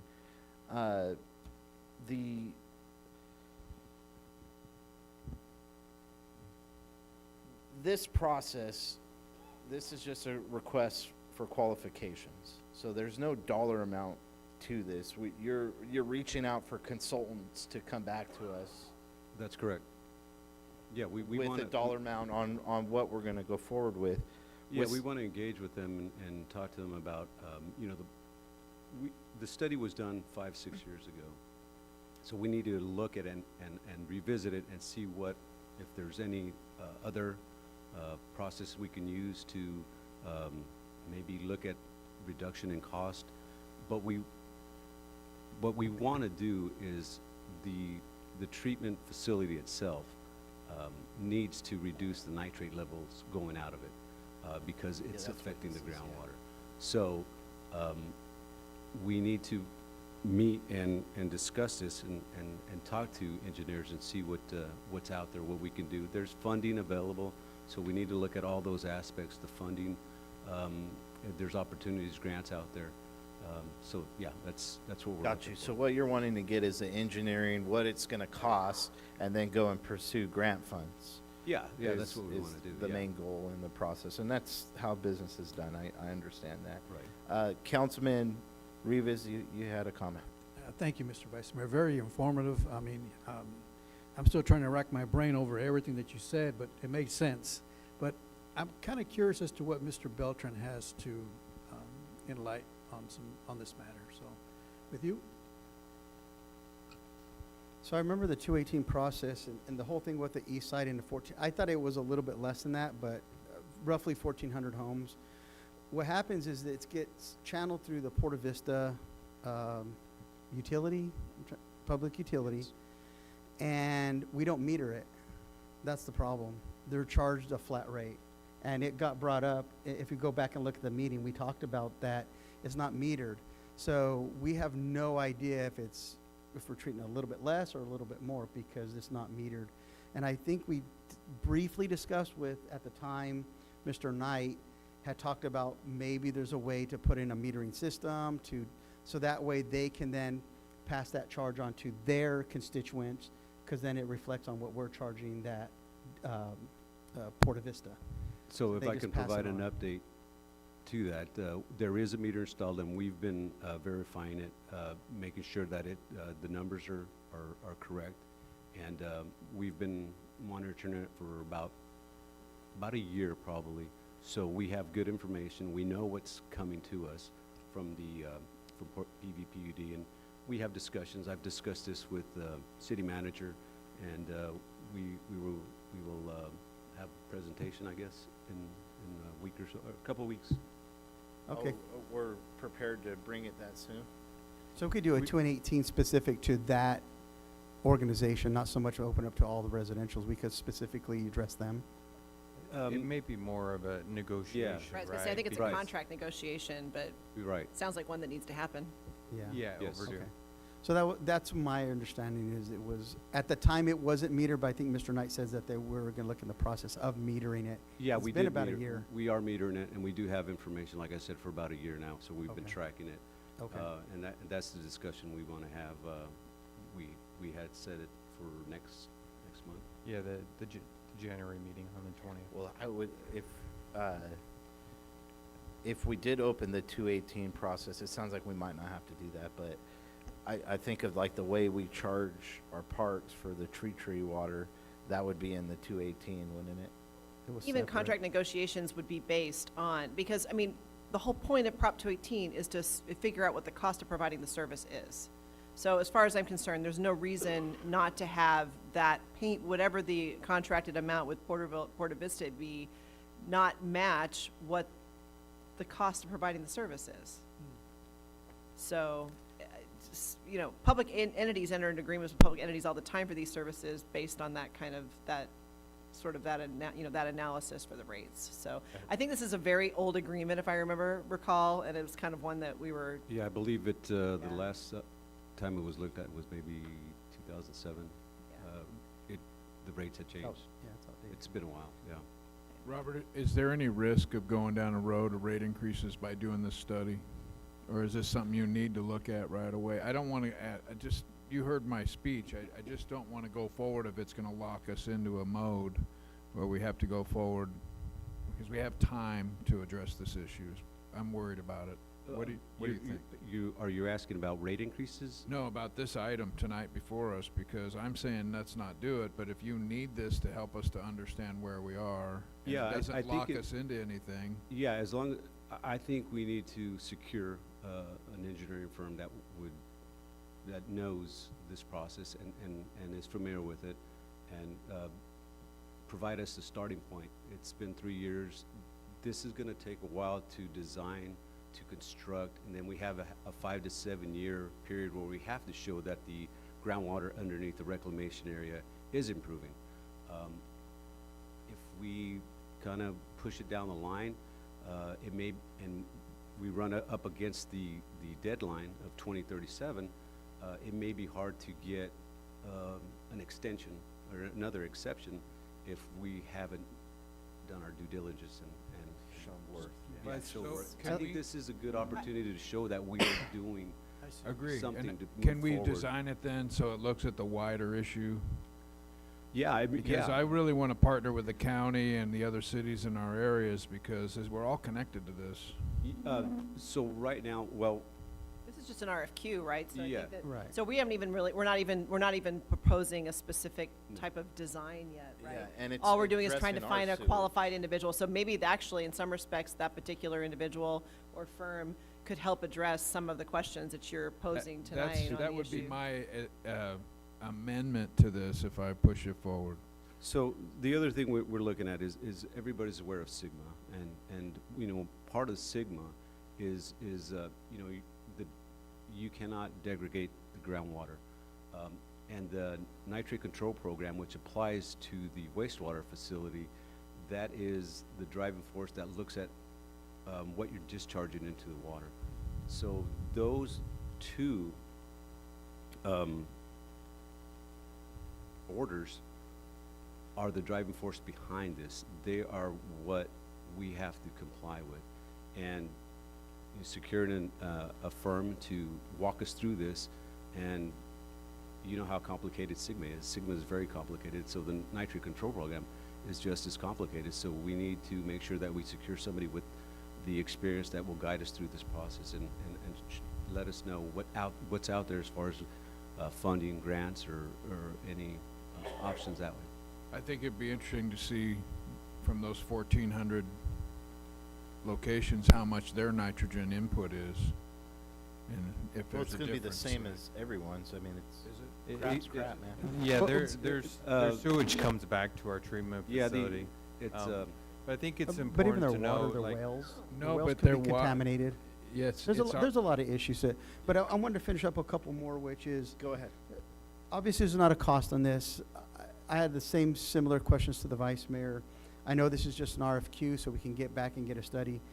I think that's the time to have the discussion, is because the kind of the part is similar to the library is we have this grant, we need to spend this money, because if not, we're gonna lose it. This is showing in good faith to the state that we are doing something, and Yes. it might give us another extension if we don't have the money to fully expand the water treatment facility. But the other part I was gonna mention was, this is part of what I like being about Cal Cities, what I liked about that, because we could have done a session about this. And we could have asked other entities how they're dealing with it, and maybe collaborated with other ones to get, what do you call, You still can. people We with can the state. still talk to everybody. Yeah. We don't need you Cal still Cities. But it's centrally, it's centrally, you have representatives, it's a little bit easier. But you have individuals at the state that then fight for those for you. And so it's a little bit harder when you're not part of the organization, you're speaking from the outside. But anyhow, I'm just saying that was part of the use of these organizations. So say you could just do it, you're gonna have staff time do it all versus you could have a Cal Cities rep do it. So, Great input. but, go ahead, let's go. No. Let's move on. Yes. Okay, we have a motion. I'll second that motion. Let's call for the vote.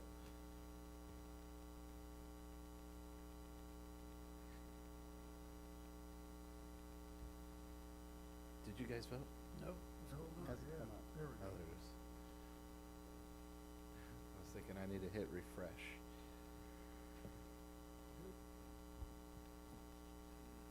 Passes 5-0. Okay, moving on to schedule matter number 10. I pulled this agenda item. I'm going to try to smash through this. Not much on the information. Glad to hear that this is coming through. I appreciate the work in getting the survey on Plano. What my request would be is if we could work with the county. I know that County Supervisor Townsend knows that we were doing this, but he talked about reducing the speed all the way out to Gibbons, where that trailer park is on Plano and Gibbons. And so as we bring this public hearing forward, I would appreciate if we could have some collaboration with our county partners and make sure that we're all on the same page and bring them along with us in that. And so that's all. I don't think I need to change anything here, just other than giving that kind of direction. Is there consensus with that?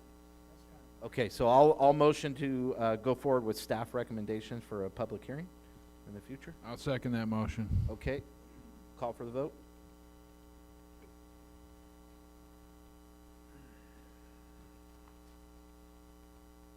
Passes 5-0. Okay, schedule matter number 13. This is in regards to additional amendments to the city council order of business. Essentially, the vice mayor is requesting this item in regards to adding Schedule matters, yeah. another. It's true, yeah, to put it on the next agenda. So we'll have an opportunity to talk about this on the next council meeting? Yes. Okay. You pulled this, Councilman Beltran. Go ahead, sir. Well, I was trying to avoid a quick discussion on it. Was I think the adjustment to me that makes more sense is to move, because I know we open it up with with our comments, and then it goes into reports and oral communication. I thought if we could, when this comes back in the next meeting, that we just get rid of that first opening comment and just wait until we have public comment, and then kind of utilize this one instead. Just swap them, because then we can say whatever we kind of want, address the public, and then just make our first comments if we want. I wouldn't want to see 3 sections of us commenting versus maybe if we could just take that one away and add this one. So, but obviously staff recommendation, bring this back to the next one, but that would just be my feedback when this does come back to us, is just flip-flop those ones. Just get rid of the first one and let's implement this one. I think that would be reasonable. That's a great statement, and since we're going to make statements on it, I disagree with it. The reason why I push for other matters or time for council to make comments in the beginning of the meetings is because that's when the chambers are filled. And so you get an opportunity to speak on what you're doing on behalf of the constituents of Porterville in that moment. Once you get past the presentations and the reports, a lot of people leave. And then you have that opportunity, and I get it. There's people that sling dirt at us, and so you gentlemen want an opportunity to address some of those issues. So I'm just making my own statement as well, and why I position for that. I'm open to let you guys talk as much as you want. Well, you guys want to go to midnight? We'll go to midnight. I mean, we're almost there. So with that, I will make a motion to go forward with the staff recommendation. We'll have a nice discussion at the next council meeting. I second that motion. Okay? We'll call for the vote. Fernando, sorry.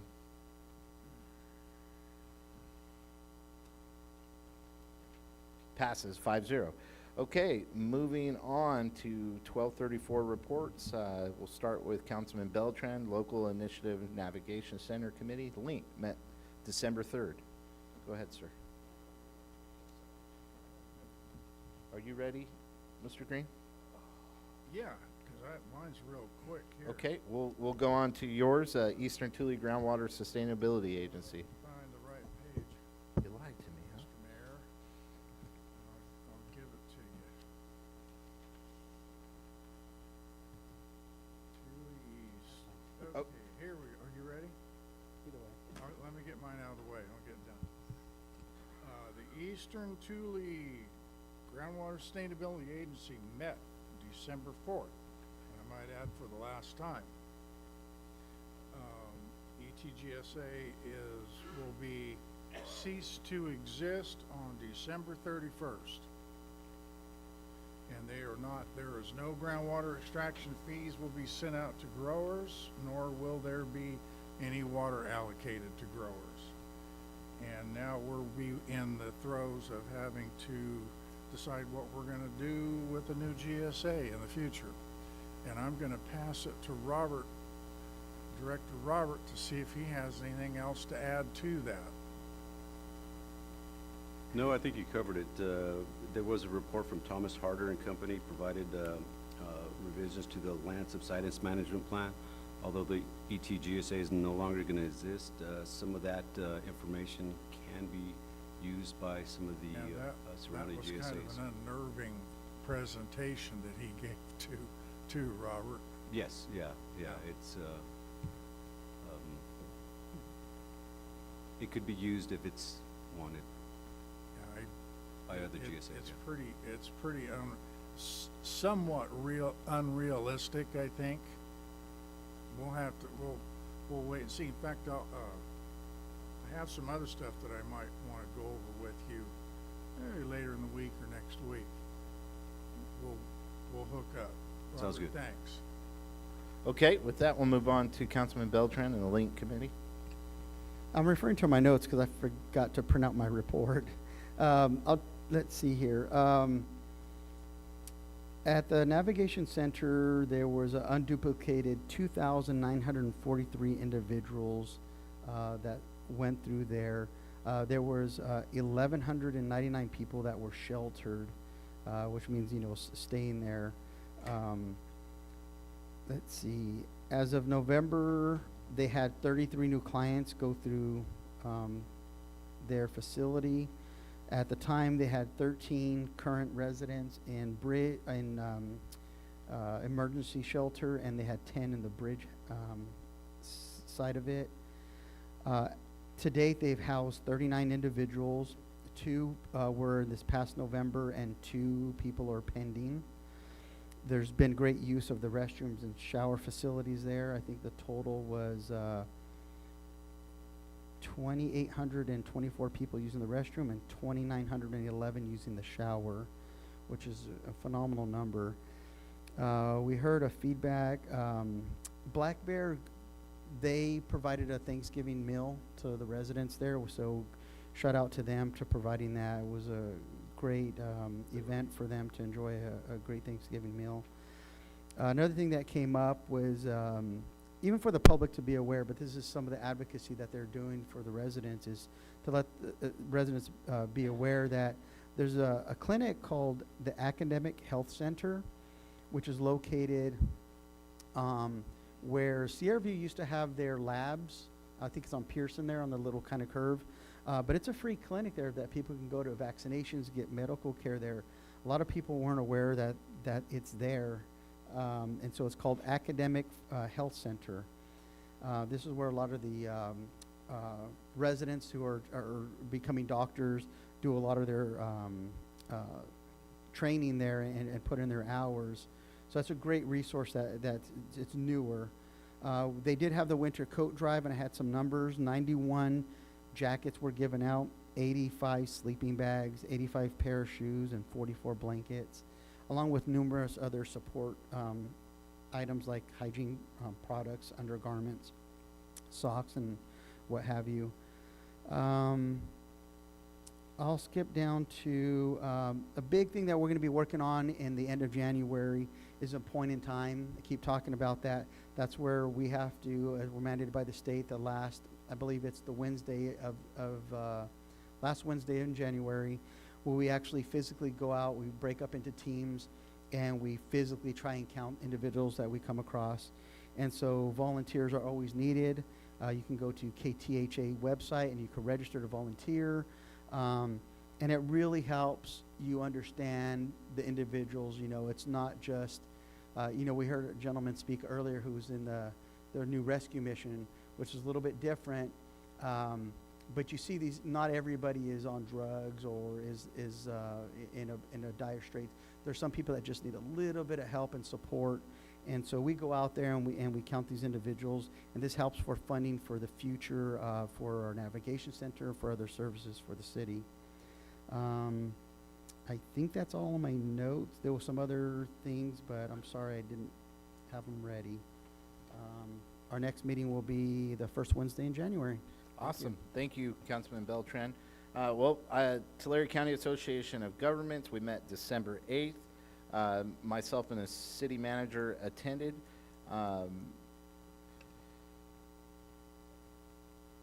Prior to the board meeting, TCAG held their annual walk and roll art contest winners. Winners received a bike and annual tradition as well as some other prizes. Unfortunately, there were no winners from Porterville this year, so we needed to work a little harder on getting the students involved in the art competition, and hopefully we can see some of these kids get some bicycles just before Christmas.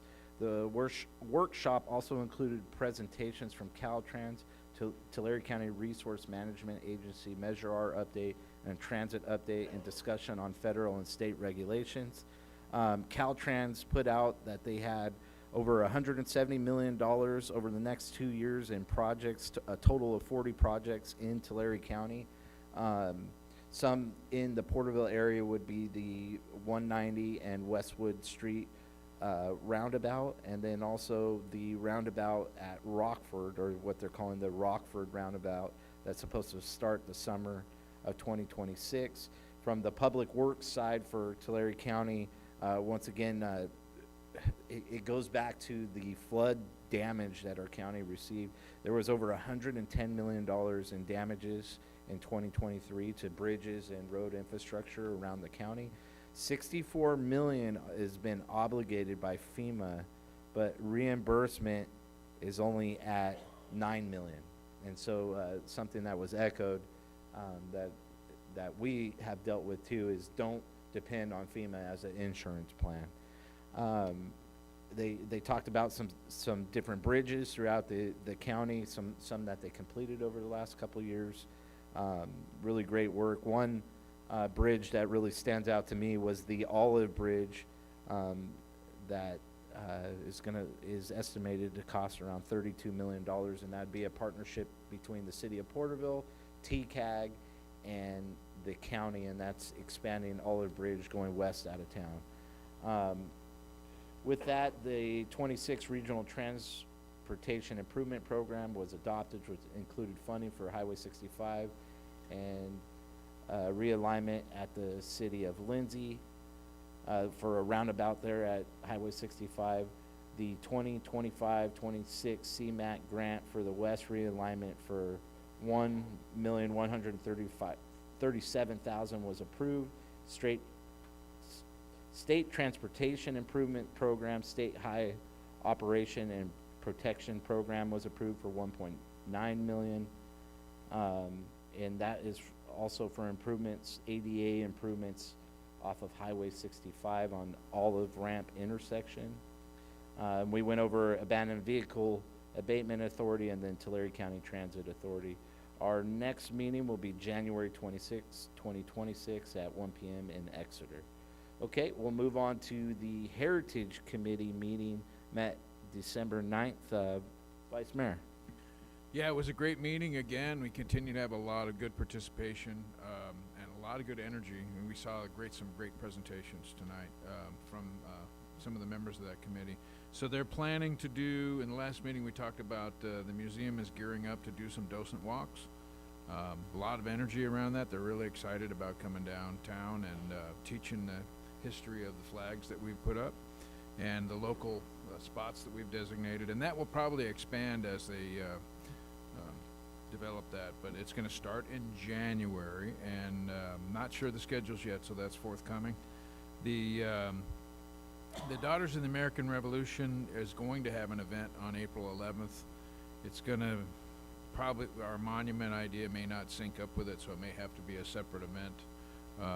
But we'll have to give you more information on that later because of the timing of that, because we got recognized nationally and throughout the state of California for that plaque, and they paid for that, and they were going to do it in conjunction with our monument, but we got the cart before the horse a little bit, and so we may put that on a standalone rock so that it can be dedicated in advance of the monument going in, because they have a hard date. Now that's recognized within the county, and as Councilman Rivas said, it's unique in the state too, number 7 as an obelisk, and it's important that we bring in, and I'll tell you this, I've had some conversations with the county level and other places that really excited about this, and we need to get information out to everybody as we go forward. And part of the problem is we had to make a commitment to doing it before we can really advertise it. So I think we can do that now.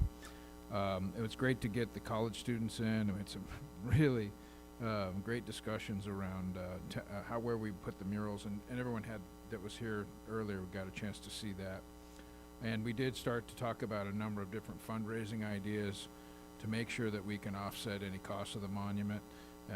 And those might last for, more than this season. So we'll see how that, transpires. But we'll continue to keep you posted on that. But a lot of energy there, a lot of optimism, and a lot of engagement from the schools and the library and others. It's been a pleasure to go into that committee meeting. It's just so much optimism and hope.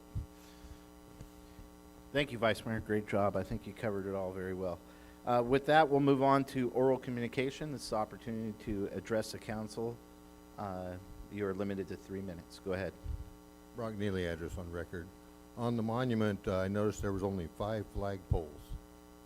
There are actually 7 that need to be there. You don't have one for Space Farce. What is it? And you don't have one for Merchant Marines. They're also veterans. Yeah, it's just a rendering. Yeah, but I want to make sure there's 7 flagpoles. Just, don't communicate. Can you, which ones were they again? Merchant Marines and Space Force were not there listed. The other thing is on Thank you. the first paragraph of the instructions for Schedule B. The first paragraph states, report interest in real property located in your agency's jurisdiction in which you, your spouse, or your registered domestic partner, or your dependent children have a direct or indirect beneficial interest totaling $2,000 or more, or any time during the reporting period. Real property is considered to be within the jurisdiction of a local government agency if the property or any part of its location is within 2 miles outside the boundaries of the jurisdiction, or within 2 miles of any land owned or used by the local government agency. See reference pamphlet, page 14. Actually, on page 15 of that reference manual, under city offices, it states, your jurisdiction is the city you are in, an elected city officer, a candidate or city office, or you are official or an employee or a consultant to a city or agency or any agency or jurisdiction solely within a city, single city. Because of my districts, it's your district. Your home on Santa Lucia is 1.45 miles from Olive Street, which is the boundary of your district. You're required to report that. Thank you, Mr. Neely. Thank you, Mr. Neely.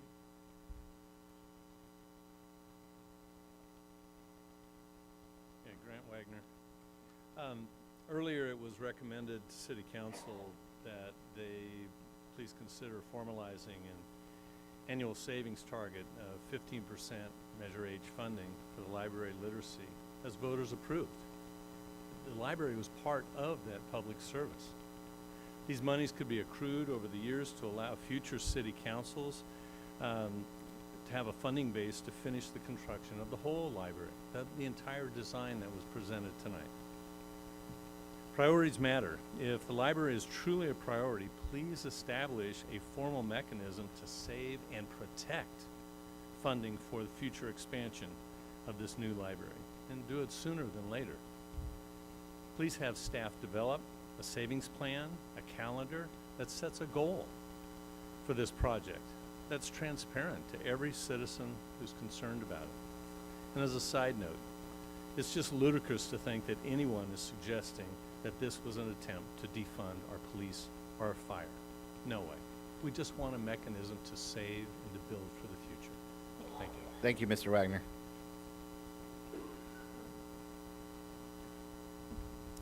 Corey Wells, Springville. Just a quick response. I'd like to implore Mr. Neely to look at the exemptions that are within the Form 700 instructions. I did not provide any advice on the Form 700 to Mr. Councilmember Rivas. The staff at the Registrar Department for Voters does that for them. It's not my job. I'd also like to just express that I appreciate Councilmember Beltran's your comment on the phone comment, and I do respect it, and I understand, and I'd like to offer a response on my reasoning. I do think that the library ought to be built, but only in a fiscally responsible approach, and I believe that was delivered today. However, the way to learn today is much different than the ways in which we reminisce about in our childhoods.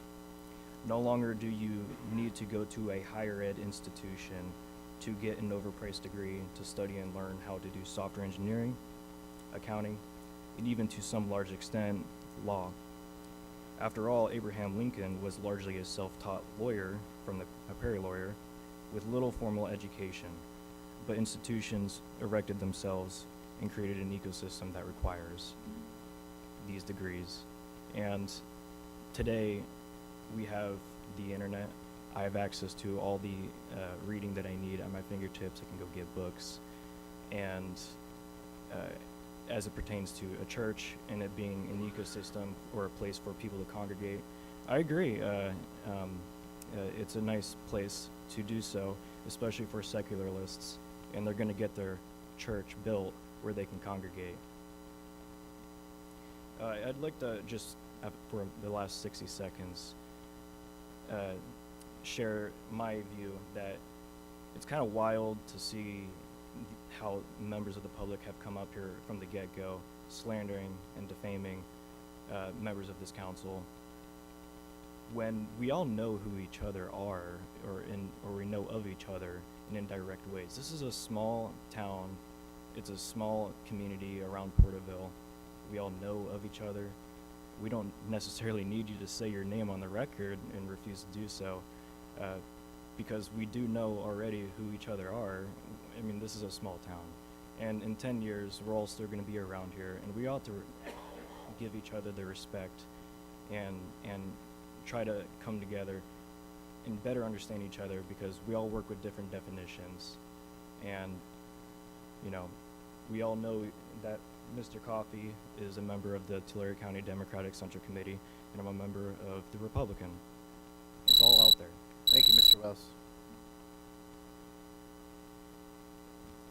Tahasale, address on file. I'm hungry. Thank God for Christmas, because Target's open. Everybody else is closed. All of the supermarkets are closed at this time. It's crazy. I don't know if we're gone too late or we need the supermarkets open later. I don't know which one. Yeah, that housing development bothered me, man. It bothered the heck out of me because I know those houses are not going to be affordable. That's the problem for me is we follow the rules. We want to create development, but like as a human being, I want to create responsible development. You made a point, Mayor, like, people are going to have cars and where they're going to go. And I just see this coming a mile away, the problem with this, and I don't want to disenfranchise Mr. Woodard. He wants to make money, and I get it, make profit, but at some point, I hear the intention and the love for this country that comes from this council, but it has to translate to, like, creating opportunities at work. It's not always profit. And so there's an opportunity to have leadership from this council, and you guys are incredible leaders, and it has to just penetrate, like, hey, we hear you, you want to be development, you want to bring business, but there has to be ethics around that. And I struggle with that as a business owner myself because it's not always about the bottom line. For me, the bottom line is second. It's a secondary thing. If I do things right and I treat people right and I do the right thing, then the profit will come. And that's what I want to see from this leadership of the city. And you can do all that with all of the name calling and all the words, and people are going to come up here and say things to you, and it's not personal. When I come over here and criticize, it's not personal. It's because I want you guys to win and I care. I don't know a person in this room that I don't like. I don't know a person in this room I wouldn't talk to. That's just the truth. So I get you guys want to create time to respond and people hurl stuff at you, but it's not personal. And if you guys are people of stature and understand your value, you won't need to respond. Your results will show it. It's the hardest thing. You talk about Washington and his like not taking the mantle, not being the king like you talk about, because he knew what his value was. He did his job and he walked away.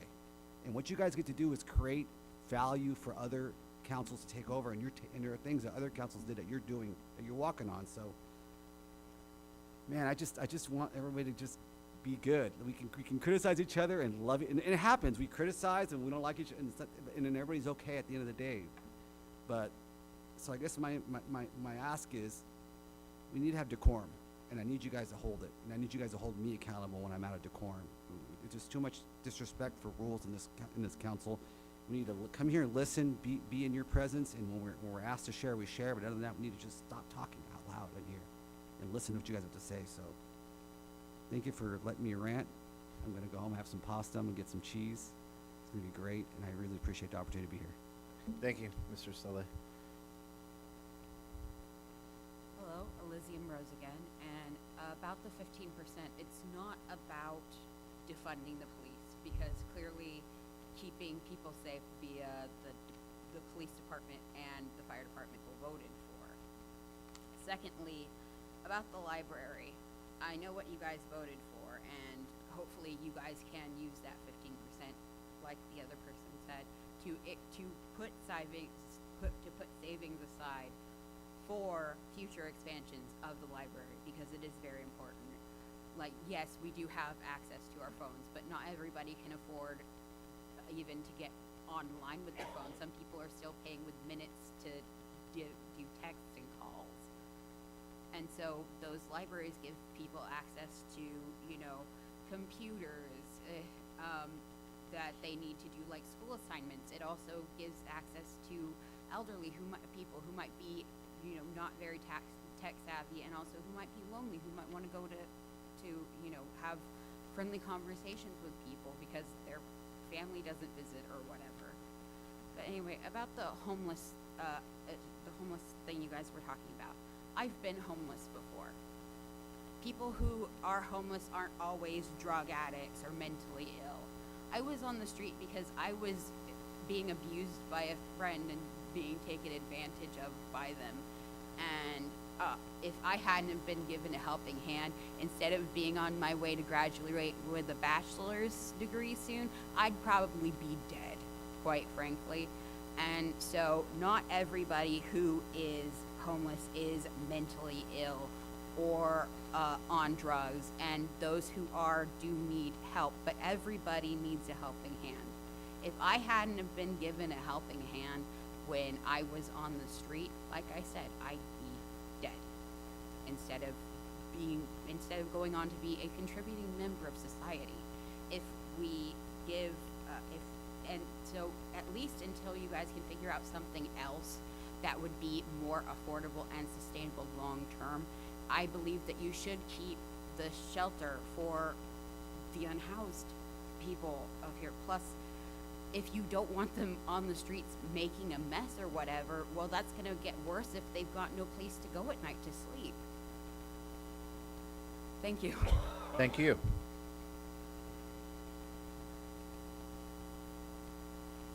Hello again. Karen Anderson. I'm going to bring up something that hasn't been brought up for a while.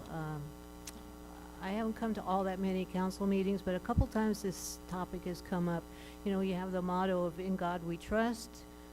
It's on the buses. It's on the city vehicles. Which God? There's no name. Is it the Catholic one, the Lutheran, the Pentecostal, the Nazarene, Church of Christ, the Baptist? Which God? Because there's all these different Christian religions, and they wouldn't all be different if they all believed in the same God. So I think it's important that we remember that it was the founders of this country that wrote the Constitution. It was not the apostles. The founders added the Bill of Rights, which includes the right to worship as one pleases, or not at all. They did not write the Ten Commandments. Their intent was freedom of religion. It was not control by religion. They created a democracy, not a theocracy. Christianity is not a political party, but it seems when the powers that be are predominantly Christian, somehow it is totally okay to only extend religious freedom to folks who worship or believe like you do. And that's a shame. The proposal to have one period out of a school day, well, I don't know if it's a day or one period a week, but to have time taken out of a school day for religious indoctrination in a separate location does not fall in line with the intentions of the founding fathers. It's parental responsibility, not something to be handed off to someone else. It's the parent's responsibility. And public schools are taxpayer funded, not church funded. Thank you. Thank you. Greg Shelmady, North Woodford Drive. A couple of things on the issue of having another oral communications after the public oral communications. I like Councilman Beltran's idea, rather than removing one, just consolidating and putting behind the oral communications. That way, anybody that wanted to address something that was said at oral communications could, or choose not to, or take their time to talk about the things that they're talking about now. I don't like the way it becomes a hit and run, and then the council has to, I feel like the council has to defend itself one hand tied behind its back. So I think it'll speed things up, and I think it'll be more equitable. The second issue is, we talked about the nitrification, denitrification. There's a lot of other things that go with that. It's the same problem. If you start using the denitrification problem, you start losing water. Well, now you have less water to make the farm work equitably, and then pretty soon the farm doesn't work anymore. So you get this one, and it removes this one, and you've got to keep that in consideration, especially when it comes down to the biosolids and how they're managed, which is another issue that no one brought up, which is $300 to conceivably $500,000 or $1 million a year. That now since you don't have enough water for the farm, you now have to haul it to Kettleman City. I haven't seen anything spoken about that. Also, there's two things here. With the east side PVPUD situation, and I was going to ask if, when this comes up, if I could maybe collaborate with the city manager, because I'm probably the only guy here that owns three PVPUDs, water hookups that have been for over 30 years, and I can kind of give you a little insight on how that evolved from its inception in 1980 to where we're at now. I pay $14.75 a month for each hookup, which, depending on how much sewer I use, is either it's a bargain or it's not. And again, that's something that maybe we need to bring it up in the Prop 218, because if you look at PVPUD as as a septic truck, which it kind of is, because it's just collecting the waste, and then that's one rate. If you put it as a flat rate, in kind of in congruence with the city's water, then that's another way. Something that probably needs to be looked at.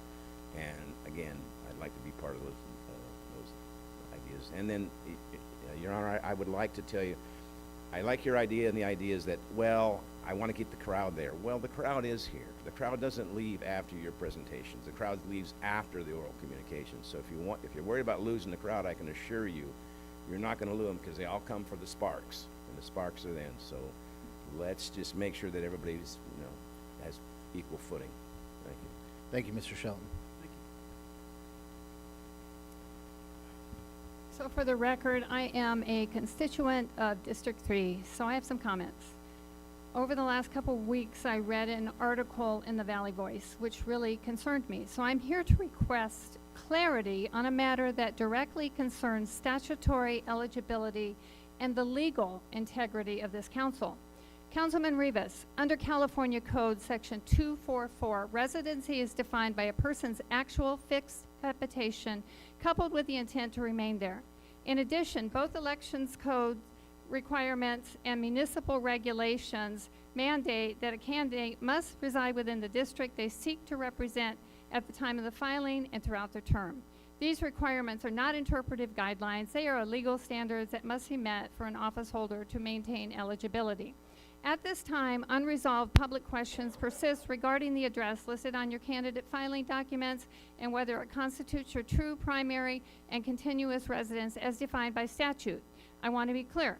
I'm not declaring a violation, but when the statutory definition of residency is in question, transparency is not optional, it is essential. These residency requirements are not procedural formalities, they are foundational conditions of eligibility. Their purpose is to ensure authentic representation and to protect the electorate's rights under the law. When the ambiguities arise concerning a statutory prerequisite for office, the obligation to clarify rests with the office holder, not the public. Therefore, I'm formally requesting that you provide objective prima facie evidence or an official sworn statement that establishes compliance with the residency requirements outlined in Government Code Section 244 and the applicable provisions of the Elections Code. This is a standard and appropriate response when qualifications for public office are questioned. Providing such verification would demonstrate clear adherence to statutory obligations, prevent any perception of material misrepresentation in the candidacy process, affirm the legitimacy of your seat, and ensure that the actions of this council remain beyond procedural challenge. The community has a right to be assured that every member of this council meets the legal qualifications required for public office. Addressing this directly and factually will eliminate doubt and allow the focus to return to the substantive issues facing Porterville. Councilman Rivas, this request is firm, but it is also fair. Public service requires transparency and statutory compliance requires documentation. I respectfully ask that you provide that clarification. Thank you for your time and thank you for your service to our city. Thank you, Ms. Wagner. Okay, with that, we will go into other matters. Councilman Beltran.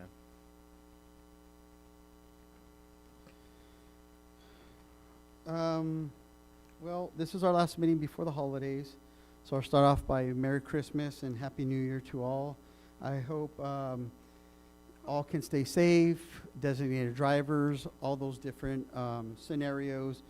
Given the recent tragedies where vehicle accidents and stuff, it's imperative that people continue to follow speed laws, distracted driving laws with their cell phones. I hope in 2026 we could be a little bit more push on public safety. I know I've talked to the past chief of police on trying to do some saturation, what do you call them, police activity where we're cracking down on that red light runners, stop sign runners. It's just it's gotten really, really bad. And so I just hope in the new year and as we close out this year, people can really slow down, take their time, get up a little earlier, leave a little earlier wherever they're going, and just be patient with each other. Let's see. Similar, I want to thank PD and all of staff and the Chamber of Commerce for the wonderful Christmas parade. It was a wonderful event. I want to address something that was mentioned earlier about the online oral communication. That will be something that will be coming back. It's a new state mandate.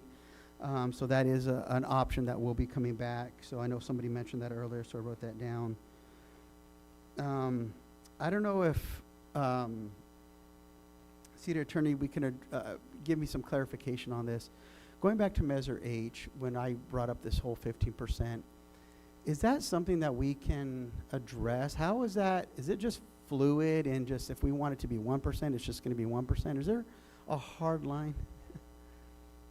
I'll have to go back and look at it because I know that the percentage I thought was part of the expenditure plan, but special taxes are a little bit different than so with our expenditure plans with general tax funding, those are really easy to change. I have to go back and look at Measure H. I've actually flagged it. Okay, so. Thank you. Just for myself, just to understand that a little bit better. Another thing, there's some other stuff, but the main thing I want to address is I started with our first oral communication was, I had a Q&A event on Saturday, and it's pretty neat. I enjoy them. There was a gentleman that came up here and commented that he had been to it, and there were some comments that were made. The whole thing was videotaped, or recorded, I should say. We'll post it.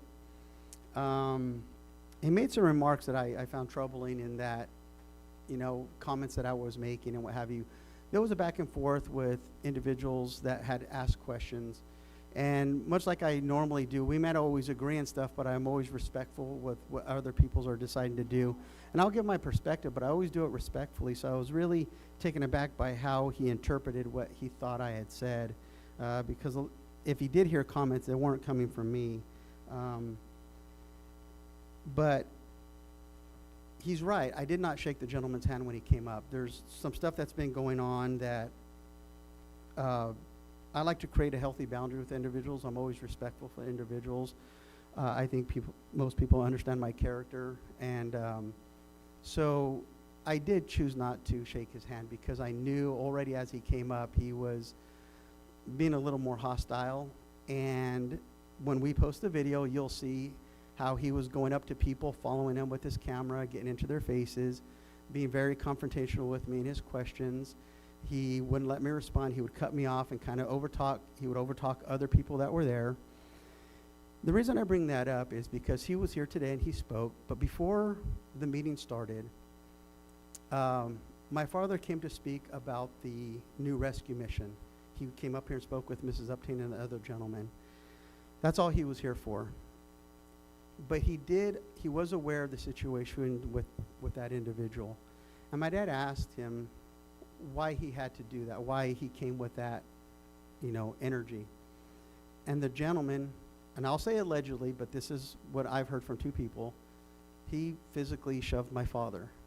And my father pushed him back to get him away. And the individual punched my father in the face. That is the member of La Gente. That is the intimidation and kind of bullying tactics that he had. That's why I chose not to shake his hand, because I've seen that behavior before. I answered his questions. I was respectful to him. He may not have liked my answers.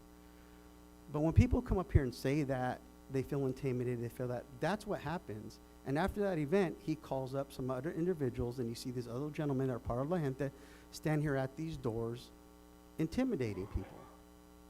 And so it's just very frustrating that, all these individuals up here sacrifice our time. We're trying to be a service to the community. But you have agitators that, for whatever reason, are trying to make an example or try to get their point out there.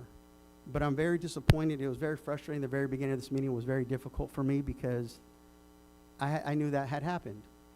And so try to conduct myself accordingly here, but it was very frustrating to know that that individual sitting here and making false statements of what had happened during that event, and then didn't hold himself accountable for his actions. The last thing I'll leave with is, you know, it was addressed a couple of different times with the representative from District 3. There's a lot of information I know. I'm not going to say it from this dais. I respect this seat too much. But there's a lot of valid questions. Some things were answered. There's still some questions out there. But I think the other aspect of it that, for me at least, is as concerning is people reach out to me that are neighbors and residents of the San Lucia area that would disagree with the comments of where the residency is. And I've actually received 2 letters that were written by that representative to these neighbors that do not, I don't think people would appreciate the language in them. And so some of these questions are concerning, but that's not my fight. But as an elected representative, it's something that people are asking me about. I'll explain them generically as that, but the communication that was given out should also be just as concerning. So with that, I'll end it. Thank you, Councilman Beltran. Councilman Rivas. You want me to skip you? No, Back to you? no. I have no idea what Mr. Beltran is talking about. If you have any letters, I mean, I would appreciate you let me see them and so I can address them. But in regards to my legal status, I think it's already been adjudicated by the county and the state of where my domicile is. So I don't, and it's made public. I've made it public from day one. There's nothing secret about it. You guys are the ones, I guess they're coming to you because you're aligned. It appears to me that you're aligned with them. So they're using you as a source. And you know, how all this came out to be was December the 1st, some lady from, I don't know where she came from, came to that San Lucia house, misappropriated herself. I wasn't there. I was at my other house, the domicile house that I'm registered, and it's my district. And she misrepresented and told my wife that who she was, and she gave her false names. Towards the end, we found out that she was from Valley Voice. My camera took pictures of who she was. She was contacted via phone that same day. Well, she denied she was ever there until the pictures surfaced. Then she changed her whole story about my domicile residence. Okay, so with that, then she said, oh yeah, her name was Catherine Doe from Valley Voice. She said her name was Patty or Pam. And with that, we gave her all the supported documents of where my district is, where I live. She had it 4 days before she wrote the stories. She didn't want to know the truth, just like Mr. Beltran, and I guess Mr. Neely chooses to omit all that stuff. And she still wrote her story, her narrative, because she wanted the scoop. That's yellow journalism. She is not that's a tabloid. And if you think you have something on me to hang over my head, you got another thing coming, young man, little Marco. You understand? Because that's none of your business. That's none of your business. You're accusing me of something that I've made transparent. You can shake your head all you want, sir. Quiet. You can shake. You're not FPPC. They approved it, and it's been transparent ever since. So I have nothing to hide. I never had anything to hide. It's there. You guys can make something out of it if you like. I don't know why they're coming to you. They can come to me anytime and just ask me. The paperwork is there. It's been justified, sealed, and delivered. You're trying to make something out of nothing. And I resent that. And also, when this Valley Voice information came out, that was wrong information. And then somebody from the city, Chamber of Commerce posted it on the Porterville FYI. And then they started to omit the positiveness and kept the negative, censoring and vetting information. Now, defamation can go a long way in regards to lawsuits. And just because he says he's a creator, he can still be liable along with his administrators. And anybody who chooses to keep on telling a lie. So with that, I resent your assertions, Mr. Beltran, and I resent your accusations, Mr. Laney, because you have no substance and no grounds. You can do what you want. It's all been certified. If you're questioning my seat, we can go together tomorrow to FPCC.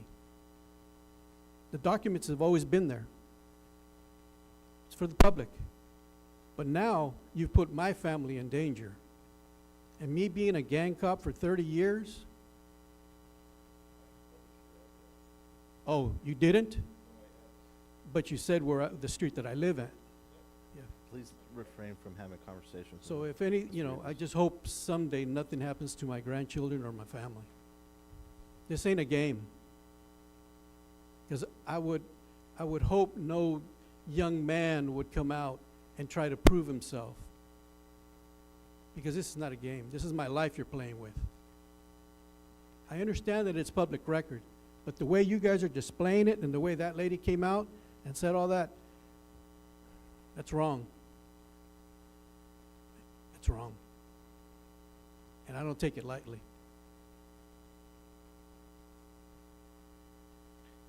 So with that, I appreciate your candor, Mr. Beltran, because I think you're a disgrace.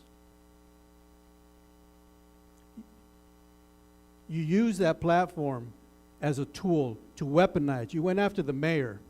You went after Stan. You went after the vice mayor. You use that as a platform to destroy people's credibility. And you should be ashamed of yourself. We know you're not being reelected, but you're not going to take us down all because of your little insecurities that you have. Yeah, you can shake your head, sir. And with that, I'm going to leave it with that. Thank you. Thank you, Councilman Rivas. Councilman Green, do you have any comments? Well, this is going to be a little bit on the lighter note, but I just want to remind everybody to just consider that they're blessings that they've had for the year, and hopefully everybody has good health, and everybody in the family has good health also, and that we just cherish our blessings for the year, and then I wish everybody a very Merry Christmas and a Happy New Year. We won't see each other until after the first of the year. So with that, thank you, folks. Happy Merry Christmas. Yes, thank you, Councilman Green. Vice Mayor McCurvey. I already said Merry Christmas, but I'll say it again, Merry Christmas. I thought we had a really good meeting tonight with a lot of great conversation in the early part with presentations on the heritage. We're making great progress in our city. The mood was a little lighter. There's still a lot of hostility in the audience, and we just saw some of it right now because there's certain people that just have this political ideology. They want to be rock throwers and spread conjecture and misinformation. That is beneath the decorum of this body, and it sucks, but that's reality. And if people choose to do it, then it's more reflection on them than who they're throwing those things at. I would just say this: I'd rather be the one betrayed than to be the betrayer, and it's really beneath the contempt. It's contemptible, and it's beneath the decorum that we would go and continue to just raise these issues that have already been proven, and you continue to raise them, and then to use your platform in the city to ban members of other families. My daughter got banned by the Porterville FYI because she wanted to have a conversation about the library, and I know other people that got banned in my family, and it's all because of the ego of one of the men sitting on this council, and it's wrong, and they shouldn't be doing it, and it's not transparent, and it's probably a violation of at least an ethical code, but at least when you go on those things and you post things anonymously and act like you're not there, that's wrong. And you know, it's not supposed to be like this. And I keep hearing the people that are yelling at us saying, oh, you're supposed to be nice and you're supposed to be loving, and while they throw all this rotten trash out here. That sucks. But you know what? You can wear your Newsom hat around and you can continue to act like you're not political, but we see it. When Mr. Beltran, Councilman Beltran says, oh, I got this 15% on Measure H, and everybody in the audience is echoing the same comments all night, we see the pattern. It's not hidden. It's right in front of us. And you can try to act like it's not there, but everybody sees it. And, you know, it's just silly to even talk about it, but let's get it all on the table. You guys want to be transparent? Talk about it. Get it out in the open. But be truthful about it. Don't spread misinformation and disinformation because you want to create a political narrative. That's juvenile. We're above that. We should all be above that. And, you know, I hate to see people that get attacked. And when a friend of mine that is also a council member devoted his whole life to law enforcement, and now you want to smear him and defame him and spread his information. This guy has a family that needs to be protected, and now you're making him a target. And that's wrong. You shouldn't be doing that. I can't believe this is happening. You know, my daughter got attacked. Greg's daughter got attacked. We've all been attacked up here, and it's tough to get up here and sit up here, but for you to continue to fuel it and to continue to layer it on and coordinate it, that's really low. I just want to leave you guys with a little bit of a statement about that, but you're going to do what you're going to do. It's a free country. But, you know, don't sit here and tell me Merry Christmas when you're over here trying to spread lies and misinformation and trying to attack people and put people's families in danger. That's wrong. You know it, and you shouldn't be doing it. That's all I have to say. All right, thank you, Vice Mayor. Yes, as Councilman Beltran stated, the online oral communication will be coming back. Taha requested that to come back. I believe we're thinking around in July sometime, maybe a little before. Really clever job.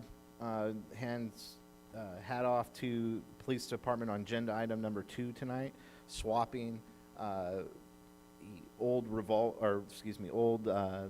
handguns to be able to purchase these new SWAT rifles, and I'm excited for the department to get these pieces of equipment that's critical to what you guys do, and so I'm in full support of that, and I think it was very clever thinking out of the side of the box to get that done. Really excited to see the Santa Fe Sports Complex coming forward.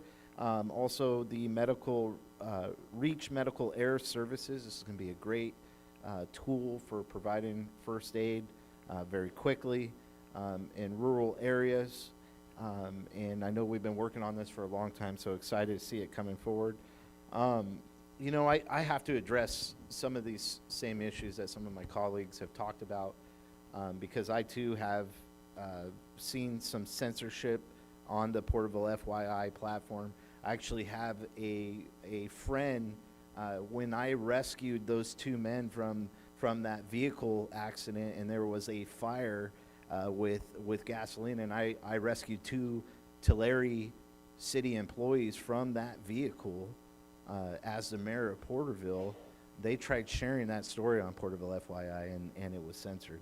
And so I see the partisanship in on that platform and how they do work those angles. And yes, it's interesting to see anonymous players, and you know, at the same time they do let me make comments. I have not been blocked as of yet. But another thing I've seen, the approach of playing the victim. And so the example here tonight, and a great example, is there was an altercation, and it's because of the atmosphere we have created, obviously. But the comment that I heard from my colleague tonight was, he's lucky my brothers wasn't here because they would have kicked his ass.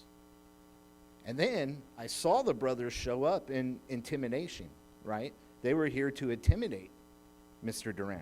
And so you could play the victim, but I could see what's going on in the background as well. And so I appreciate it. I know that this is not the funnest atmosphere today, but there are things that are going on that aren't necessarily right. And so we have to put them out there. As far as the funding for Measure H, as we look into this, I think that it'd be crucial to, as we look at how those fundings are tied, Measure I, Measure H, if we are looking at this 15% thing, we definitely have to address, is it tied in a way that we will be defunding the police department and the fire department? That is my assumption today. I could be wrong. But if we're going to pull funds from Measure H, it has to come from somewhere, and I'm assuming that's the police department and fire department. With that, we will end it on a good note. We had the honor of judging Christmas doors around City Hall and around the city, and so I have the winner of the holiday decorating, and it's a big fabulous trophy past midnight here. On a tight budget. Sorry, Mayor, we were on a tight budget, but they'll appreciate it. I was like, who is phoning in? Okay, so with that, the Christmas door decorating competition, and the winner is the finance department. And so they had Santa Claus going, there it is. That is awesome, right? That's a hard one to beat. That one, I like Santa Claus, the derriere sticking out of Yes, pretty good. Okay, with that, it is past midnight, like I said. I want to wish everyone a Merry Christmas and a Happy New Year. City Manager, if you have any comments. I just want to make one comment, and that is to wish Councilman Green a happy birthday on Thursday. Happy birthday. Happy birthday, sir. Boy, I wish, Raymond. Had about 5 of them on top of 21, or four of them. Mayor, are you going to adjourn? Meeting adjourned.